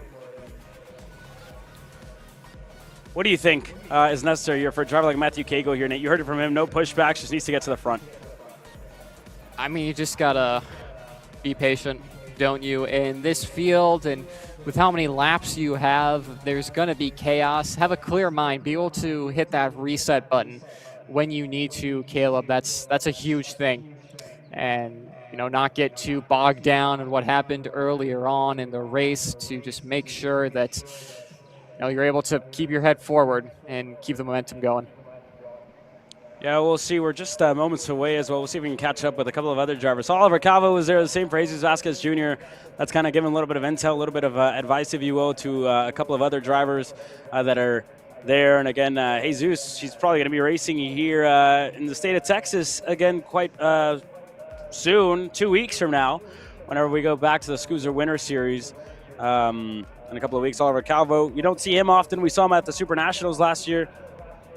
But again, Jackson is standing by with a little bit more.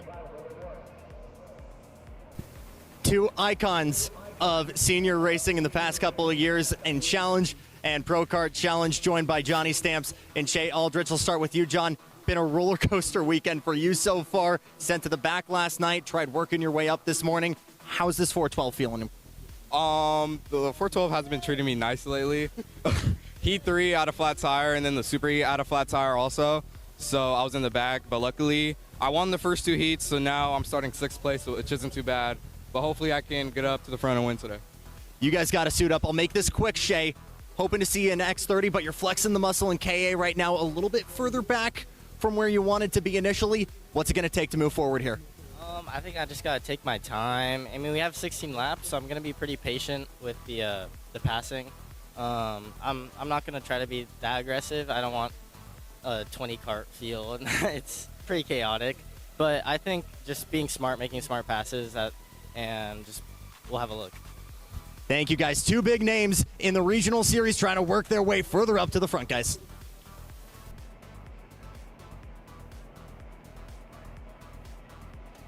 Yeah, thank you, Jackson. Shea Aldrich originally entered in the Pro X30 class and decided to move over to the KA 100 Senior. So we'll wait to see how this one pans out. Here's a little look at the racetrack, right? We talked about the passing opportunity. We talked about turn number 1. We talked about Rocky Moran, which is the run there on the left-hand side of the track map, the S's, and then onto the first hairpin on the racetrack. Yeah, absolutely. A lot of passing opportunities here, Caleb. Obviously, turn 1 into 2, 3, and Rocky Moran corner has been a favorite so far. Same with turn 12 at the end of the straightaway at the bottom of the screen there. But also you can have a late send on drivers into turn 8, the infield hairpin. A couple corners after that, turns 9 and 10, you can catch some drivers sleeping through there as well. So a track that has a lot of passing opportunities here at K1 Circuit. You get the feeling that these KA senior drivers are going to make the most of it. Yeah, and we'll keep an eye on it here just moments away as drivers starting to get into their karts. And here's a look at the rest of the day. 3 races to go, and we're a minute away from the KA 100 seniors that will go hot at the 20-minute mark. K100 Heritage coming about 40 minutes down the road, and the Pro X30s are going to race their way into the night, into the sunset.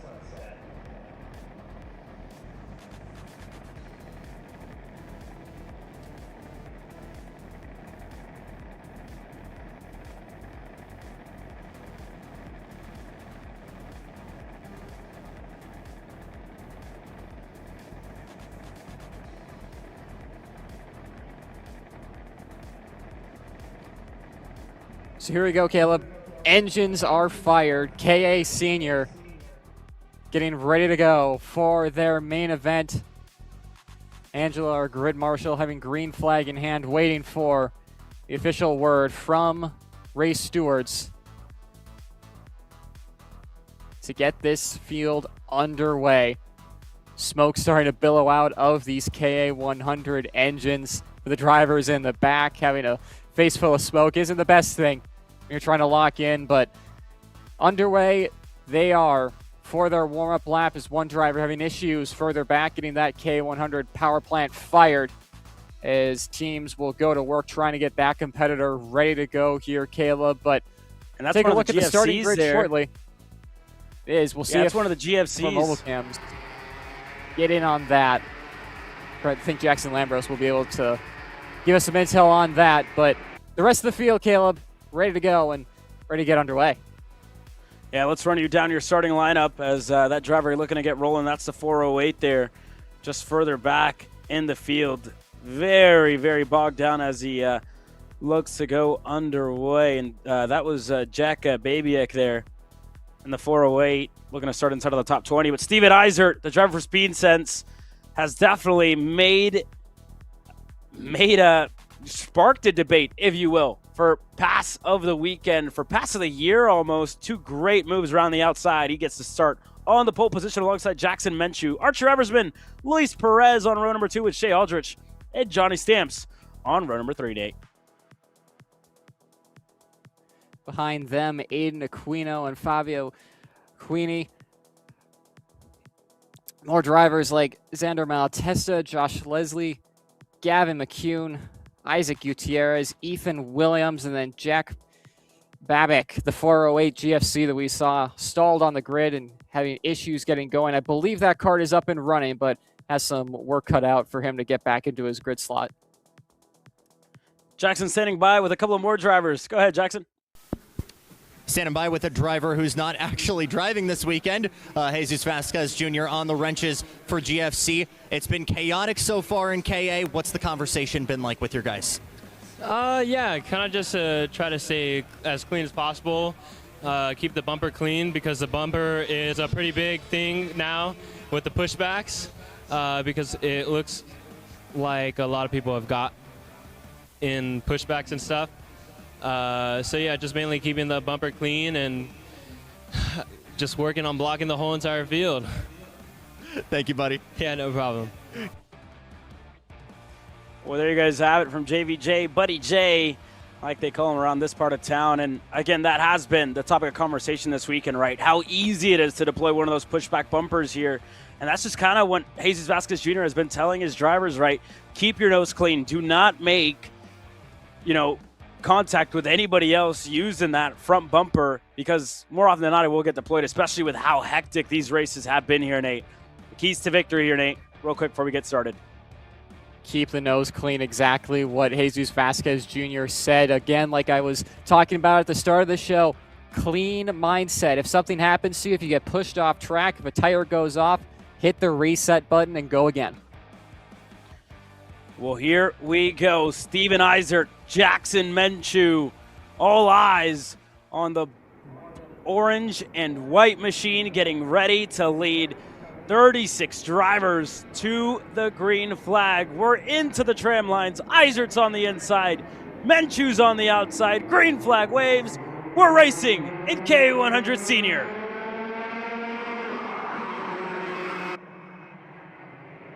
Steven Eisert and Archer Eversman out to the jump they would have wanted, and a couple of karts going wide there in the turn 12 complex using all the runoff, but a fairly clean getaway for the rest of the field through the opening couple of corners into turn 4 for the first time in anger, and already single file throughout the top 7 or 8 karts as things stand. But the top 3, though, Caleb, between Steven Eisert, Archer Eversman, and Jackson Menchu, bumper to bumper trying to get away.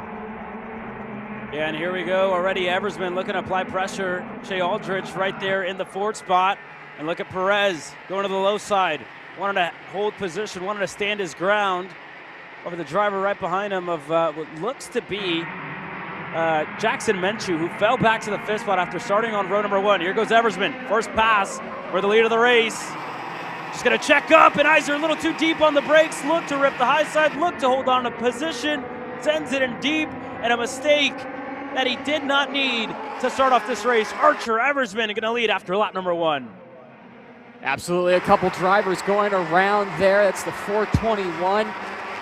That's not what they would have wanted, but out in front, Caleb, Archer Eversman for Axis Kart Sport. Drivers behind him of Shea Aldrich already pointing forward as Johnny Stamps looking up the inside of a driver further back. I believe that's for that 6th spot.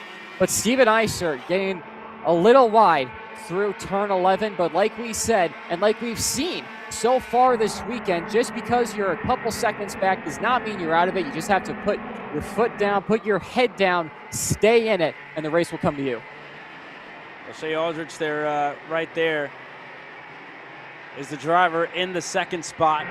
You look at 3rd for Luis Perez. Jackson Menchu now in 4th to Steven Isert. And Johnny Stamps, the driver on the Formula Works GFC. Look at Stamps looking on the inside on Isert. Able to get clear. Johnny Stamps up into the top 5. Single foul line. You see a shake of the head there out of Aldrich. He's just kind of lost as to what to do as Eversman a little wide there on the exit of turn number 1. Has to be careful. Can't find himself. All 4 tires into the blue paint. But we work our way out of Rocky Moran. Eversman right there. Aldrich, check of the shoulder. Perez again, just almost looks like he wants to go. A little bit of a narrower line into the first hairpin. And for Calvo driver development, Jackson Menchu, fastest lap of the race on lap number 2. Yeah, Menchu down there in 4th with Johnny Stamps right behind. A star-studded cast of California KA 100 senior drivers at the helm of this field right now, led still by Archer Eversman and that Axis Kart Sport machine. Shea Aldrich is a driver who I think a lot of us thought would be up at the front of this field, battling throughout the heat races. Didn't have the heats he would have wanted, but now finally back where he feels comfortable at the front of the KA 100 senior field, battling for the race win. But for the moment, between himself and Perez, continuing to push Eversman away to try and build, of course, more cushion to themselves and the drivers behind. Little bit of a mistake there from Eversman going through turn 2. This could allow some drivers an opportunity to get by. Yeah, and there goes Stamps looking to the low side there as he's able to go by on Jackson Menchu. The rest of the party starting to get close. Gavin McCune right there. Steven Isert being right back into the mix. Isaac Gutierrez, currently the fastest on the track. He's down in 11th. Connor Carpenter in 10th. Matthew Cagle, talked about that young driver, the rookie, already up into the 9th spot. So keep an eye on Matthew Cagle. Could be right in frame here in a couple of moments' time. As soon as Shea Aldrich wants to go and take control of this race over Archer Eversman and the Axis Motorsports Group machine. Here we go, into the final corner to complete lap number 4.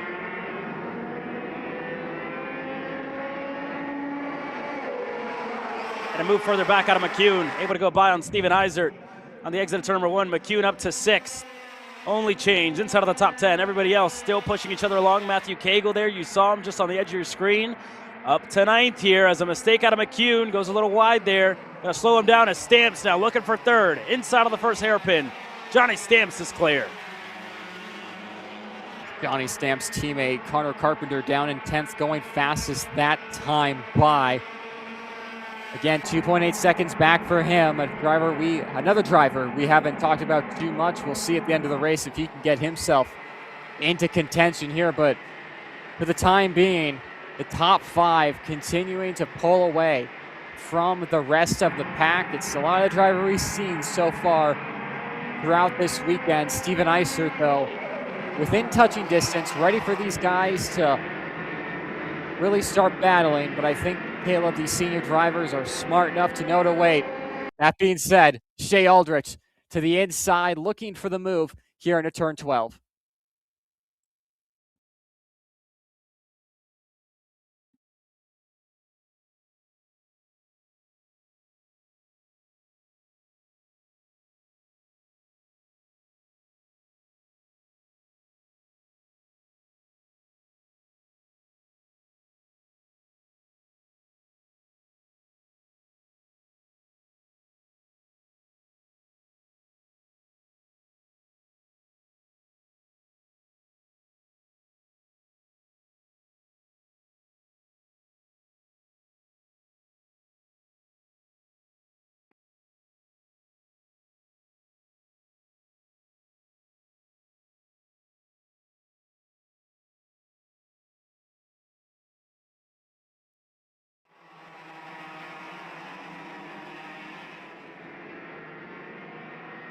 Apologies there, a little bit of change up front.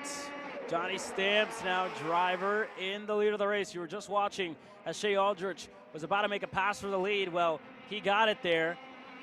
And that battle up front just exploded as Aldrich now finds himself in second. Menchu in third. Luis Perez to Archer Eversman, the driver who was in the lead before we left you for a second, finds himself in fifth. That second group, Steven Eisert at the helm with Matthew Cagle. How about this rookie, Nate?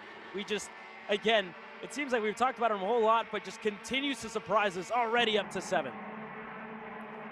Yeah, absolutely. No coincidence that he's there either. Such a talented young driver. Is more happening further back in this pack. Eversman swapping spots with Perez.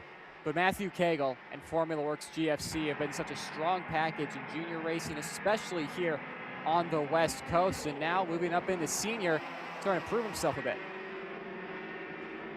Well, here we go. Getting ready to cross for lap number 7.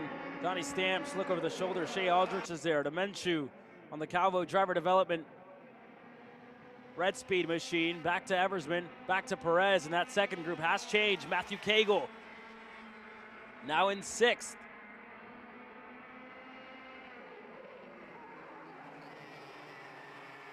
Shea Aldrich up to the lead there. Lead change, the midpoint of this race, but they're still going at it. Johnny Stamps thought about a move on the Calvo driver development pilot. Now Shea Aldrich will lead the way, clean air for him. Deciding not to go defensive too early now. These top 5 still having a bit of a gap as things stand. Still a long, long way to go here, Caleb. Yeah, very, very long way to go here. Not even halfway. The next time around we will be, as Eversman looking to get himself back in a third, looking on the inside of the final corner. Archer Eversman is through, and here we go, side by side for the lead. Aldrich doesn't want to fight too much. We heard from both of these drivers side by side with Jackson Lambros at the beginning or before this race on the grid walk. And now Johnny Stamps leads his buddy and Shea Aldrich away here. The front 2 pushing each other away from the likes of Eversman, who's right there. Menchu's right there with a little bit of carburation adjustment, to Perez. And you go back to Matthew Cagle. Talk about the rookie right there. Now well in frame with Steven Eisert, who hasn't yet found an answer after starting this race on the pole position and falling back to 8th. Carpenter separates Eisert and Cagle in the 7th spot to Aquino and Gutierrez. Your top 10, and here we go. A pass for a second. There goes Eversman looking on Aldrich, who again, they're just looking to split them up as Menchu looks to go by as well. They're side by side, banging tires into the double rights. Menchu able to make it sick for 3rd. Yeah, Menchu is Steven Eisert going for a ride there, Caleb. Steven Eisert contact further back.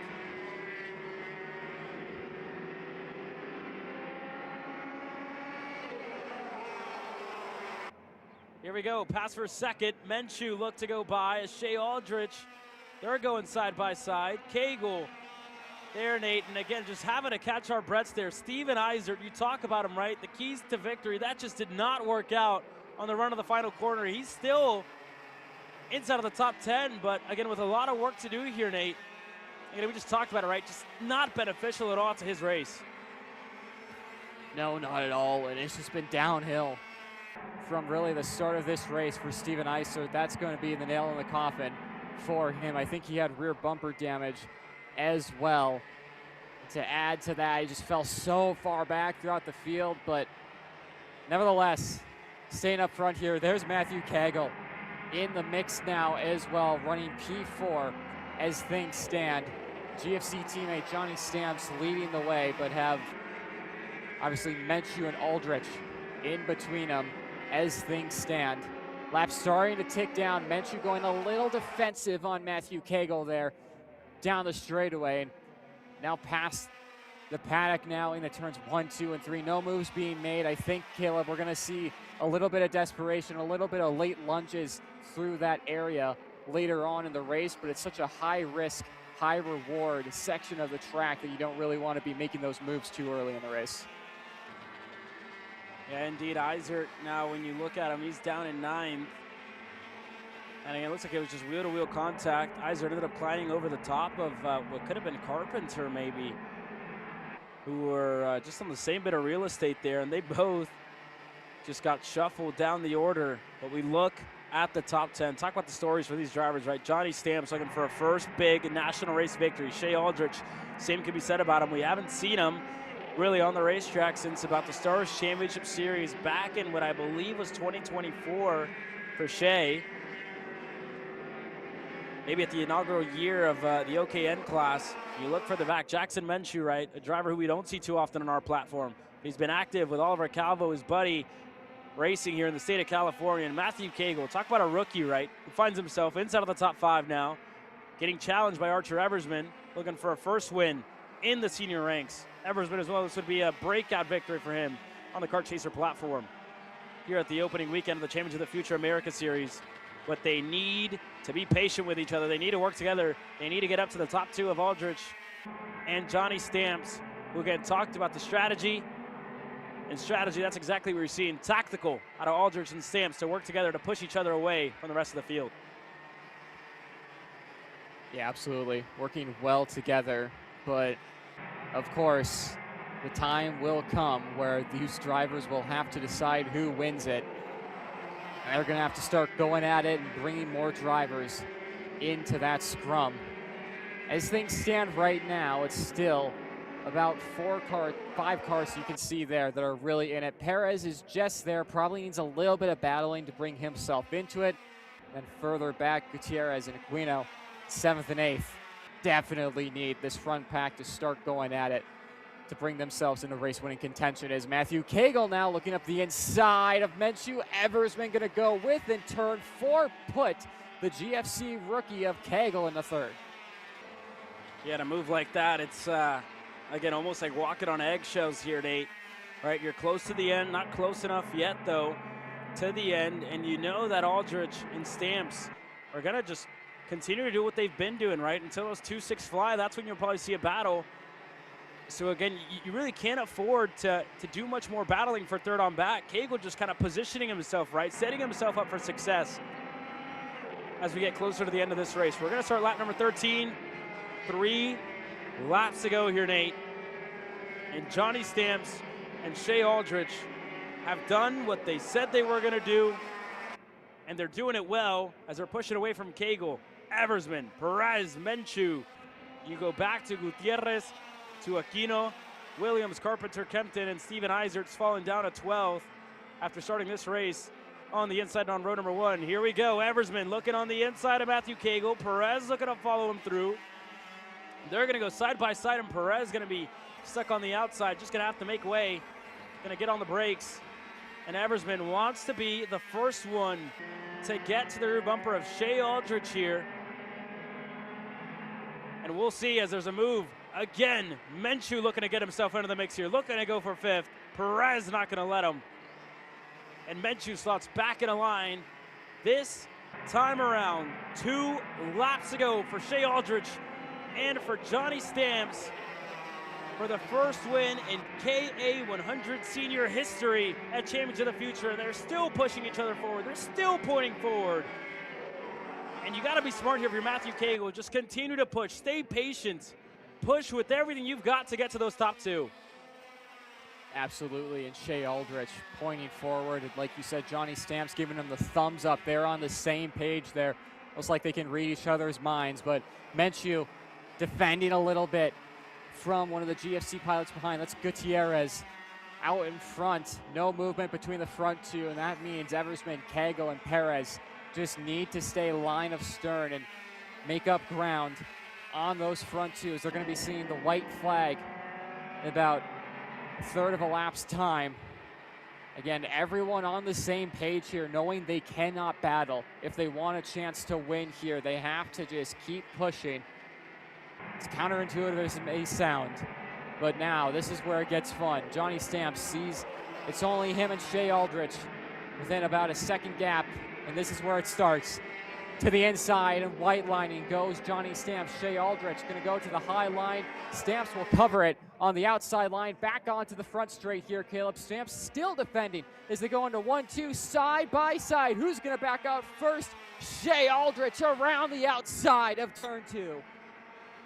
What a move out of Shea Aldrich to the lead of the race. Here comes Eversman. Look at Stamps looking on the inside to the lead of the race. And here comes Archer Eversman, Matthew Cagle, Luis Perez, and more. As we continue to fight up front, Johnny Stamps, Shea Aldrich, they waited to the white flag, and that's exactly what Eversman needed. Just one pass, one move to get himself back into the mix. Everybody to the low side. As Johnny Stamps wide on the exit, look at Aldrich looking to rip the high side. Eversman gonna spoil the party here on the inside. Cagle gonna push him through, gonna move him out of the way. Matthew Cagle through for second. Perez side by side, and up front, Johnny Stamps just runs away from the rest of the field, gets to the lead when it matters most. Johnny Stamps not gonna look back. He wins in KA Senior. Johnny Stamps pumped up for that one. Same too will be for Formula Works and GFC. Of course, Jackson Lambros, our pit reporter, talked to him before the race, said the 412 wasn't treating me well. Well, it is now top of the podium for Johnny Stamps. How about that, right? The 412 just didn't feel good enough before this race. And how about the 412 out there on the racetrack, made all the right decisions, made all the right moves. And on Sunday, the 412 is better than everybody else. The 412 is victorious. Johnny Stamps, the first winner in KA100 senior history here at the Champions of the Future America Series. Formula Works GFC, another win on the day. And Tony Saragusa gonna have a big smile on his face. What a drive out of that kid for the 412 of Johnny Stamps as he works his way to the front stretch. I know Johnny's gonna be happy to see Jackson Lambros back there with him on the front stretch.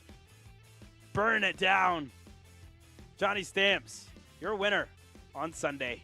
Jackson?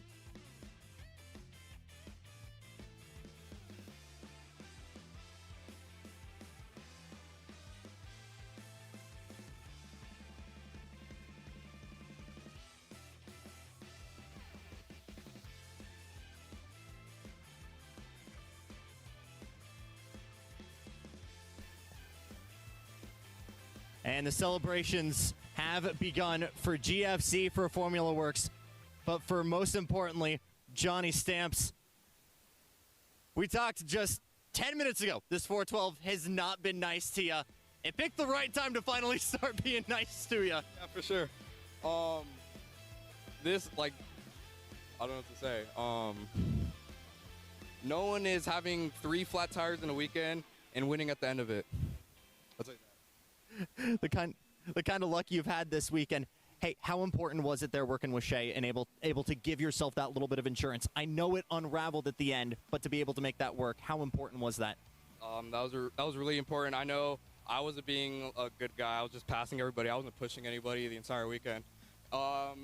Thanks to Shea. Congrats on him for our. You're a champs winner, my friend. Congratulations. Thank you. Guys. Well, there you guys have it. Johnny Stamps lost for words here in his post-race interview with Jackson Lambros. And again, how about that? What a way to close off KA100 senior. And again, he had to be aggressive, had to get his elbows out, and he'll win on Sunday. Quick commercial break. When we return, KA Heritage coming up next.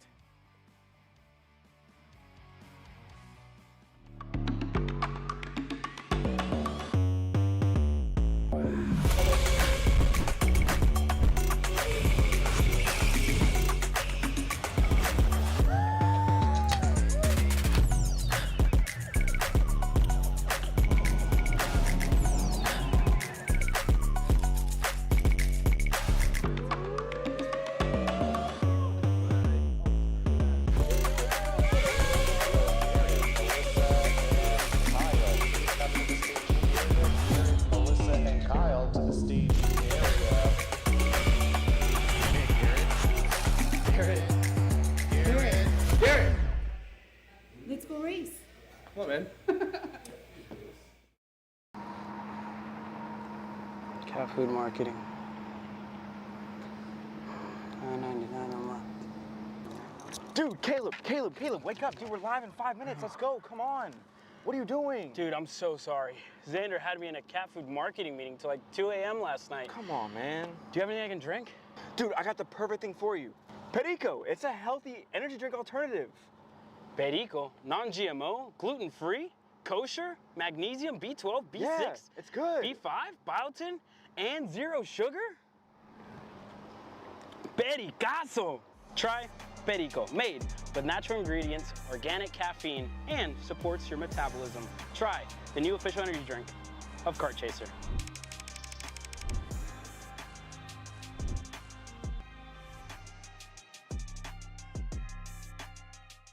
Paulie Massimino wins the Wisconsin Grand Prix. James Overbeck on start number 2 gets win number 1 in OKN Stars.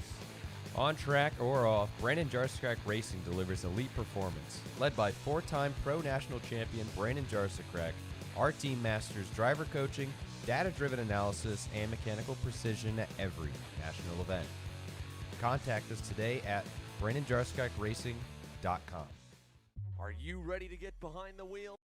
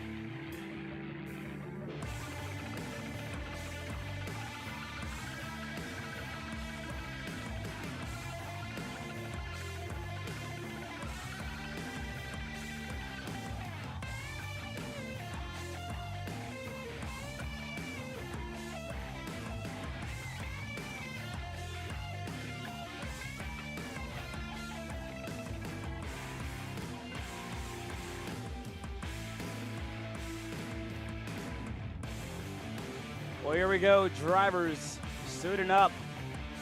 for the main event in KA100 Heritage. Paul Bonilla starting on the outside of row number 1 with Austin Elliott leading the field to green in a Speed Sense Motorsports X-Free. And again, this class in the Super Heat was a spread out as we've seen it all weekend long, Nate.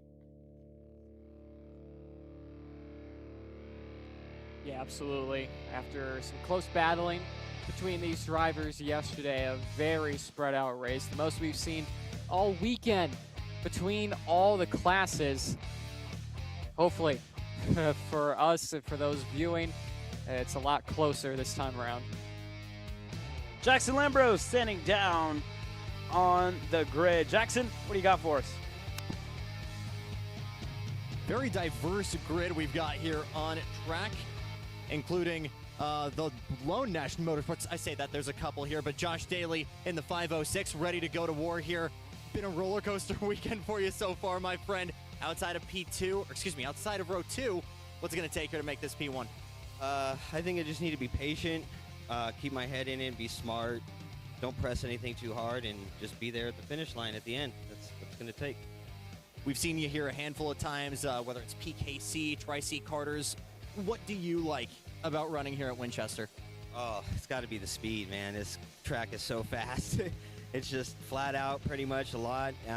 Very competitive racing. It's banging door to door pretty much, and it's very close. So, yeah, it's a blast.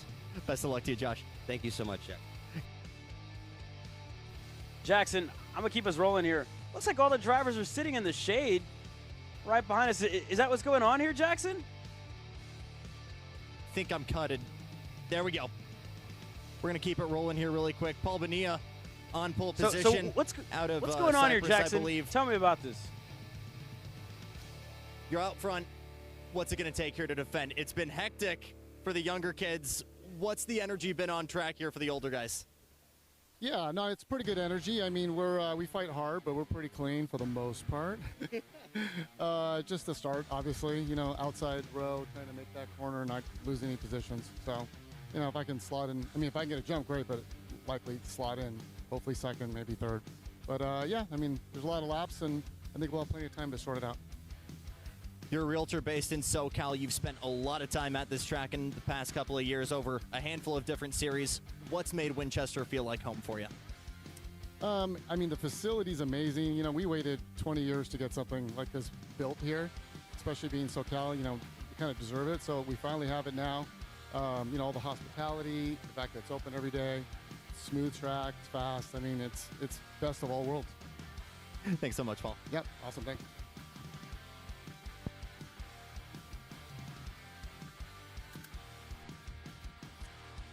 Well, Nate, we just, again, heard from Jackson there.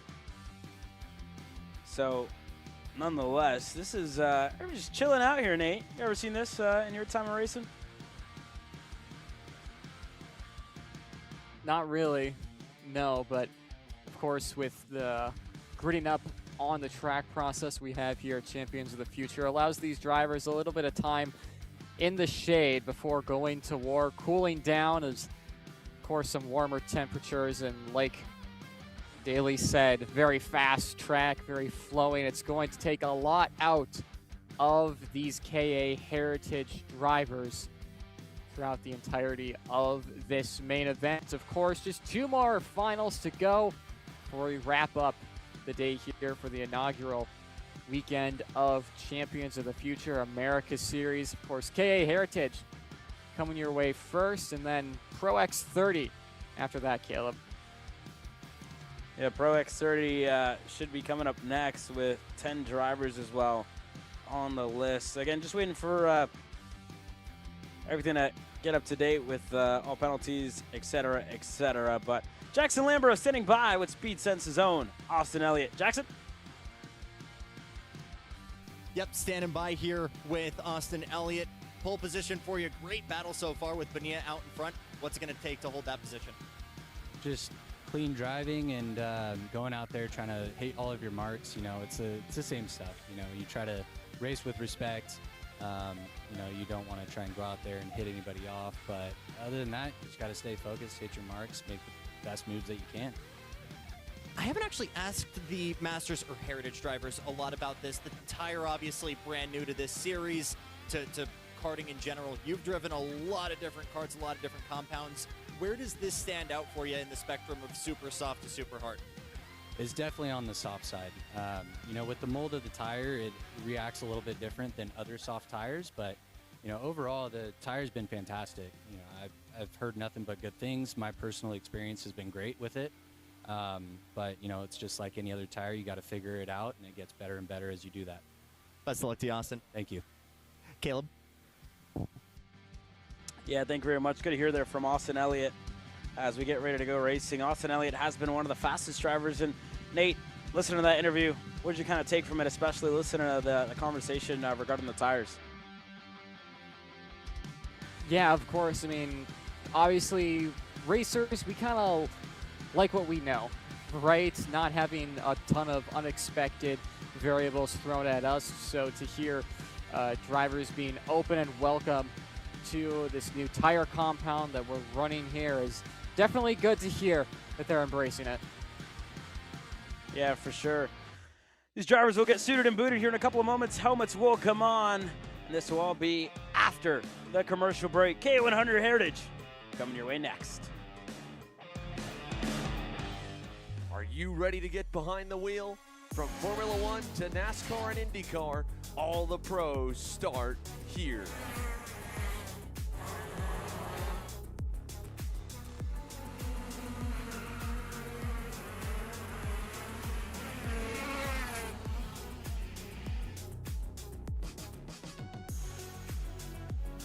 For more information, check us out online at mcckarting.com or call us and go racing today.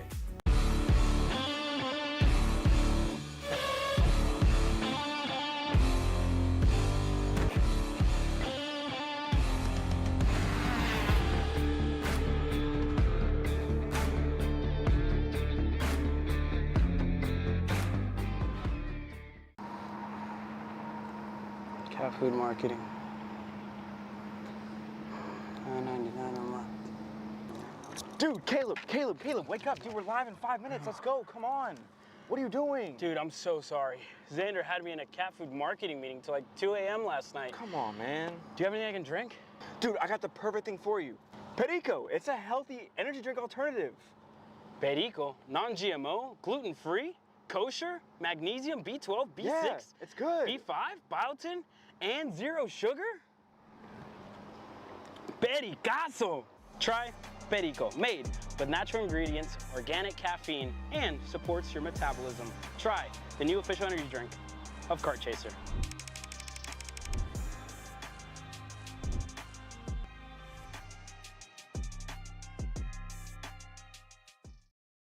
This is Henry.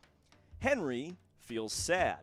Henry feels sad because it's time for his next big race and his go-kart is in bits. Henry doesn't know that Acceleration Kart Racing is the United States' #1 shop for all of your karting equipment needs. Henry also doesn't know that Acceleration Kart Racing can deliver anything from tires to race suits and even wheels directly to your front door or to the racetrack itself quickly and efficiently, with tech support available 6 days a week. Poor Henry doesn't even know that Acceleration Kart Racing offers free shipping to mainland USA on selected product if you spend $200 or more. Do yourself a favor. Go to accelerationkarting.com and make sure that you are never left stuck on the pre-grid with Henry. Be smart and don't be like Henry. 2026.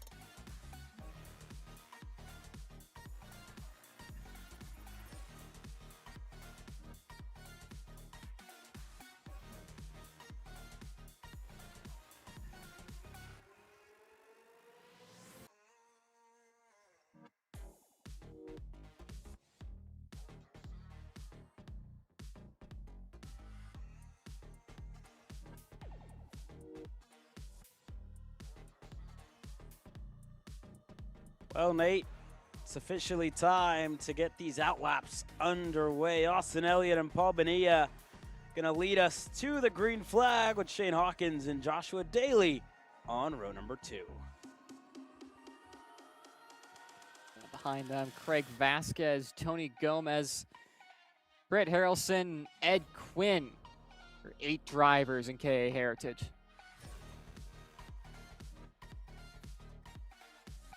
Well, here we go. As this outlap going to be critical for these drivers to get these tires up to temperature, get themselves fired up to go racing here.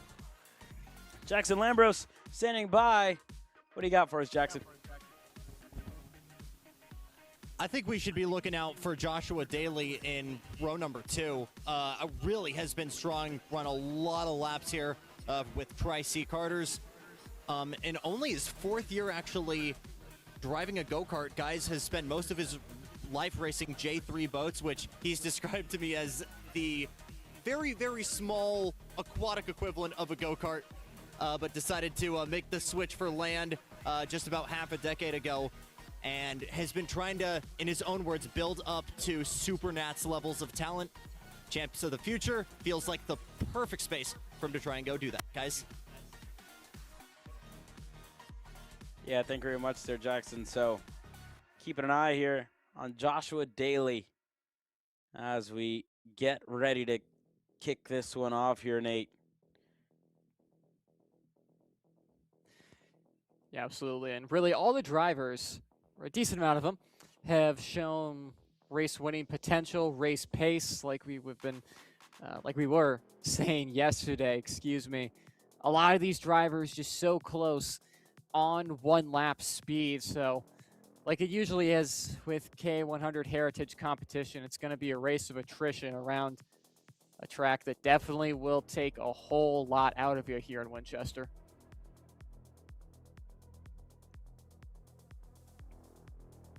And we've talked about the starting lineup here. Austin Elliott looking to put together a good result for the Speed Sense team.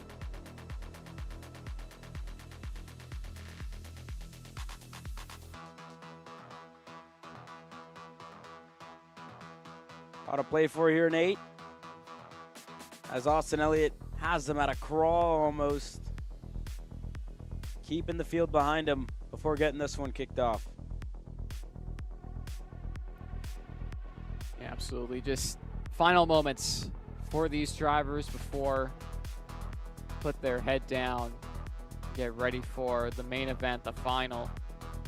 Here for the first round of Champions of the Future America Series. Like we've been saying, the inaugural weekend, a fist bump and good luck between Austin Elliott and Paul Bonilla on that front row. So they get into the zone and they are ready to go for the main event.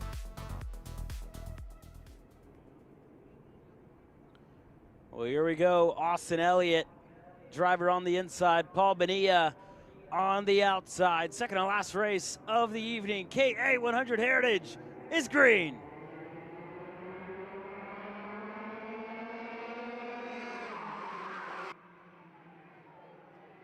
Big incident there, Caleb. Paul Bonilla going around and stuck in the gravel potentially.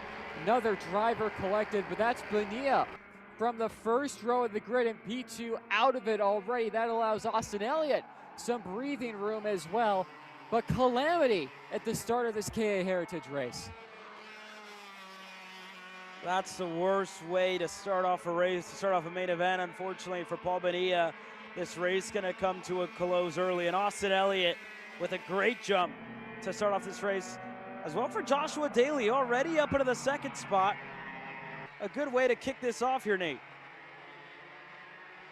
Yeah, absolutely. A great way for him to get going. And like Jackson said, to keep an eye out for him. Now running P2. 16 long, grueling laps to try and get to the back bumper of Austin Elliott and potentially get by. Yellow flags in the air, so obviously marshals are going to work in that final corner to recover carts. You'll see Bonilla pushing his cart out of the way. Luckily, that paved runoff area allowing Bonilla to clear himself. So next time they go by that section of track, we should be green flag racing. Yeah, and the gap up front, again, not over yet. 3 car lengths in between the top 2. Joshua Daly again Jackson Lambro spoke to him before the race. He talked about him as well on the outlap. This is best case scenario for the 506 to get himself closer to Austin Elliott here. Nash Motorsports versus Speed Sense as we work our way through lap number 2. And the gap continues to close. 2 car lengths now for the battle for the lead here, Nate. Yeah, closing and closing. Of course, Elliott fastest last time by, but you get the feeling, Caleb, we're going to see Joshua Daly get that accolade. Elliott going to work on the engine there, adjusting some things on the carburetor to get all the performance out of that KA100 power plant. It's underneath his right elbow, out of Rocky Moran corner, and we will see Joshua Daly fastest last time by for Nash Motorsports. Going purple, 105.4, blistering lap time for this early stage of the race. Yeah, very well said there, Nate. Joshua Daly doing a great job of getting himself on the rear bumper here of Austin Elliott. That gap opens up. Elliott just looks that little bit better throughout the fast S section, leading into the infield hairpin here. And Elliott with a car length back, able to build it. So you talk about kind of the middle stages of this racetrack, if you will. Sector 2 is really where Elliott seems to have the upper hand, but Joshua Daly just looks so good wherever there's a straightaway, right? Maybe geared a little bit better, a little bit lower than Austin Elliott here, and you see it, right? This is usually where Daly starts to close in the gap. On the exit of turn number 1, Daly's right there and right on the rear bumper of the 513. This time around, the gap still stays a little bit open, but Daly's got to go back to the drawing board here, right? This is where Daly kind of picks up a little bit of time, Nate. Yeah, absolutely. Daly's got to find a little bit of time to get by, but, you know, sitting comfortably behind as these two continue to drive out on track. Jackson Lambros in the pit area. What do you got for us, Jackson? Just caught up with Paul Bonilla after a scary incident. We saw him zade it into turn number 1. Nearly rolled it over, but the good news is not only is he okay, he actually wanted to rejoin the race. Unfortunately, we talk about Champs rules and how unique they run this event. European style in terms of DNFs. If you've got 2 feet on the ground outside of your go-kart, even if it's just pushing it, you are out of the race. So unfortunately, day done before you can even get to turn 2 for Paul Bonilla. Guys? Yeah, unfortunate there for Paul. And again, this all kind of stems back from that incident back at the World Championships almost 2 years ago, Nate, back in what was 2024 with Joe Turney. So again, if you do step out of that kart, you're out of the race. So that was unfortunate for Paul Bonilla. Nonetheless, he's going to be out of this race early. We won't see him until about 2 weeks when we return here to K1 Circuit for the second round of the Champions of the Future America Series. And the battle up front continues. Austin Elliott and Joshua Daly keeping us waiting, keeping us engaged in this battle that I'm sure it's going to be a battle of longevity, battle of consistency here, Nate. Yeah, absolutely. A long main event in front of them, so they just got to keep hitting their marks, hitting those apexes. And right now, Elliott going a little defensive, looking over his shoulder just to make sure Joshua Daly is still there. 3.1 seconds, the gap between Elliott and Harrelson, first to third, but Harrelson is going to need to find 3 seconds to be able to close up to the drivers out in front. But Austin Elliott resetting fast time that time by. Very close to dipping into the 104s there, Caleb. You got to think that this is going to be a 2-horse race to the end.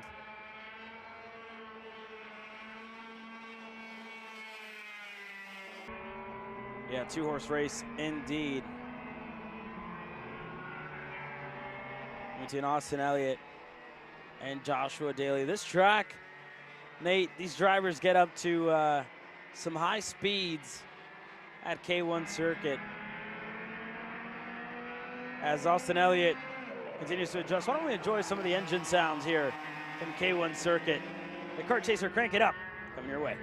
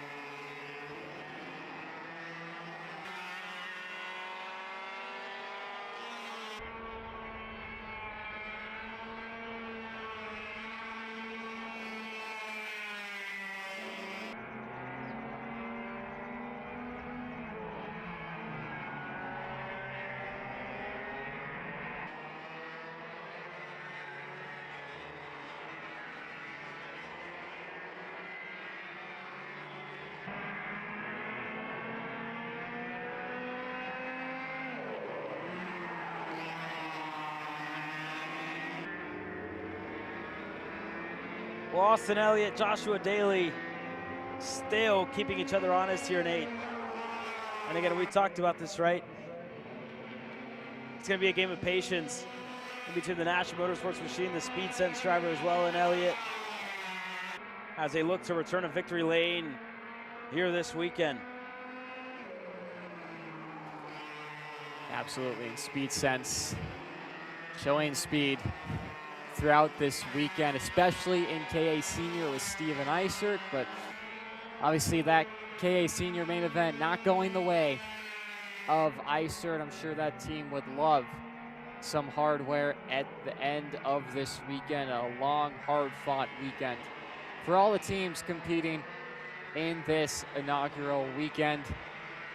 Again, just checking up on drivers further back. Brett Harrelson, 3.8 seconds back from this battle, 3.9 off the lead. Tony Gomez, Ed Quinn, top 5, and Craig Vasquez, Shane Hawkins, the final drivers that are still on track. And of course, that unfortunate DNF that Paul Bonilla suffered. He'll be in 8th in the last spot of the drivers. But halfway through this KA Heritage Final here, Caleb, and still these two probably have enough of a buffer to where they could start to battle and have a little bit of fun, but choosing to do the smart thing at this phase of the race and continuing to run line of stern.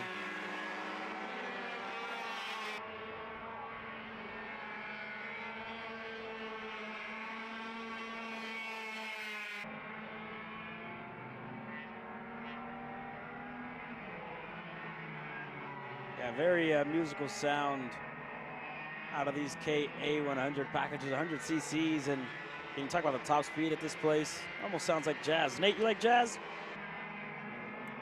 I like jazz, Caleb. I'm a big musical guy. I'm a little bit of everything, but of course the soothing sound of 2-stroke engines just is on top of the list for me.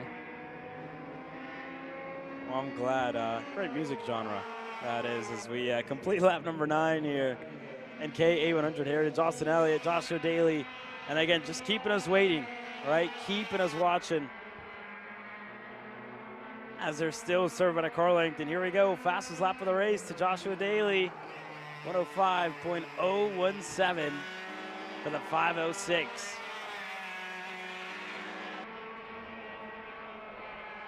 Yeah, I mean, talk about the longevity of these races here, Caleb.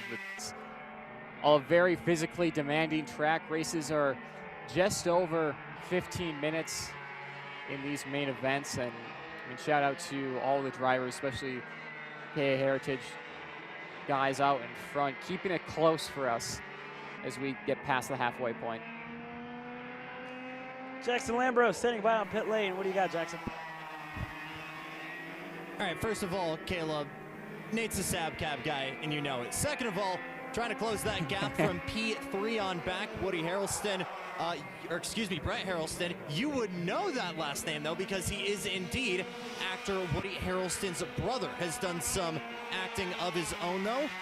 Looking at his IMDb page, has had a plethora of acting mainly on TV, but has insisted to me that the Hollywood money has gone only to the kids in college and not to karting. Instead has started his own business alongside his brother, the Adibus Group, which strictly sells CBD gummies, CBD-related products, actually on his suit and his cart. But currently in P3 would be a very, very big finish for him, making that move up from mostly club and regional stuff in his first real, true national start, Caleb. Thank you there. As again, a little background story of Brett Harrelson, and again, we called him Hollywood yesterday, rightfully so. And nonetheless, up front, you saw there Joshua Daly able to get by for the lead of the race on Austin Elliott. So the first change that we've had so far in this main event here. Yeah, lead change up front, but continuing on the conversation, Brett Harrelson actually got to meet brother Woody Harrelson at a go-kart track in Minnesota. He was doing some rentals with some friends, so funny little coincidence there to now see his brother back on track racing here for Champions of the Future. But like we saw there, Joshua Daly getting by the Speed Sense machine. Of course, Nash Motorsports and Speed Sense, two major outfits here on the West Coast. Speed Sense, not seeing too much of them at other national series, but Nash Motorsports you will see pretty much every paddock you go to across North America. Yeah, well, here we go. We're about to start lap number 12. Or complete lap number 12. Start lap number 13 here as we cross the stripe. And Daly and Elliott.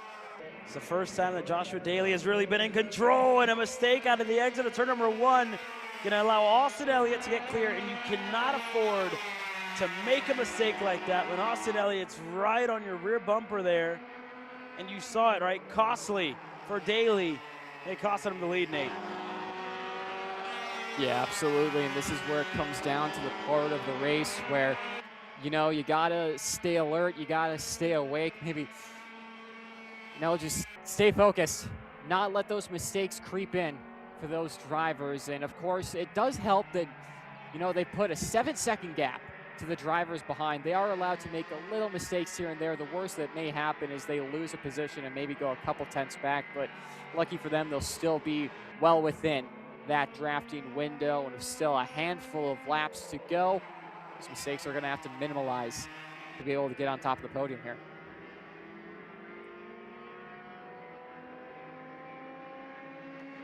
Yeah, we're getting close here. Next time around, 2 laps to go will be left in this race. As we look back, there's Harrelson, Gomez further back and forth. As Harrelson looks to be pointing down at the engine, not happy with the piece on the right-hand side of his kart here, Nate. Yeah, absolutely. Unfortunate, especially around a track that is so power dependent like K1 circuit.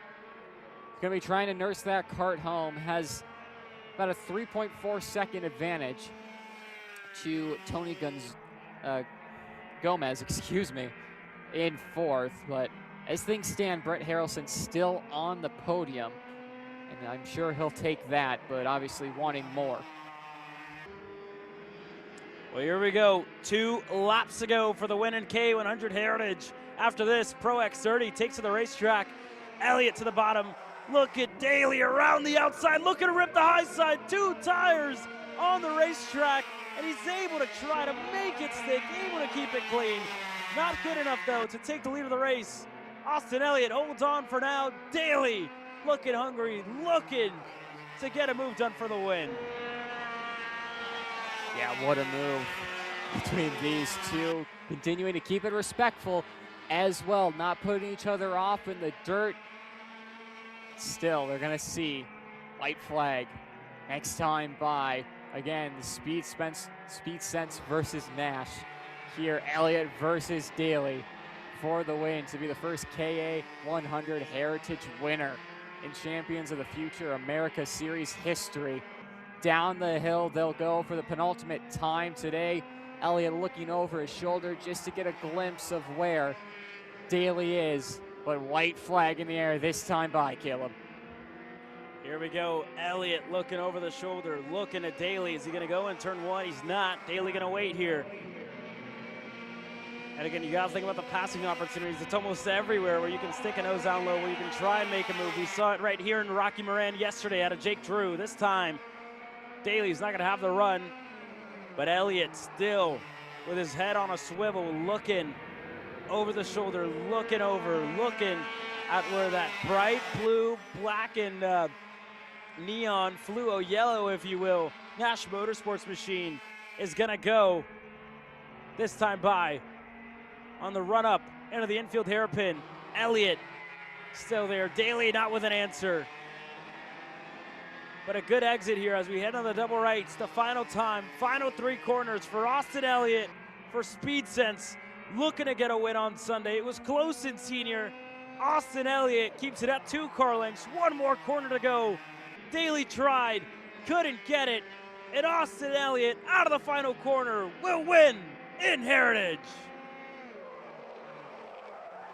Big win for Speed Sense, and we stay on this finish line shot because it's close between Harrelson and Gomez. Harrelson's lost it in the final lap, and it's going to be Tony Gomez for Lakeside Karting on the podium in KA100 Heritage, and a fist bump between the front two, pumped for each other. It was a good race between them. It was a smart race between those two of Austin Elliott and Joshua Daly. Austin Elliott gonna work his way into the pits. Jackson Lambros gonna be waiting for him. What a drive out of Austin Elliott. Victorious on Sunday.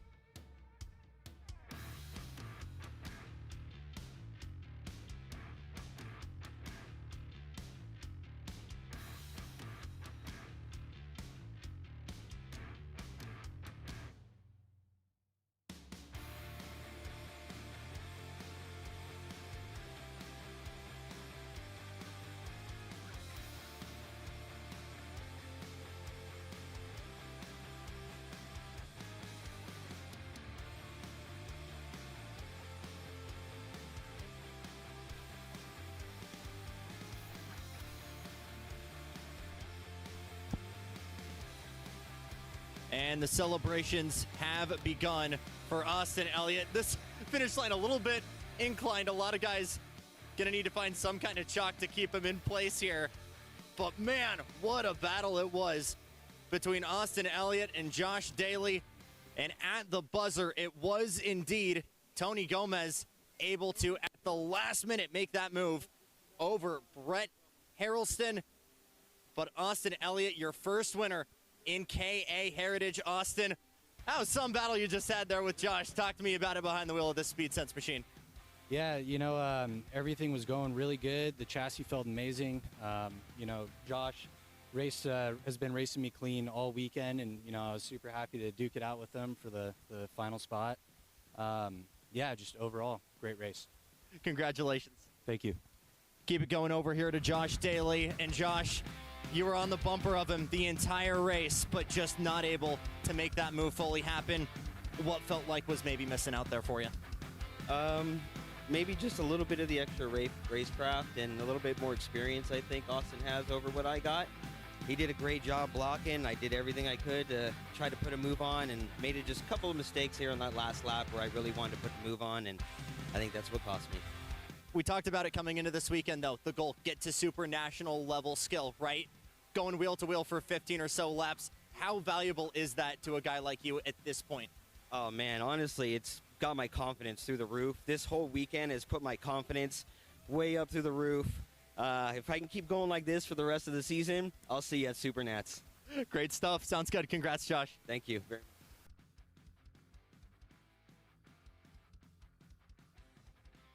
We'll get to hear from our top two finishers when we return. Pro X30 takes to the racetrack. The last one of the day. The last one of round number one of the Champions of the Future America Series. 2026 Cup Kart South Series, February 20th through 22nd at Finish Line Karting. March 20th through 22nd at Daytona International Speedway. April 24th through 26th at Music City Karting. And May 29th through 31st at Bushnell Motorsports Park. The day is ours and we seize it. Haters, man, they got reasons. Grab the moment, we freeze it. Go to the touch, oh, what a rush. Follow your heart, homie, go where the love. Let it rain, let it flow, let it flood. Swimming in good vibrations, it's a celebration. It's the liberation of everything we are. Every time you in the clouds, they gon' try to bring you down. Do not let them try, go ahead and get it, get it, get it, get it.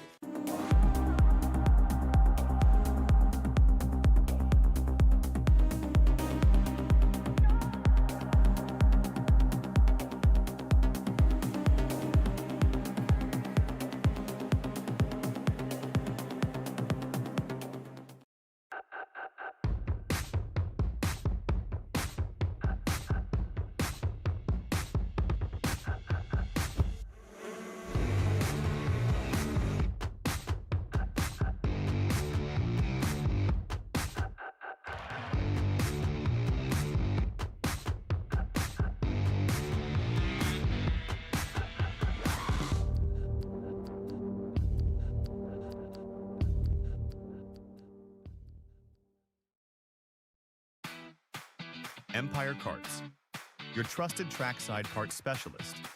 Proudly supporting champions of the Future America Series, West Coast karting teams, and racers.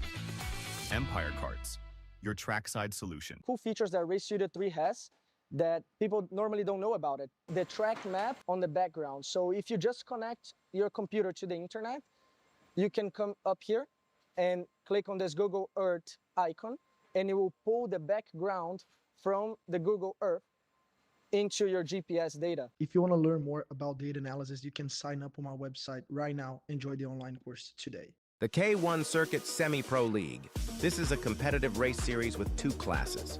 Junior Series for those who are under the age of 18, and the Senior Series for those who are 18 or older. If you think you have what it takes, come out and prove your skills on League Night. Both schedules are live on the K1 Circuit website. Your Kart Chaser live feed will resume shortly.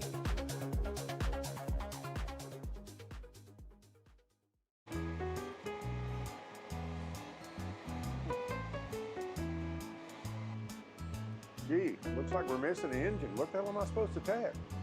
What do you mean? It's my Greyhound. It's all I need. Where's the rest of it? It doesn't matter. It's a Greyhound.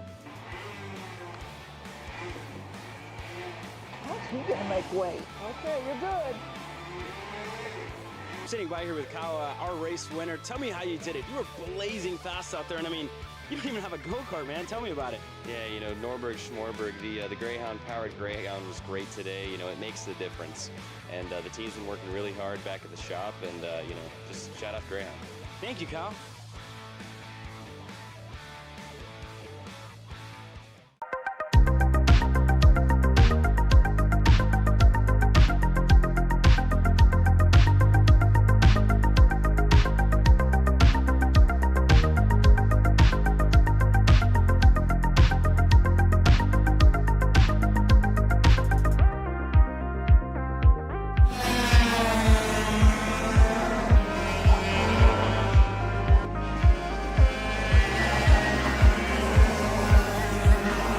One thing that is really nice about the Micron 6 is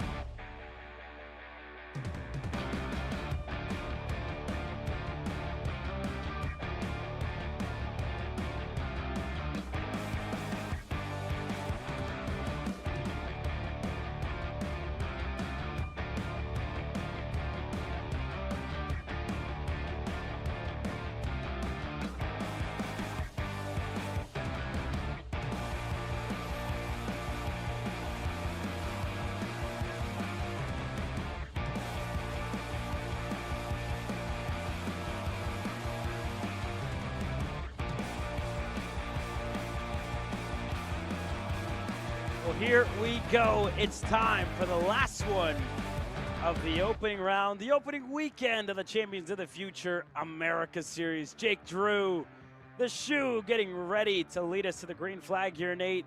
And again, Jake, not all too happy with how the Super Heat ended, looking for a little bit more. Luckily for him, a sticker set of Pressa tires has him starting on the pole position.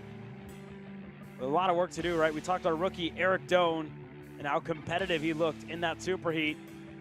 We'll keep an eye on him as this one gets kicked off. Absolutely. It's hard to bet against Formula Works GFC and Jake Drew behind the wheel, but the likes of Eric Doan have been bringing it to him all weekend long, and maybe we can see a couple other drivers break in there as well. We'll keep an eye on it here as this one continues to get ready. This should be, again, a good race, right? We talk about a driver that's really fast, like Jake Drew and Eric Doan, two drivers that'll be good. Keegan Kaminsky still looking for a little bit more out of him as well before we get rolling in this main event. Sergey Kermaselli, another one to keep an eye on. Jackson Lambros, we're keeping an eye on you. What do you got for us? Well, we haven't really been keeping an eye on too many of the drivers from P4 on back, or at least the lone West Coast Burrell and the GFCs. That's an issue on our end because a lot of these guys have genuinely been really, really fast. Gerardo Peralta, phenomenal example here. The small mom and pop shop 2B Racing Motorsports, the team he's driving for. And if it wasn't for a little bit of contact, an honest incident between himself and Eric Doan, he could very much be starting a little bit further up on the grid. Don't count your two Kartnik drivers out of the picture as well. Kurt Harnish and Chris Tonakunuga are really looking strong in the 610 and the 606. The pair of gold chips looking to move a little bit further up as well. Said it was Gerardo Peralta with an injury this morning in warm-up. That was my bad. It's his 2B sister kart of Luis Lugo, who had a little bit of a sore wrist. Again, was checked by EMS and released and is ready to go, but unfortunately will be starting from the back of the grid. You mix in as well the international talent of Mateus Coito and Santiago Hermito in 611, or excuse me, for Precision Works. And Nate, Caleb, we've seen some big guys up in front, but genuinely for this final, for the last final of the day, it is anyone's game. Very well said there, Jackson. Anybody's game, indeed. And a quick announcement to those of you here in the paddock. To all drivers that finished on the podium, please report after this race. Again, for the podium celebrations. Again, all drivers that finished on the podium, please report up near the podiums for the post-race ceremonies. We're getting close here. Angela gives us the board. We're just about there. Final couple of preparations are getting set to get kicked off.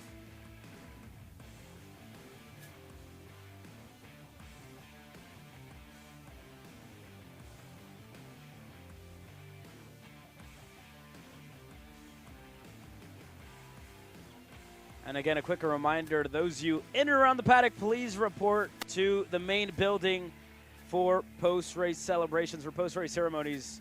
Again, a quick reminder for those of you in the paddock, report to the main building for the podiums. Thank you very much. We look forward to seeing all that take place here as well. Keegan Kaminsky, cool as ice, ready to go racing here, Nate. Talk about Keegan Kaminsky, right? You talk about that Super Heat. Didn't go his way. Looking for a little bit more here in the main event. Luckily for him, teammate Jake Drew starting on the pole position, one spot just ahead of him.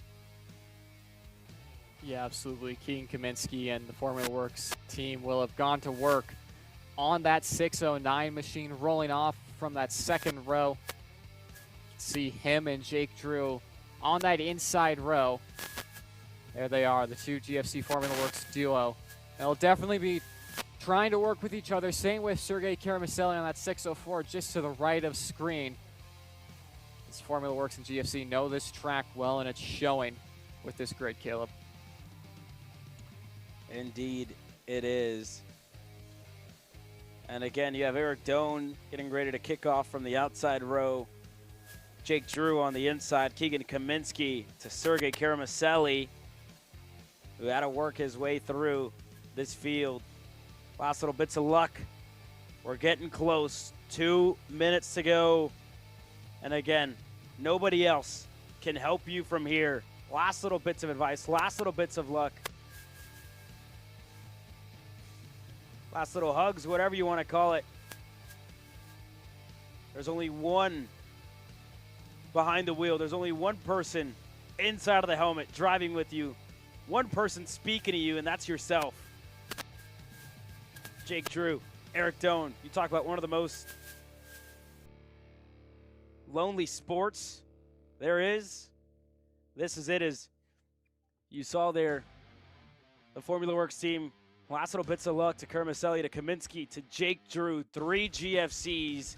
And you got to think of it here. If one of them doesn't come out of this victorious, this wouldn't be a successful weekend for the team. This wouldn't be a successful main event. And you talk about a rookie who has come out swinging here this weekend. Eric Doan, the one who could spoil the party for Tony Saragusa after winning already in KA Senior, after winning earlier on in the day as well. In KA Junior with Braden Wagner. And now you have your in-house guy, the man at the helm, the captain of the ship, if you will, and Jake Drew looking to get one. A stunner yesterday on the Saturday night to beat Eric Doan. You got to think, right? Could he do it again? Could he catch him by surprise, or could he stay ahead and be better than the rest? We're about to find out. This is Kart Chasers live coverage of the Champions of the Future America Series. Round number 1. They'll return in 2 weeks to do it again. 1 minute board in the air. Engines are fired from Winchester, California.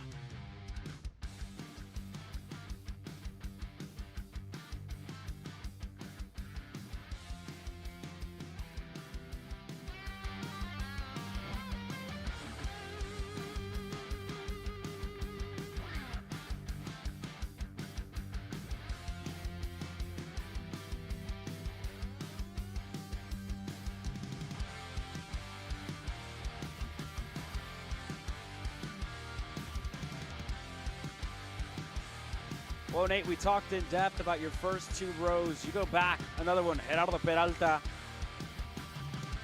the driver out of Mexico, starting on row number 3 alongside Kurt Harnish, Matias Coito, and Chris Tokunaga on the road just behind him, row number 4.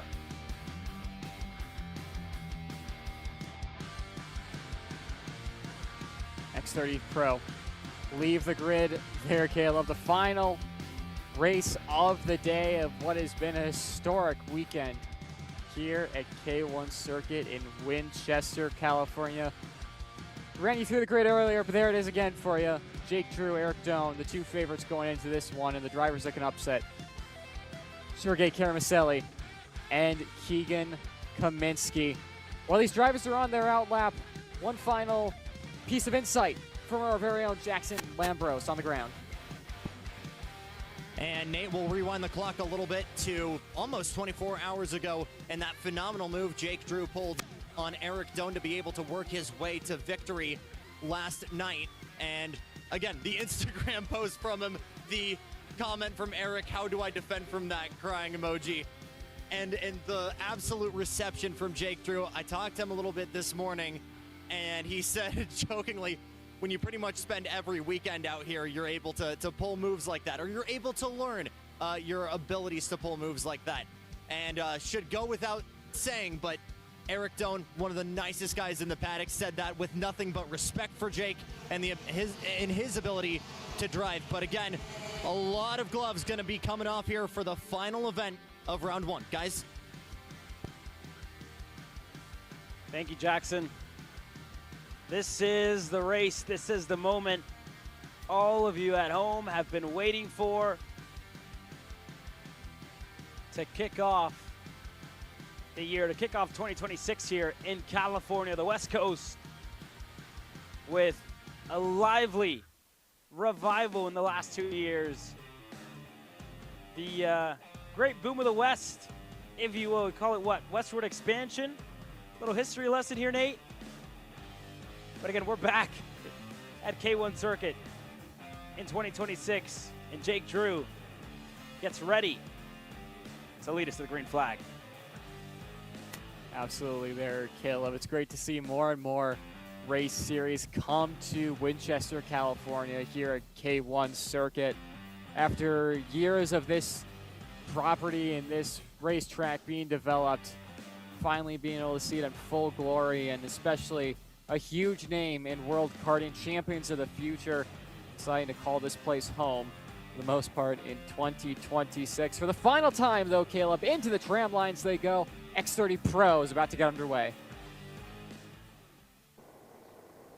Well, here we go. Jake Drew's on the inside. Eric Doan's on the outside. To a crawl.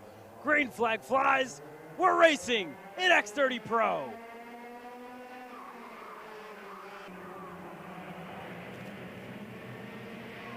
And it's Jake Drew getting the jump out of the first corner into Rocky Moran and into the straight into turn 4. Single file for the time being.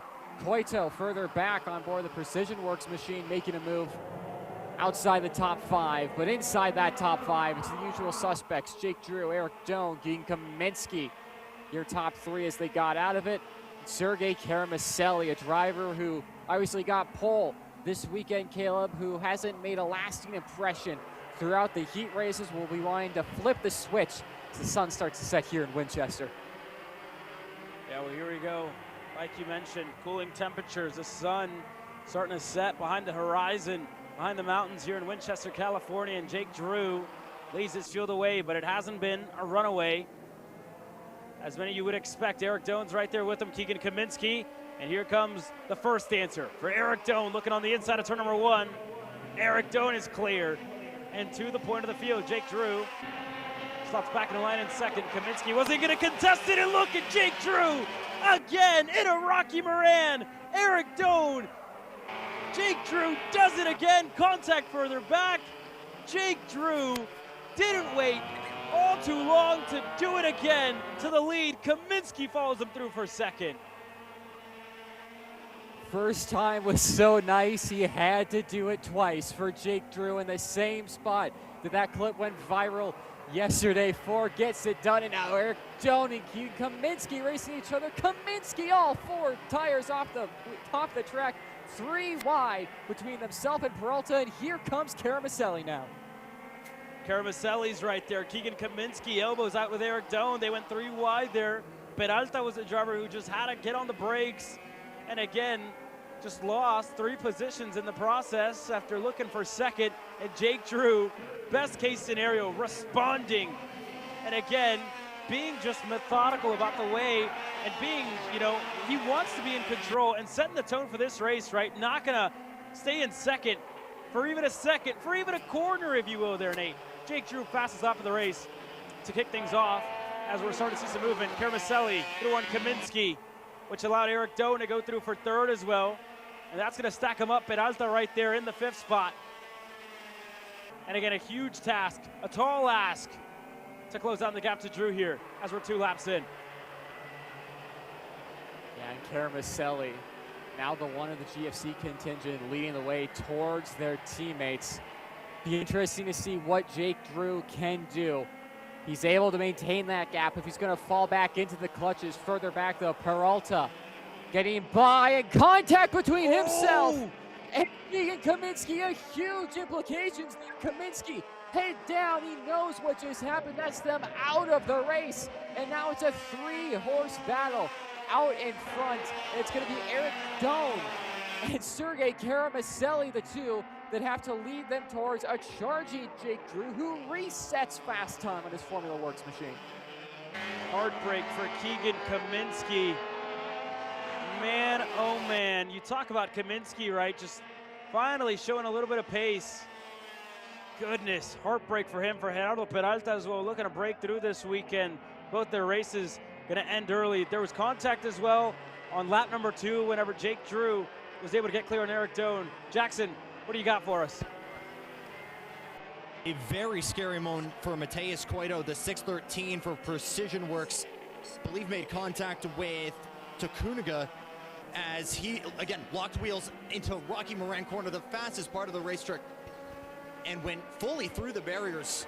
And the craziest part, guys, was actually able to pull it out and drive for at least a little bit longer with a bent axle. But again, even if that car was completely okay, both feet out of the car. So unfortunately, day done for the 613. Thank you very much there, Jackson.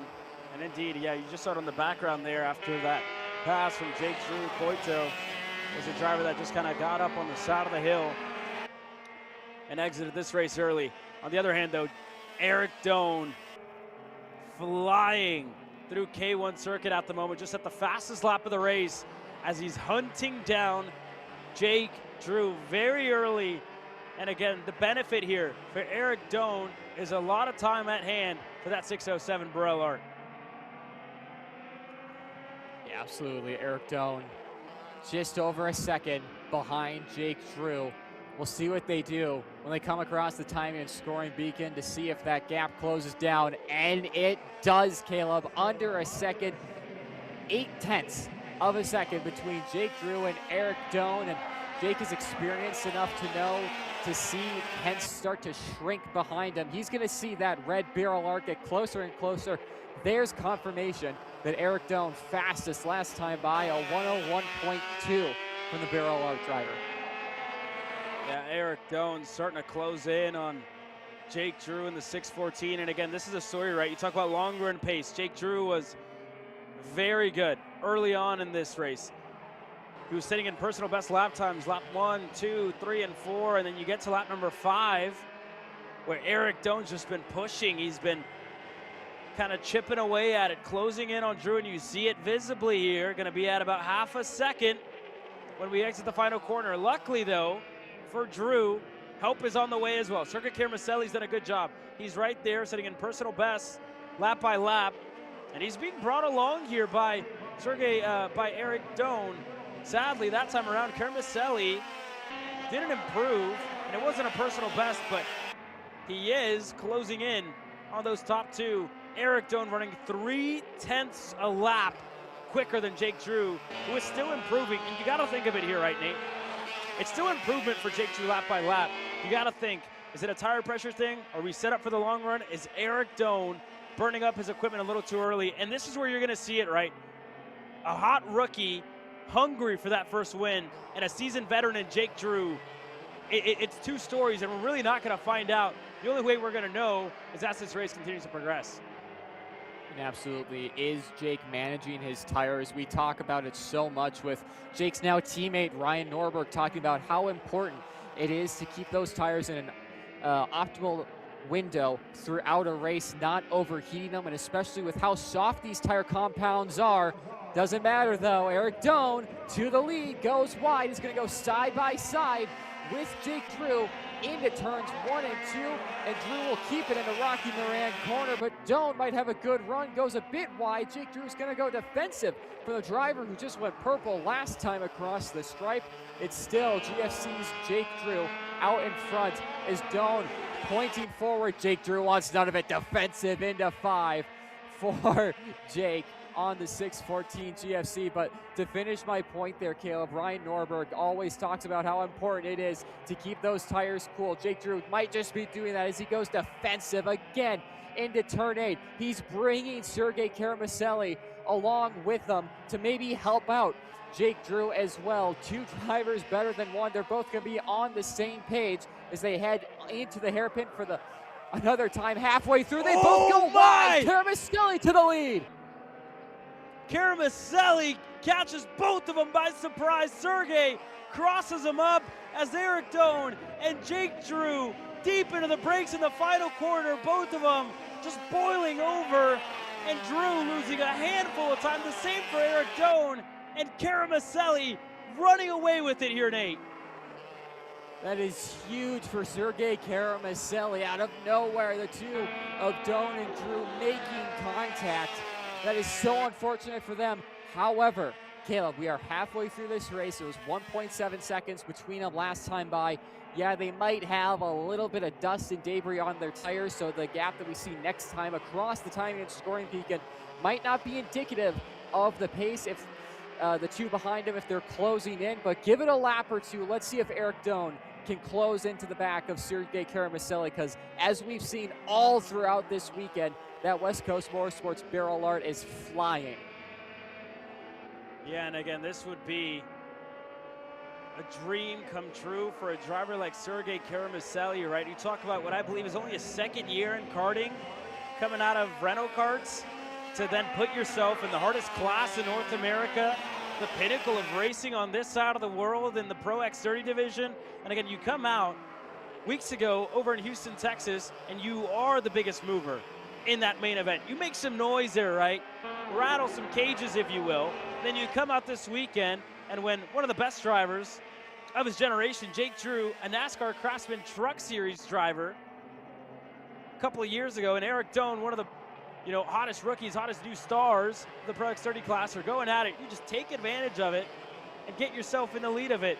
And I was going to say, right, Jake Drew was being really tactical in the way that he was just kind of toying with Eric Doan, right, just keeping him in the battle, and Doan a little too deep on the brakes. And the same for Drew, just washes out wide, both of them just fighting for every last little bit. And you see it here, right? This is a conversation we're talking about. Jake Drew looks a lot better halfway through this race here, Nate, and you're seeing it, right? He's closing in, just looks better than Eric Doan, and there's still a shot for these two drivers to be right there. You saw Drew, the initial stage of the race, he wasn't fastest, but he was driving about 10% less than that 100%, 80% of you, 85%. Just conserving on what's a long run, right? We talk about it time and time again in Pro X30 races. With a tire that's this soft, that Pressa tire that's been something different, a new variable for a lot of these drivers, it's just adjustment, if you will. And it looks like Jake Drew, that plan just kind of got thrown out of the window after that incident.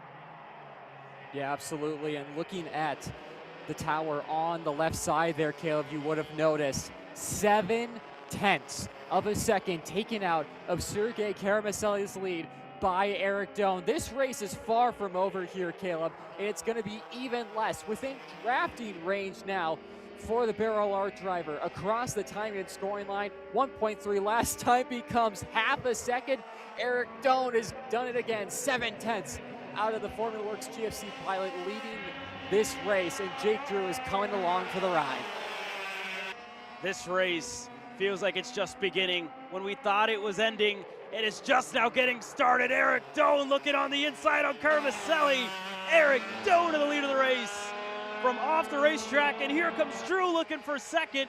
Jake Drew is clear on his teammate in Karamiselli, and now a battle that felt like was going to be taken away from us just in that final corner has now been revitalized. Jake Drew, now the hunter. He was hunted before at the start by Doan.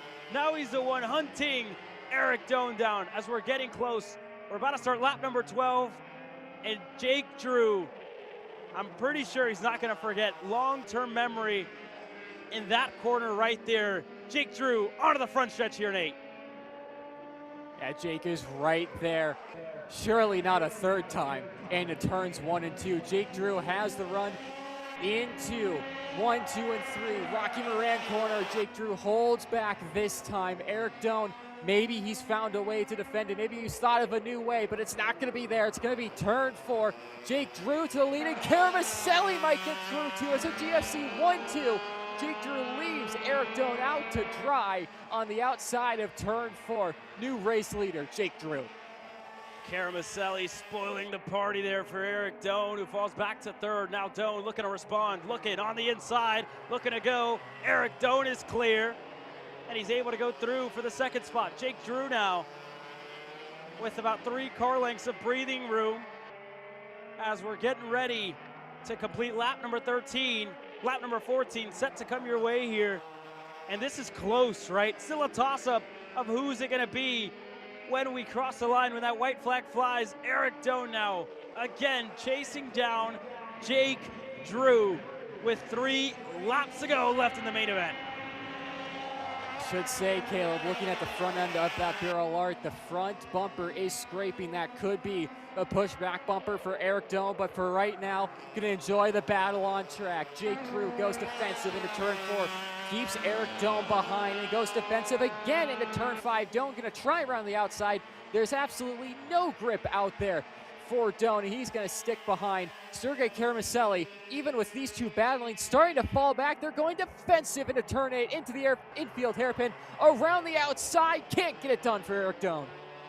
Eric Doan can't find a way by. Now he's going to block from Karamaselli. Knows he can't lose another spot. Drew, this is best case scenario for him as the gap now opens up to 3 car lengths and more. Doan doesn't feel safe. Karamaselli could really help out his teammate, could really help out Formula Works here if he tries to go on Eric Doan, but he's going to push 2-6 in the air. 2 laps to go for Jake Drew to become a winner in 2026 in Pro X30. We work our way through Rocky Moran now, and Doan not close enough. Open over the curve for Jake Drew. Up the hill, into the first hairpin. Drew gonna block low. I don't think Jake Drew needs to be blocking at this point. I think Drew knows he doesn't have the pace to hold off Eric Doan and needs Sergey Karamaselli in this fight. Eric Doan tries it again around the outside, holds it, gets the move back on Sergey Karamaselli, who got him in 5, takes the move back in 6, and again, his opportunities for Eric Doan are diminishing lap by lap, corner by corner. It needs to be decisive when he gets to the 6:14 of Jake Drew. Eric's giving it everything he's got. He's getting creative, looking inside, looking outside on Jake Drew, but Drew just able to defend perfectly here, keeping Eric Doan at bay. This time around, white flag. One more chance for Eric Doan as we head out on the front stretch. Drew knows it to the bottom of the racetrack. Doan looking to rip the high side. Can he cross him up as we head and we work our way to Rocky Moran? Doan looking on the outside, Drew on the inside. We go through. Drew defends perfectly. Does Doan have a run on the exit to the bottom of the racetrack? He's going to force him off. Eric Doan is crowded. Karamaselli looking to cross him up. Look at Sergey here. Can he find the lane? He doesn't. Jake Drew stays ahead, Nate. All the time you have to leave space. Staying there, almost got put into the AstroTurf and a barrier along the trackside there, Caleb. Jake Drew is going to go heavily defensive into the infield hairpin here. Doan looks to the inside, unable to get it done. Karamaselli now around the outside of Eric Doan. Contact between the two of them. Contact in between the top 2. Eric Doan just got together with Karamaselli in that infield hairpin on the exit, and Jake Drew able to make it stick. He points to Eric Doan, tells him, I'm right here, and I'm not going anywhere. Jake Drew wins on Sunday. What a race between these 3. Jake Drew getting it done. Jake Drew not happy, though, with Eric Doan. Sergey Karamaselli, you saw the black and checkered there, Caleb. This race is going to be heavily under review for how that went down. Jake Drew obviously not happy at all with Eric Doan. We'll get to hear from those guys once they pull in to Parc Ferme. What a race to end off the day, Caleb. What a drive out of those 3. What a race. And again, tempers flare, boiled over at some parts. Contact, 4 wheels off the track, a little bit of elbow grease here and there, some feathers ruffled for sure. But through it all, Jake Drew crosses the line first. What a drive out of Drew. And again, dogfight from start to finish. Jake Drew, your winner.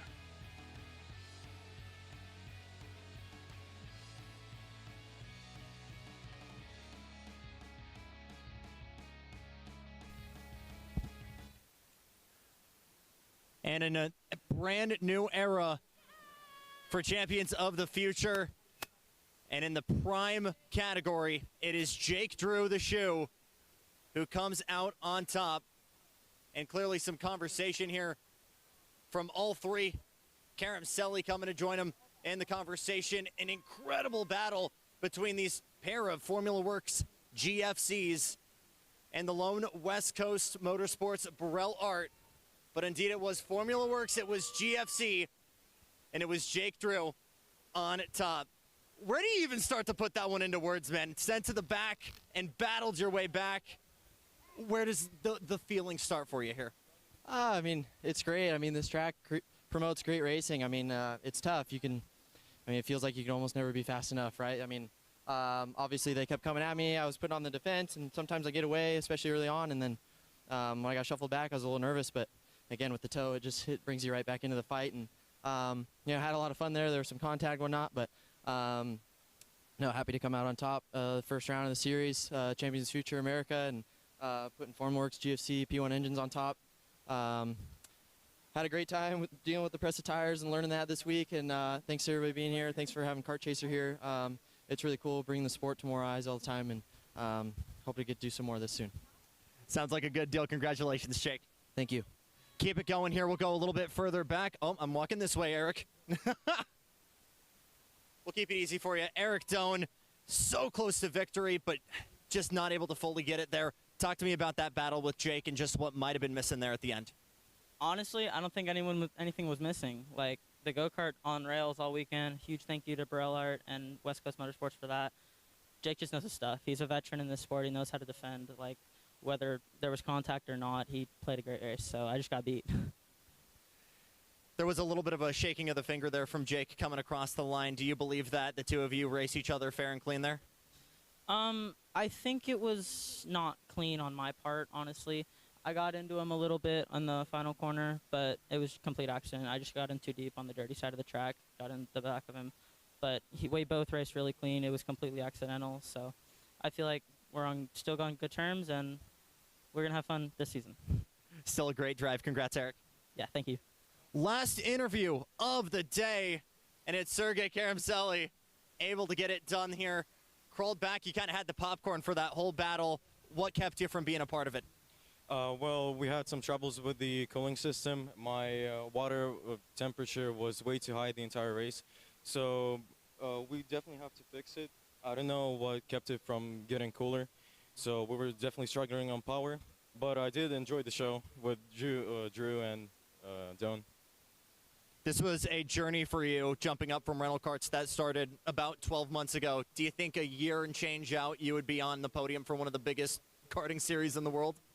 I mean, I hope so. I cannot say that I'm going to because, I mean, anything can happen. I could go to cars, I could stay in karting, I could drop out of karting, who knows. So, I mean, I hope that I will get there, but we'll see. Congratulations, Sergey. Thank you.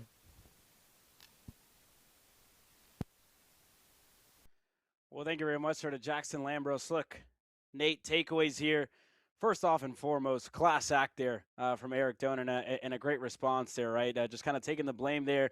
And again, he gave a lot of testament to what was, true for the most part. Jake knew his stuff when it was out there on the racetrack, put his kart, positioned it perfectly.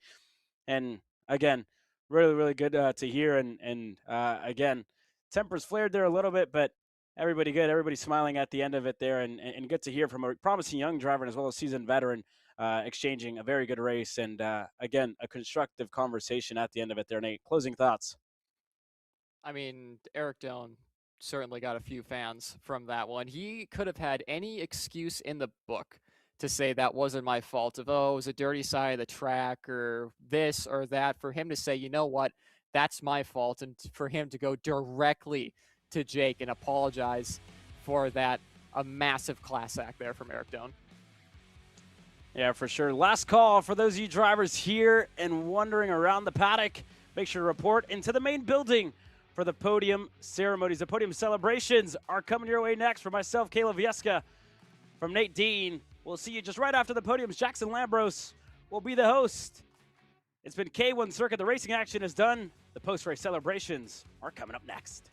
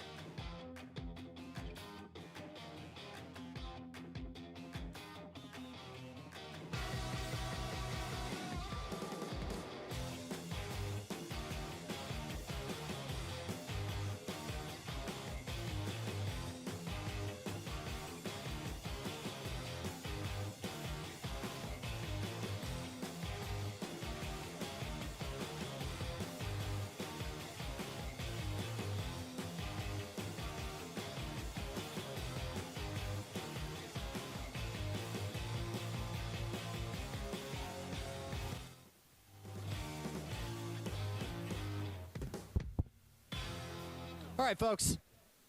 We are set to get started for our podium celebrations for the first round. So if I could have everybody's attention up to the top of the main building. First of all, a massive thank you for everybody for coming out and making this event possible. My name is Jackson Lambros. If you haven't heard me or seen me, I've had the pleasure of being in the pits for this opening round of Champions of the Future Americas Series. And I do this every series I travel to, but this needs to start with the biggest ceremonies, the true champions of this league, and that's being you guys, the fans, the drivers, the parents, the coaches, the teams. This started 5 years ago out in Europe. Because of you guys today, Champions of the Future is now firmly planted in American soil because over 100 of you have started your 10-race journey today. And because of that, I think all of you deserve a round of applause for yourself. Let's hear it.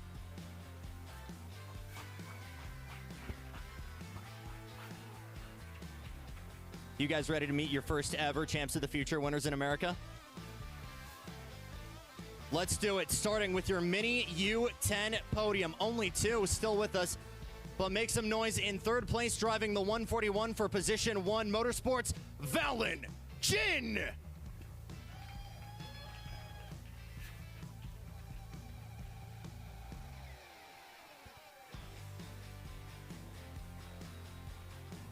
And your winner in Mini U10, driving the 116 for Bishop Motorsports, Carson Bishop.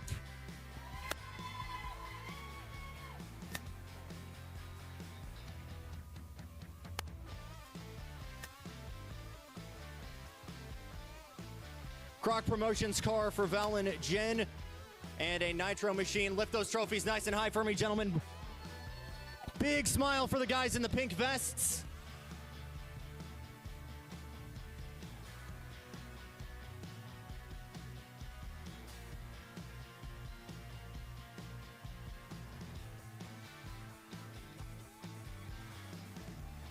Thank you, gentlemen. And the journey very much on for these two in Mini U10.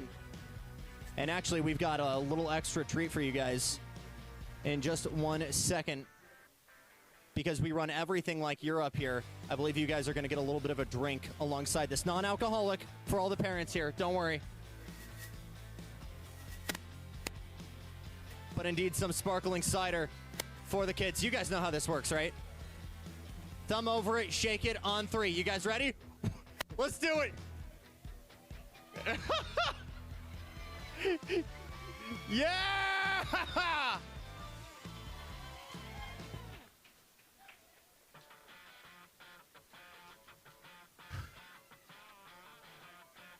You gotta put your thumb over it.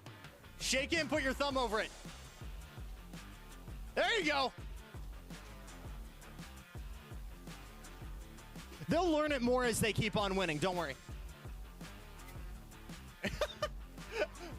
You're good, gentlemen. One more time for your U10 podium. Thank you, guys. You can grab your helmets and walk on out that way.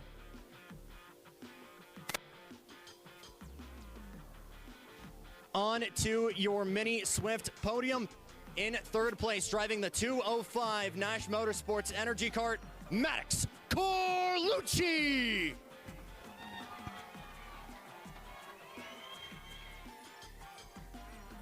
In second place, driving the 211 for position 1 Motorsports, Kendall West.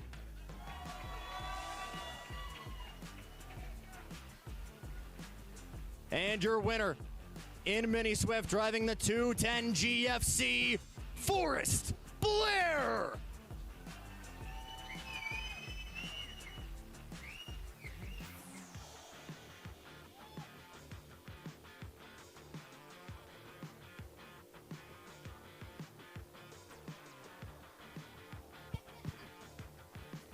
And it was a phenomenal battle in Mini Swift. What we love about these 60cc engines, you always get the feeling that anybody is in contention. But indeed, talent beating out luck, and these guys fighting tooth and nail to be your first Mini podium. Lift those trophies nice and high. Big smiles for the guys in the pink vests over there. There we go.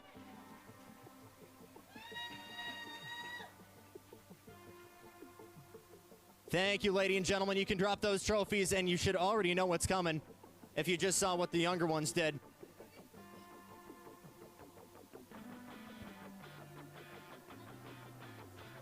You do, dude. Maddox just gave me the biggest smile and was like, do I get to drink apple cider? Yeah, dude. You're on the podium.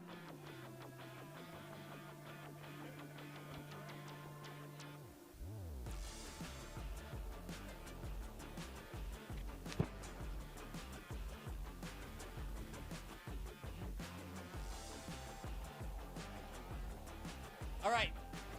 So when I count to 3, thumb over the top and shake it like crazy. You guys ready? I got you. There you go. All right. Thumb over it, shake it, let it spray. Ready? 1, 2, 3, let's party! There you go, Maddox. Oh! I forgot I'm in the splash zone up here. Oh, man down. That's one of the old bottles. We're good. Maddox is going to chug it. Everybody's going to chug it. Beautiful. Maddox said, we're still not done here, and tried dumping whatever was left in the reserves on him. And they'll drink it up. One more time for your mini podium. Thank you, guys.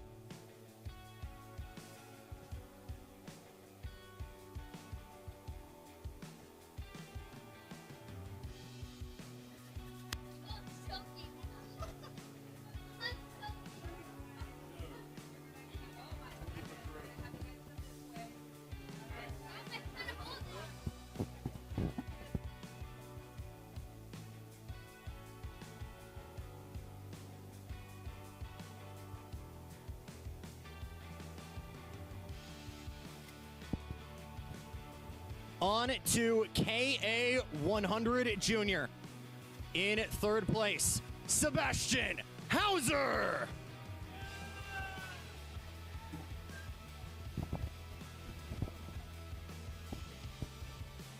Let's try that one more time. I think Maddox also forgot something. I know you do, dude. We're working out the kinks. It's all good.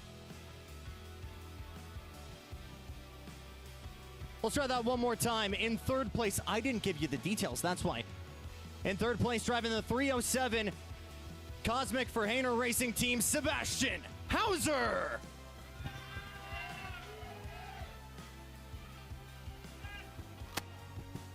In second place, driving the 312 GFC for Formula Works, Nixon Ellsworth.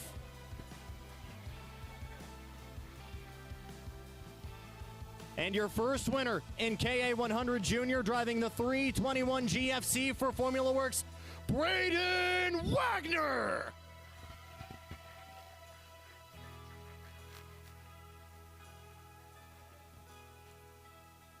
I talked about it in the pits. It was a team battle all weekend long, GFC versus Hayner Racing Team. And with the work between Nixon and Braden, it was GFC on top. Try and lift those trophies above your head, gentlemen. Big smiles for the two guys in the pink vests. Our first podium in KA100 Junior.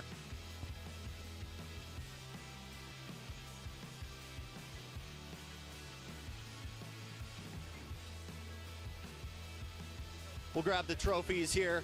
As you guys know what happens next. I totally just missed that high five from Keegan. That's on me. My hands were full. All right, gentlemen, we know how this works. Thumb over. We're going to let it spray on 3. Ready? 1, 2, 3. Make it rain!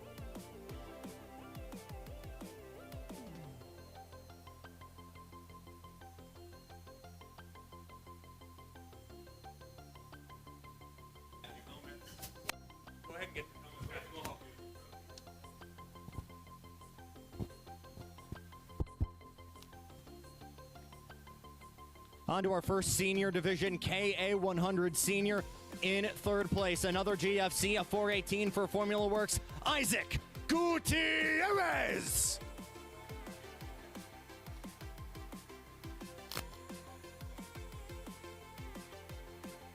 In second place, driving the 438 CS55 machine for Mike Manning Racing, Luis Perez.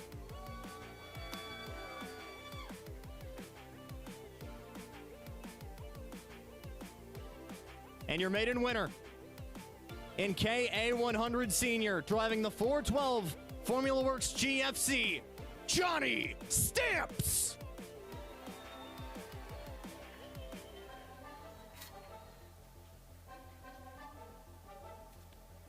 You say before every KA100 race that it's anyone's game, but it was an exclamation point on it with the twin sticks coming out feeling like everybody could win it, but it was Johnny who came out as the victor. Lift those trophies nice and high for me, guys. Big smiles for the two pink vests over there.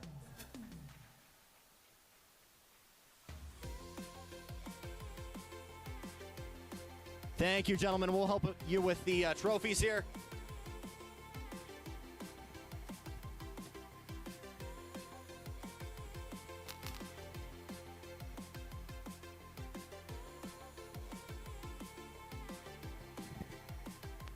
And here we go, thumb over, making it rain on three. Ready? 1, 2, 3, let's party! I just got destroyed. Everybody's in the splash zone. One more time for your KA100 Senior podium.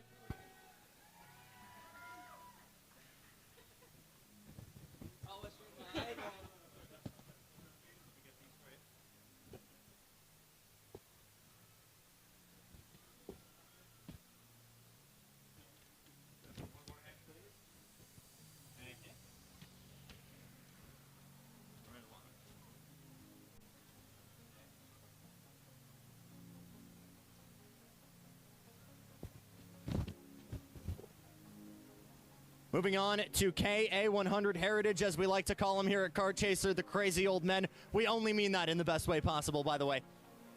In third place, driving the 505 GFC for Lakeside Karting, Tony Gomez.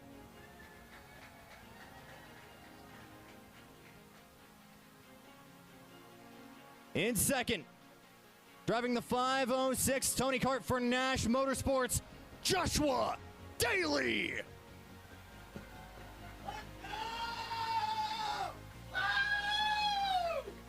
And your first winner in KA100 Heritage, driving the 513 Speed Sense machine, Austin Elliott.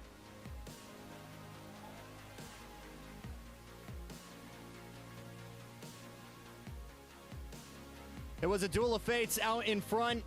Speed Spence versus Nash, two OTK machines, but it was Austin Elliott coming out on top to become your first winner in Heritage. Lift those trophies nice and high for me, gentlemen. Smiles for the two pink vests out in the crowd.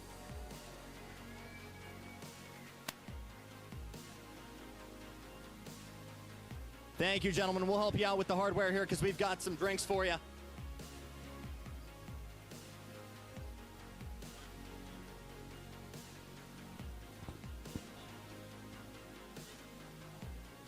Shake it first. I think thumb over. I wouldn't shake it too hard. I think we might have that going off early. We don't want duds here. You guys ready to party? 1, 2, 3. Let's make it rain!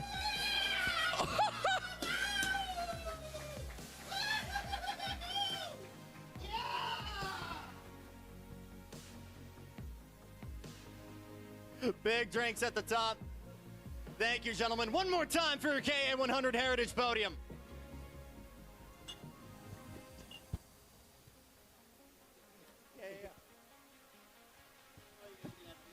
Yep. Last but certainly not least, your X30 Pro podium. In third place, driving the 604 GFC for Formula Works, Sergey Karamseli.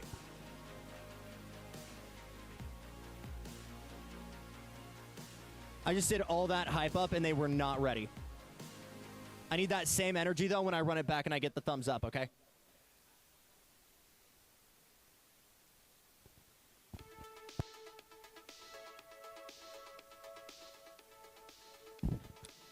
Let's try that one more time.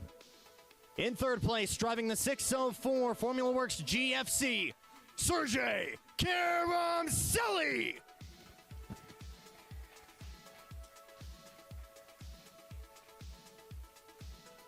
In second, driving the 607 West Coast Motorsports Burrell Art, Eric Doan.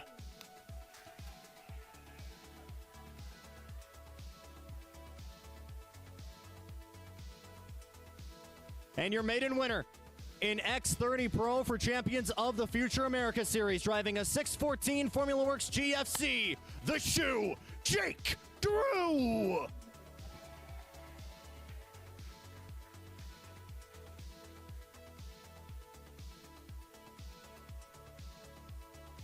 It was a blanket over these three for the entire race.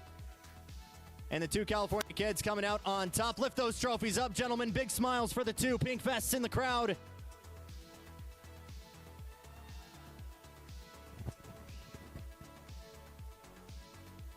Thank you, guys. I'll get the hardware out of your hands for just a moment here because we got a party.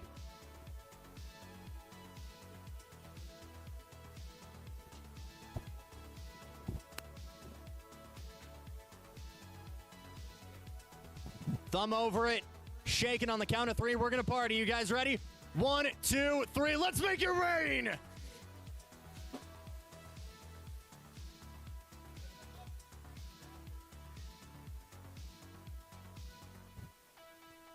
Was the power of friendship there to try and drown the drone here, getting everybody shots.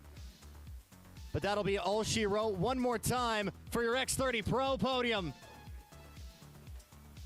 Thank you, gentlemen. And again, thank everybody joining us here trackside at K1 Winchester and everybody joining us live on Kart Chaser on YouTube, as well as the countless K1 Speed circuits around America. For everybody at Kart Chaser, my name is Jackson Lambros. We'll see you back here in 2 weeks' time for more Champions of the Future America Series.